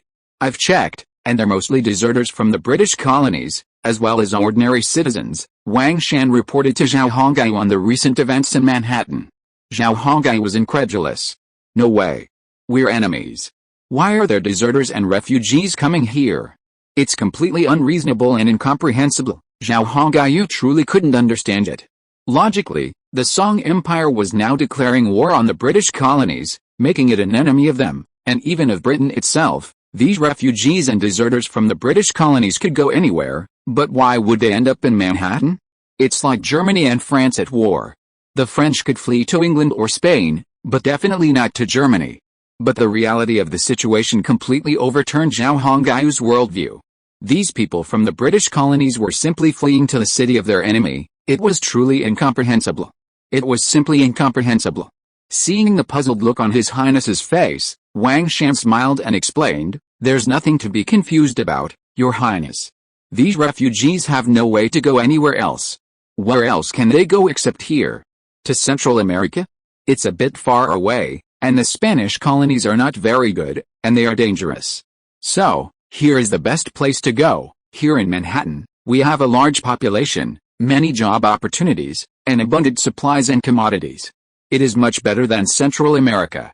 And I asked the refugees, they have a simple idea. If the Song Empire goes to war with their colonies, they can fight. It has nothing to do with them. That is the business of the army and officials. They just want to find a meal. As for those deserters, Wang Shan paused here. Zhao Hongai quickly asked, "What did those deserters say?"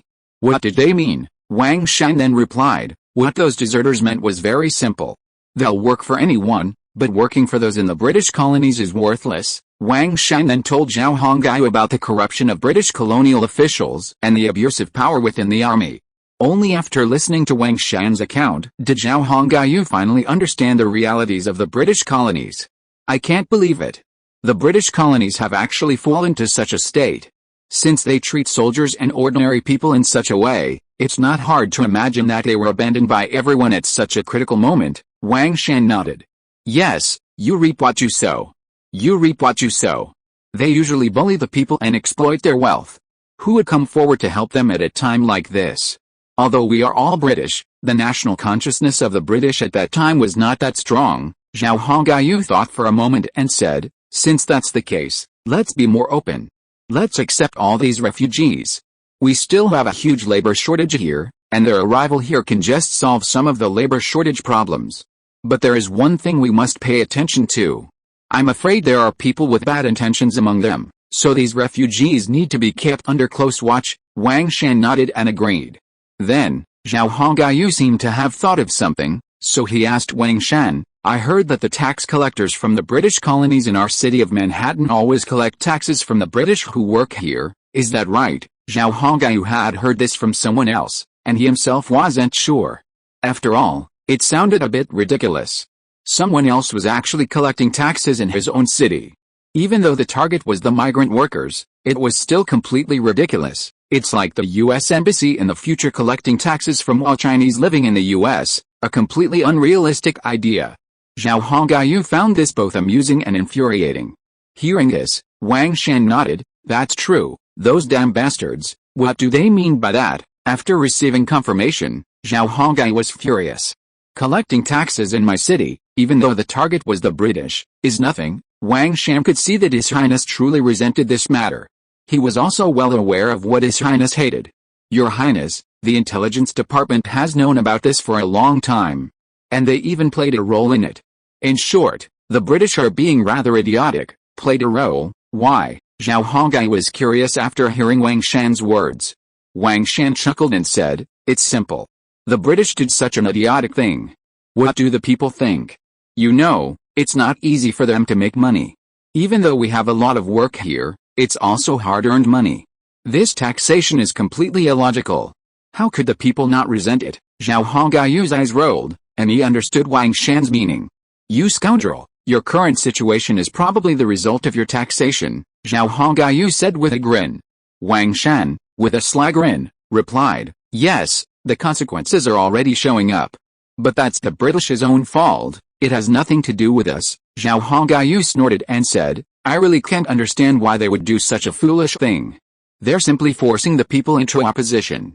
As a result, ordinary British citizens will undoubtedly have a very negative impression of the colonial authorities. In fact, the impression was more than just negative, it was utterly awful. It was precisely for this reason that, when the Manhattan troops were heading towards the two British colonies, large numbers of people began to leave the two colonies and flock to Manhattan. At the same time, both the soldiers and the public showed no sign of responding to the official call. This was the root of everything. Let's stage a few plays based on this incident. Europeans love plays, and I hear the theaters in the city are always packed. Using this kind of media, we could add fuel to the fire, wouldn't we? Zhao Hongai suggested. Wang Shan's smile widened even further upon hearing this. Haha, Your Highness, we're on the same page. I've already arranged this, and this kind of play has already been performed several times, and the response has been very good, Wang Shan said to Zhao Hongayu. Zhao Hongayu's interest piqued. Oh, there's already a play like this? I don't even know what it's called. The World of Suffering. Wang Shan revealed the title of a play that's been trending lately, and the most popular among European migrant workers.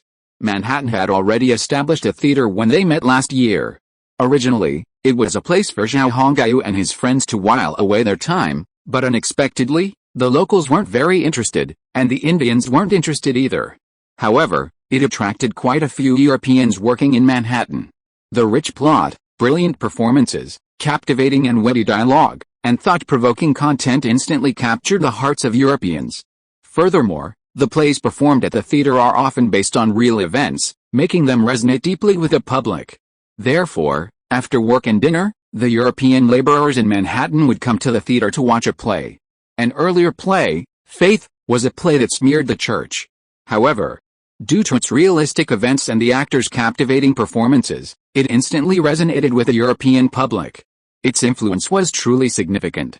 This happened during the Manhattan priest controversy, so through the medium of a play, Manhattan gained a moral high ground. Almost all the Europeans living in Manhattan had had contact with the church. Therefore, the events portrayed in the play were known to be absolutely true. However, nowhere else in Europe would such events be allowed to occur or performed. It was only in Manhattan that they could witness them. The greedy priests, the treacherous and despicable landlords, the pathetic common people, all of this deeply immerses the audience. They follow the protagonists, experiencing their joys, sorrows, anger, and happiness bit by bit. Combined with their own personal experiences in Europe, everything becomes even more authentic. While it may have differed somewhat from the original concept, it has changed considerably. However, using this medium to brainwash everyone is not an advanced method. Zhao Hongayu and Wang Shan are both well aware that brainwashing is not an easy task. Today's theaters in Manhattan are now equivalent to the V programs of later generations. I plan to set aside a piece of wasteland as a base for accommodating refugees. After all, we don't know yet whether some of these people have ulterior motives. So it is unwise to let them stay with others. At the same time, the influx of a large number of refugees will also put pressure on and disrupt the security of Manhattan. Wang Shan changed the subject. Zhao Hongai nodded, agreeing with what Wang Shan said. Yes, you are right. Then you will have to pay more attention to this matter. If these refugees really cause problems, although we can suppress them, it will be a troublesome matter after all. Zhao Hongai handed the issue of these refugees to Wang Shan to deal with. Wang Shan responded and said to Zhao Hongai, don't worry. I plan to round up the refugees and distribute some winter supplies. At the same time, I'll conduct a brainwashing campaign and a grievance campaign against them. With these methods, I think we can easily identify those with ulterior motives and gain control of their thinking. Wang Shan was confident in this. To be continued. Chapter 398. For the Master, Charge. Both Europe and America were now shrouded in the shadow of war. Compared to America, the war in Europe had already begun. Protestantism in the Church, France and Spain, the Portuguese uprising, the Holy Roman Empire's invasion of France, the American Volunteer Army and the Holy Roman Empire, the conflict in the Netherlands, Sweden, Poland, and other countries were all involved. 1621 was destined to be an unhappy year. Meanwhile, on the American continent, the Song Empire also launched a war against British colonies. Although Britain was far from Europe, its colonies were inevitably drawn into a war, and this was unavoidable. The Spanish colonies in Central America were frequently engaged in naval battles with the Dutch. However, after the French invasion of mainland Spain and the Portuguese uprising, letters requesting assistance reached the governors of the Spanish colonies in Central America. As a result, the naval battles between the Spanish and Dutch in Central America finally subsided. Because the Spanish troops in the Netherlands had not withdrawn from the battlefield, the Protestant coalition in the Netherlands was suppressed. Consequently, the Dutch prepared to mobilize their fleet and troops from Central America. By this point, the military strength of the Spanish and Dutch in Central America began to weaken. They were completely oblivious to the underlying danger and the growing threat posed by the Song Empire.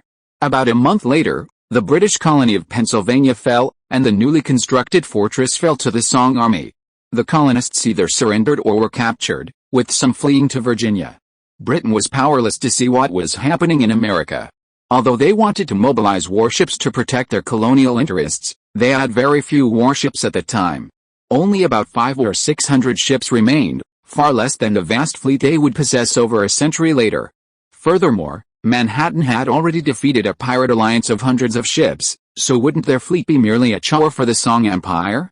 Consequently, the British decided to abandon their colonies in the New World. After all, the trouble they had incurred was their own fault. Instead of keeping their territory in check, they resorted to behind-the-scenes manipulation. Now, their shady dealings had been discovered by the Song Empire. Now, they had to pay the price. As the saying goes, karma will always pay off. They were in the wrong, and there was nothing they could do. After Pennsylvania was easily conquered, the Song Empire immediately declared it incorporated into the Crown Prince's territory, making it part of the Song Empire. Its land and coastline were sacred and inviolable. With this, Zhao Hongai's territory had expanded considerably. Pennsylvania's land is incredibly fertile and abundant in resources. While not as abundant as Central America and the West, it's still a valuable tract of land. Even if the resources aren't as plentiful, Zhao Hongai still welcomed the prospect of expanding his territory. At the very least, he was now a little closer to his goal of controlling the Americas. A 2,000-man garrison was stationed at Fort Pennsylvania, allowing for gradual development. After leaving behind 2,000 troops, the remaining 6,000 troops did not linger long, continuing their march towards Virginia. The British knew the Song Empire was determined to completely eliminate them. The Song Empire would no longer tolerate them on this continent. While understanding the Song Empire's intentions, Britain and its colonies were completely helpless.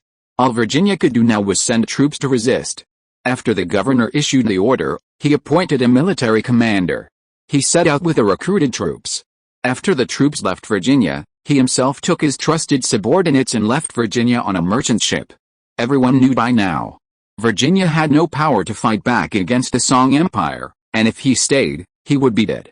However, in order to give an explanation to his superiors, he issued the mobilization order and sent troops out to fight the Song Empire's army. This way, he would have something to say when he returned to his homeland. No one knew the governor's plan, and the soldiers who left Virginia did not know that they had been betrayed by the governor. They were just cannon fodder. No one cared whether they lived or died. The Song Empire's army marched quickly. After conquering the Pennsylvania fortress in what would later become Philadelphia, within 3 days the army entered the Maryland Plains area on the border between Pennsylvania and Virginia. Here, the Song Empire's army encountered the Virginia Legion. At this time, the Song Empire's army totaled 6,000 men, including 508 Banners soldiers and 5,500 mixed Somali and Gurkha troops, equipped with 20 24-pound cannons. Virginia's army numbered approximately 13,000, consisting of 5,000 regular troops, the remainder consisting of improvised militia or idlers. They possessed 6 12-pound cannons, 600 muskets, and the remainder consisted of cold weapons. This marked a stark difference between Virginia and the Song Empire. The Song Empire's cold weapons were merely auxiliary close combat weapons, not employed unless specifically needed. Basically, even in hand-to-hand combat, They relied on bayonets. Therefore, although Song soldiers wore machetes and other weapons on their waists, they rarely used them, except during night raids or sudden assaults. In terms of numbers, Virginia's army had the advantage, while the Song Empire was significantly outnumbered. However, in terms of weaponry and equipment, the Song Empire's troops were far superior to Virginia's. The Song Empire's artillery alone outnumbered the Virginia army by several times, and its caliber was also much larger. In this era, artillery caliber represented both power and range. After all, a longer range offered a much greater advantage. On the Maryland Plains, the two armies met and engaged in a brief standoff. Flags fluttered on both sides, and the atmosphere of pre-battle tension permeated the plains. The Song Empire didn't attack immediately, but instead formed its ranks in an orderly fashion, checking its equipment for completeness. On the Virginia side, everyone's expressions were tense. They all knew the strength of the enemy they faced, and the sharpness of their weapons. The Song Empire's army was unlike the Indians they had previously faced. Let the 8 Banners soldiers show their prowess first. This is what Your Highness and Lord Wang Shan meant. These 8 Banners soldiers need to be tested for their combat effectiveness and loyalty, a person with Chinese genetics said to the officer beside him from behind the Song Empire's formation. This Jin person's name was Yuan Xiaoming, and he was the commander of this army. In the Song Empire today, anyone with a bit of talent could generally become an official. Of course, if they were incompetent, there was no way around it. Zhao Hongai wouldn't keep useless people around, even if they were from the Chinese Jin family. The army being dispatched now included a small number of Chinese people serving as senior military commanders. This was part of Zhao Hongai's plan to train them. After hearing Commander Yuan Xiaoming's words, the non-commissioned officers turned their attention to the 8 Banners Corps, which had marched out in a separate formation. 8 colors of flags, red, blue, white, yellow, and yellow, fluttered in the wind. Each flag was embroidered with a large 5-pointed star. These were Zhao Hongai's 8 Banners.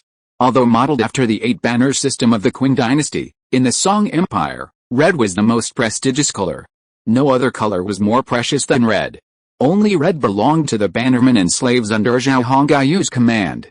It represented their nobility among the bannermen. They could say, "Look, we're slaves of the imperial family, how impressive." The captain of this Hen Hong banner was none other than Algernon, the man Zhao Hongai had met at the dock. He was leading the slaves of this Hangxiang and Liang Hong banners into battle to demonstrate their loyalty and fighting prowess to their masters. Wang Shan had already explained this to Algernon face to face. To succeed in the empire, one must demonstrate loyalty to their masters. The bondservants around Zhangtai were living incredibly well these days. Zhangtai controlled commerce, as well as Manhattan's military and political power, making him an undeniably powerful aristocrat.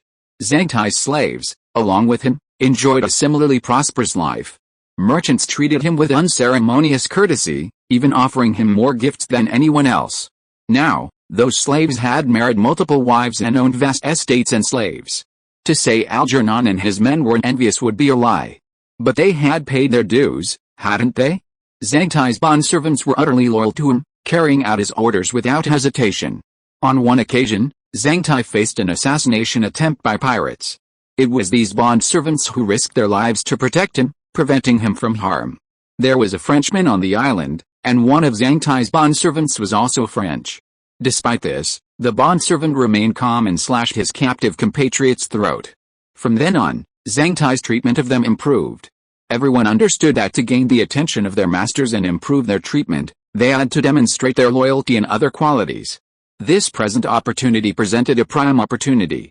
6 months ago, many of these bannermen had been soldiers from the Virginia colony, or even ordinary citizens. Now, with the empire ready to launch a military operation against the British colonies, it was a test for them. Pennsylvania surrendered without a fight. This deeply disappointed the 8 Banners, who had been eagerly awaiting a show of strength. Now, Virginia had finally dispatched its troops. The battle was about to begin, and prosperity and wealth awaited them. Men, we are all bannermen now. As bannermen, we serve our masters, this is common knowledge. I won't elaborate further. In short, whether you will rise to prominence or suffer from poverty will depend entirely on your own performance. The masters do not appreciate useless waste. The instructors had repeated this message countless times during their brainwashing. So, Everyone understood it clearly. I, the commander of the Red Banner, will dedicate my life and soul to my master today. Let his enemies tremble and wail under my sharp blade, Algernon, brandishing his long sword, shouted, then turned and led his 2 red banners, spurring their horses to charge towards the Virginia regiment's left flank. These bannermen, each with their own horse, were the only remaining cavalry force in the Song Empire. After the others saw Algernon rush out, the remaining 8 banner soldiers let out strange cries, their faces grim as they followed him in the charge. Just looking at their frantic expressions was a bit frightening. 10 dragon silver dollars per head, this was the reward banner soldiers received after battle. Among the existing armies of the empire, only banner soldiers received this unique reward. However, these European organized 8 banner soldiers were very fond of this reward. They felt it suited their taste. War, after all, is not immune to death. As long as the reward was right, no one would be immune to it. American dragon silver was real money, with purchasing power comparable to, or even more than, 30 European silver coins. In Europe, 30 silver coins could buy 4 or 5 head of cattle, enough to support a family of 5 for the better part of 6 months, at a minimum standard of living. Therefore, this reward was truly substantial. Especially since it was only available to banner soldiers. How could they not be excited? To these brainwashed 8 banner soldiers, this was undoubtedly a benefit bestowed upon them by their masters. These bannermen were originally elite warriors. After arriving in Manhattan, they did not want to join ordinary troops. With a little ambition, they chose to be slaves of the imperial nobles. The instructors also told them what slaves were. The empire did not hide this from them and made them understand the rules clearly. As slaves, their descendants will all be slaves in the future. However, being a slave also has its advantages, that is, they can have a status that others do not have, as well as various benefits. After all, their masters are all high-ranking officials. In any case, many Europeans have chosen this path. It can be said that these 8 banner soldiers have good combat effectiveness, and after brainwashing, their combat effectiveness has increased by 20%. These 8 banner soldiers are pretty crazy, but I wonder if they can break through the enemy's left wing. They're too few, so it'll probably be difficult. But looking at their energy, it's quite scary. Sometimes, if there's a chance, I'll send these people to China. The Qing dynasty is quite arrogant right now. I wonder what will happen if our 8 banner soldiers face off against their powerful enemy forces. In the rear, senior non-commissioned officers of the Chinese genetics chatted and laughed. To be continued. If you like this work, you are welcome to vote on Kidian. Your support is my greatest motivation. If you are listening to this novel on a channel other than Fanfic World, it means it was downloaded and re-uploaded without effort. We warmly invite you to visit our channel, Fanfic World. There you will find the original version of this story and many other novels of various genres. We look forward to seeing you dive into a world of incredible novels. Chapter 399 Big Circle Shooting Technique. Form ranks. Watch the flanks, advance in phalanx. The Song 8 banners cavalry attacked frantically, but due to their small numbers, the Virginia Legion commander paid little heed. With only 500 or 600 men, there was no way they could hold off the 12,000-man Han-Dong line.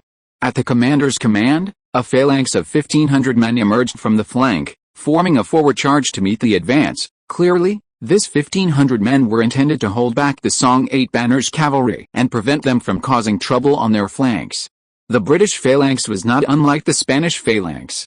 The Spanish phalanx was once so renowned and so popular that many European nations began to learn and employ this effective battle formation. The phalanx, composed of spears, muskets, and swordsmen, had been popular in Europe for a full 100 years.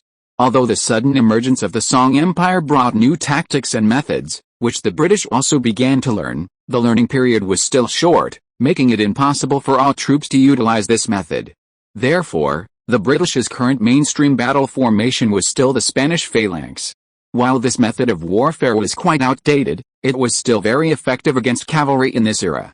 The Song 8 banners cavalrymen knew this, so they wouldn't foolishly charge head-on and commit suicide. Don't get close, fire freely with your muskets from a distance. Led by Algernon, the cavalrymen formed an arc, simultaneously drawing flintlock rifles from their backs and firing freely at the phalanx from a distance. Bang! Bang! Bang!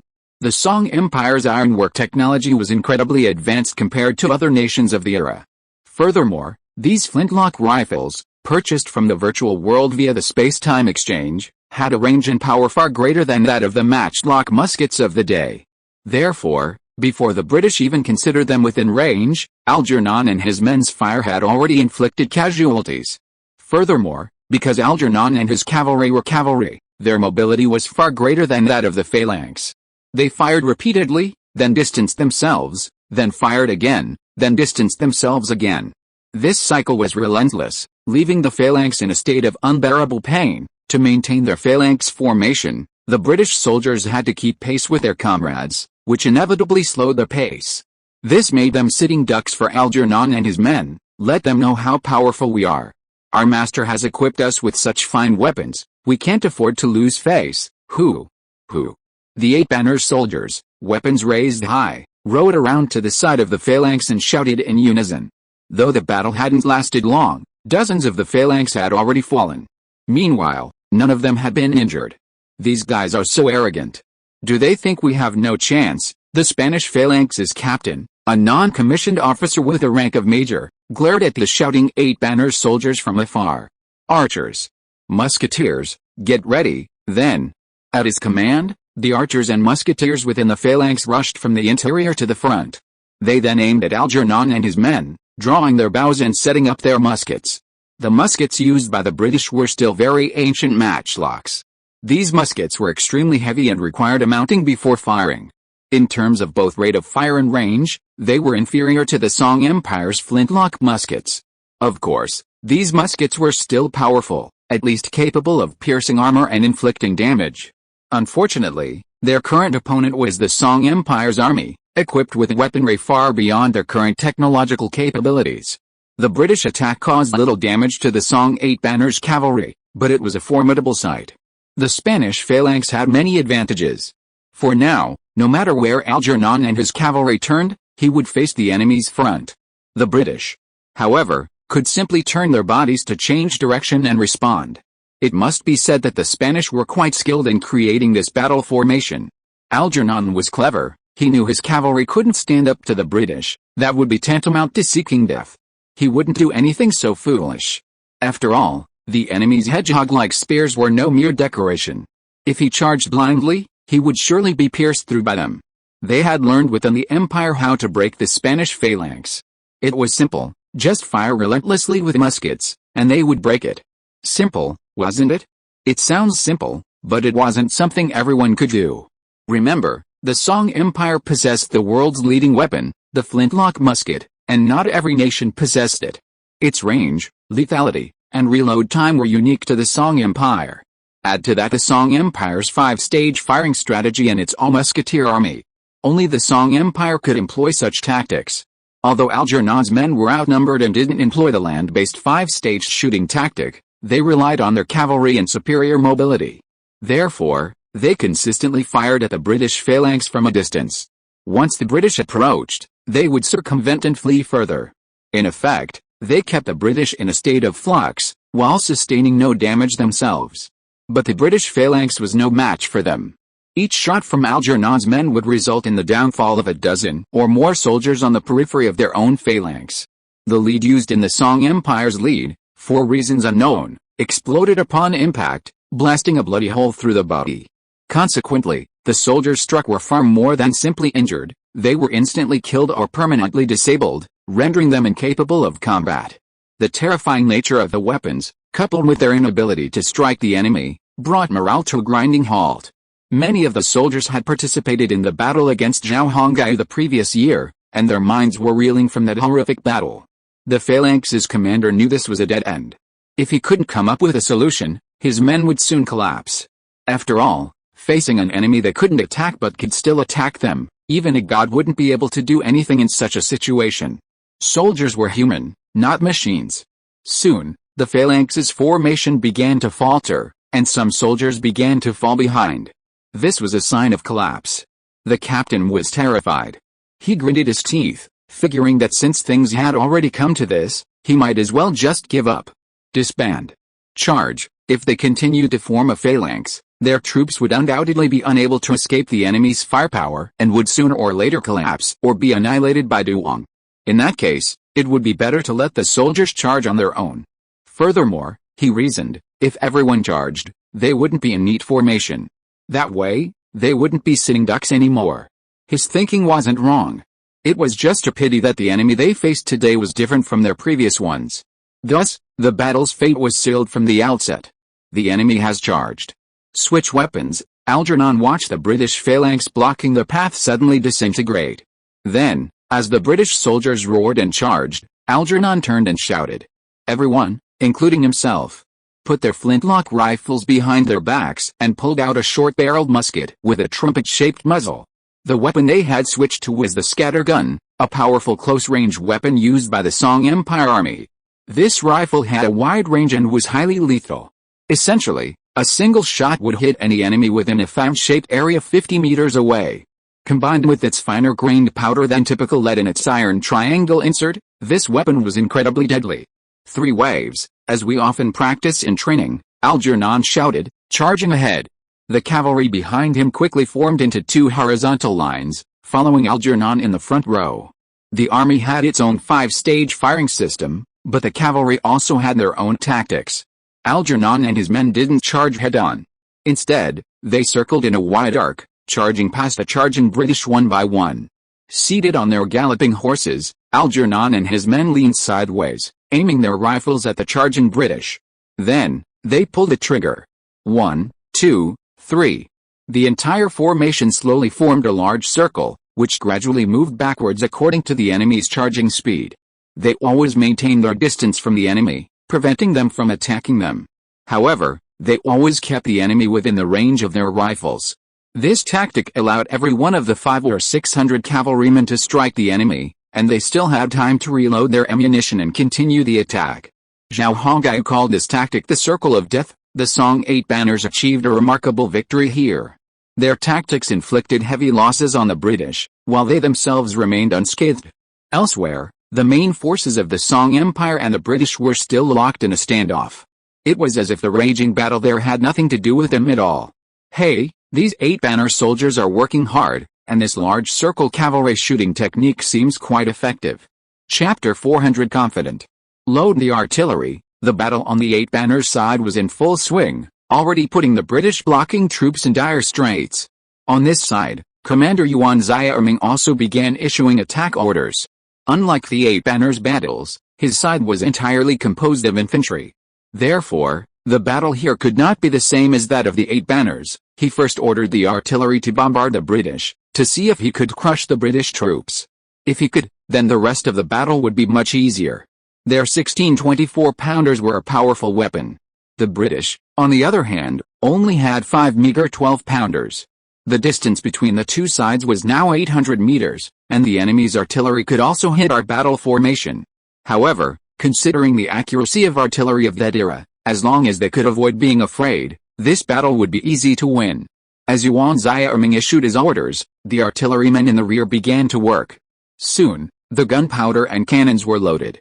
At the command of the artillery captain, 16 cannons fired in unison. Boom, boom, boom. The black cannons unloaded and fired above the British formation. Don't panic. Advance. Seeing the Song Empire's artillery fire, the British knew the battle had begun. At this point, they couldn't think of much else. Rather than standing there and taking the beating, it would be better to attack. Then, the British army slowly pressed forward. Boom. A black cannon exploded above the British formation, sending shattered metal scattering in all directions. The British below fell to the ground, a scene of widespread grief. Bloom. This is Bloom. The British soldiers' faces changed color, becoming horrible. This type of explosive cannon had been used by Zhao Hongai last year, but that time it was a Mohican. Therefore, it didn't cause much damage to the British. But the terrifying power of this cannon left an indelible impression on the British. Now that the Song Empire's army had unleashed this terrifying cannon, the British could not help but be terrified. Last year, Zhao Hongai's cannons weren't this large in caliber. But this year, they've been upgraded to 24-pounders. With a larger caliber, the cannons are also larger. With a larger cannon, the range of their destructive power increases. This isn't a good thing for the British, as they'll suffer more casualties under the explosive bombardment. 16 missiles exploded, and the devastation caused by their devastation has already cost the British nearly 300 or 400 men. In later times, 16 missiles killing 300 or 400 men wouldn't be surprising, but this was the 17th century. Therefore, the sheer volume of casualties from a single round of artillery fire left the British commander pale. Everyone knew the Song Empire's army was formidable, but experiencing it firsthand today revealed that they were far more than formidable, a true killer. Last year, the Song Empire's army lacked the numbers and caliber of its artillery. But now, charge! The British commander finally understood the sniper team's captain's dilemma. This was just an artillery attack. Once they got closer, the enemy would also have muskets. Therefore, if they continued to march in formation and slowly advance towards the enemy, their losses would be even greater. In that case, why not charge the enemy ahead with all your might? Perhaps there would be unexpected results. Therefore, the British commander had made a decisive move, ordering the charge at a distance of 700 meters. His thinking wasn't wrong. It was simply that he encountered an enemy he shouldn't have. The British charged, and the Song Empire's army immediately opened fire with muskets. Under 5 rounds of barrage, many British soldiers fell in the charge, their eyes wide open. Those who died were considered lucky, at least that's what many British thought. At least, after the dead, there's no need to fear anymore, right? The living, on the other hand, had to endure the constant fear and the barrage of artillery and musket fire. The seriously wounded were even more unfortunate, enduring both physical and mental torture. The battle had barely begun when the British launched a charge, bringing the conflict to a fever pitch. Meanwhile, the Song Empire's forces were completely relaxed, showing no sign of tension. In their eyes, the British charge was essentially a suicide mission. Their bodies were simply unable to withstand the power of the volley. Blue smoke obscured the Song Empire's front, and the acrid smell of gunpowder filled the air. In just 3 minutes, over 1,000 British soldiers were felled by the volleys, yet they had only advanced 50 meters. It seemed clear that if they attempted to reach the Song Empire's front and engage in hand-to-hand combat, the price they would pay would be undeniably high. But now that things had come to this, change was not so easy. They could only grit their teeth and continue their charge. If they retreated now, leaving their backs to the enemy, they would be met with an even more brutal massacre. Yes, massacre. The British were well aware of this. They were now in a difficult position. No matter what method they chose, the price they would pay would undoubtedly be heavy. Of course, surrendering might make things easier. But the problem was, if the commander didn't want to surrender, these small-time soldiers under him would be helpless. Dividing line. According to the date, the army attacking the British colonies should be arriving in Virginia soon. I can't believe Pennsylvania was taken so easily. I don't know if they're too weak or were too strong. Back in Maryland, while the Song Empire's army and the Virginia army engaged in a fierce battle, Zhao Hongyu, Wang Shan, and Zhang Tai in Manhattan were drinking milk tea in the open-air garden of their castle. These days, Zhao Hongyu no longer had to do everything himself, as he did last year. No longer having to go through the same risks as last year. Even if it meant war, he wouldn't have to risk everything himself. Zhao Hongyu had already laid the foundation, so all he had to do now was wait for the harvest. However, the harvest might take a long time, something he couldn't control. It's not surprising. Pennsylvania was a temporary British occupation. Their foothold there was precarious, so a quick capture was completely to be expected. The only thing to blame is the British's overestimation of their capabilities and their greed, Wang Shan said, interjecting. They knew we were right next to that land. Yet, they insisted on occupying it. What else could they do but greed? Did they know this would provoke a rebellion? Wang Shan spoke of the British with disdain and contempt. And the British colluded with pirates. They caused us trouble, leading to the pirate attacks this summer. I really don't know what to say about the British. Zhang Tai sat quietly, but his expression showed that he agreed with what Wang Shan said. That's pretty idiotic. They let the pirates attack us. Whether they succeed or fail, they stand to gain greatly. The British are really good at this. It seems this tradition has been around for a long time. Zhao Hongyu nodded. Britain is an island nation. Its policy is to sow discord. Wars have been raging on the European continent since the 17th and 18th centuries, and the British have played a significant role in this. Only when Europe is in chaos does Britain benefit. If Europe is not in chaos, the British stand to no benefit. This has been British policy. Even in later generations, the British have continued to pursue this policy, using it as the guiding principle of their government. Napoleon. World War I. World War II. Basically, every war in the world stems from the British. It's no exaggeration to say that the British are the world's troublemakers. They haven't done much good, but they've done a ton of bad. How could Zhao Hongyu not know this?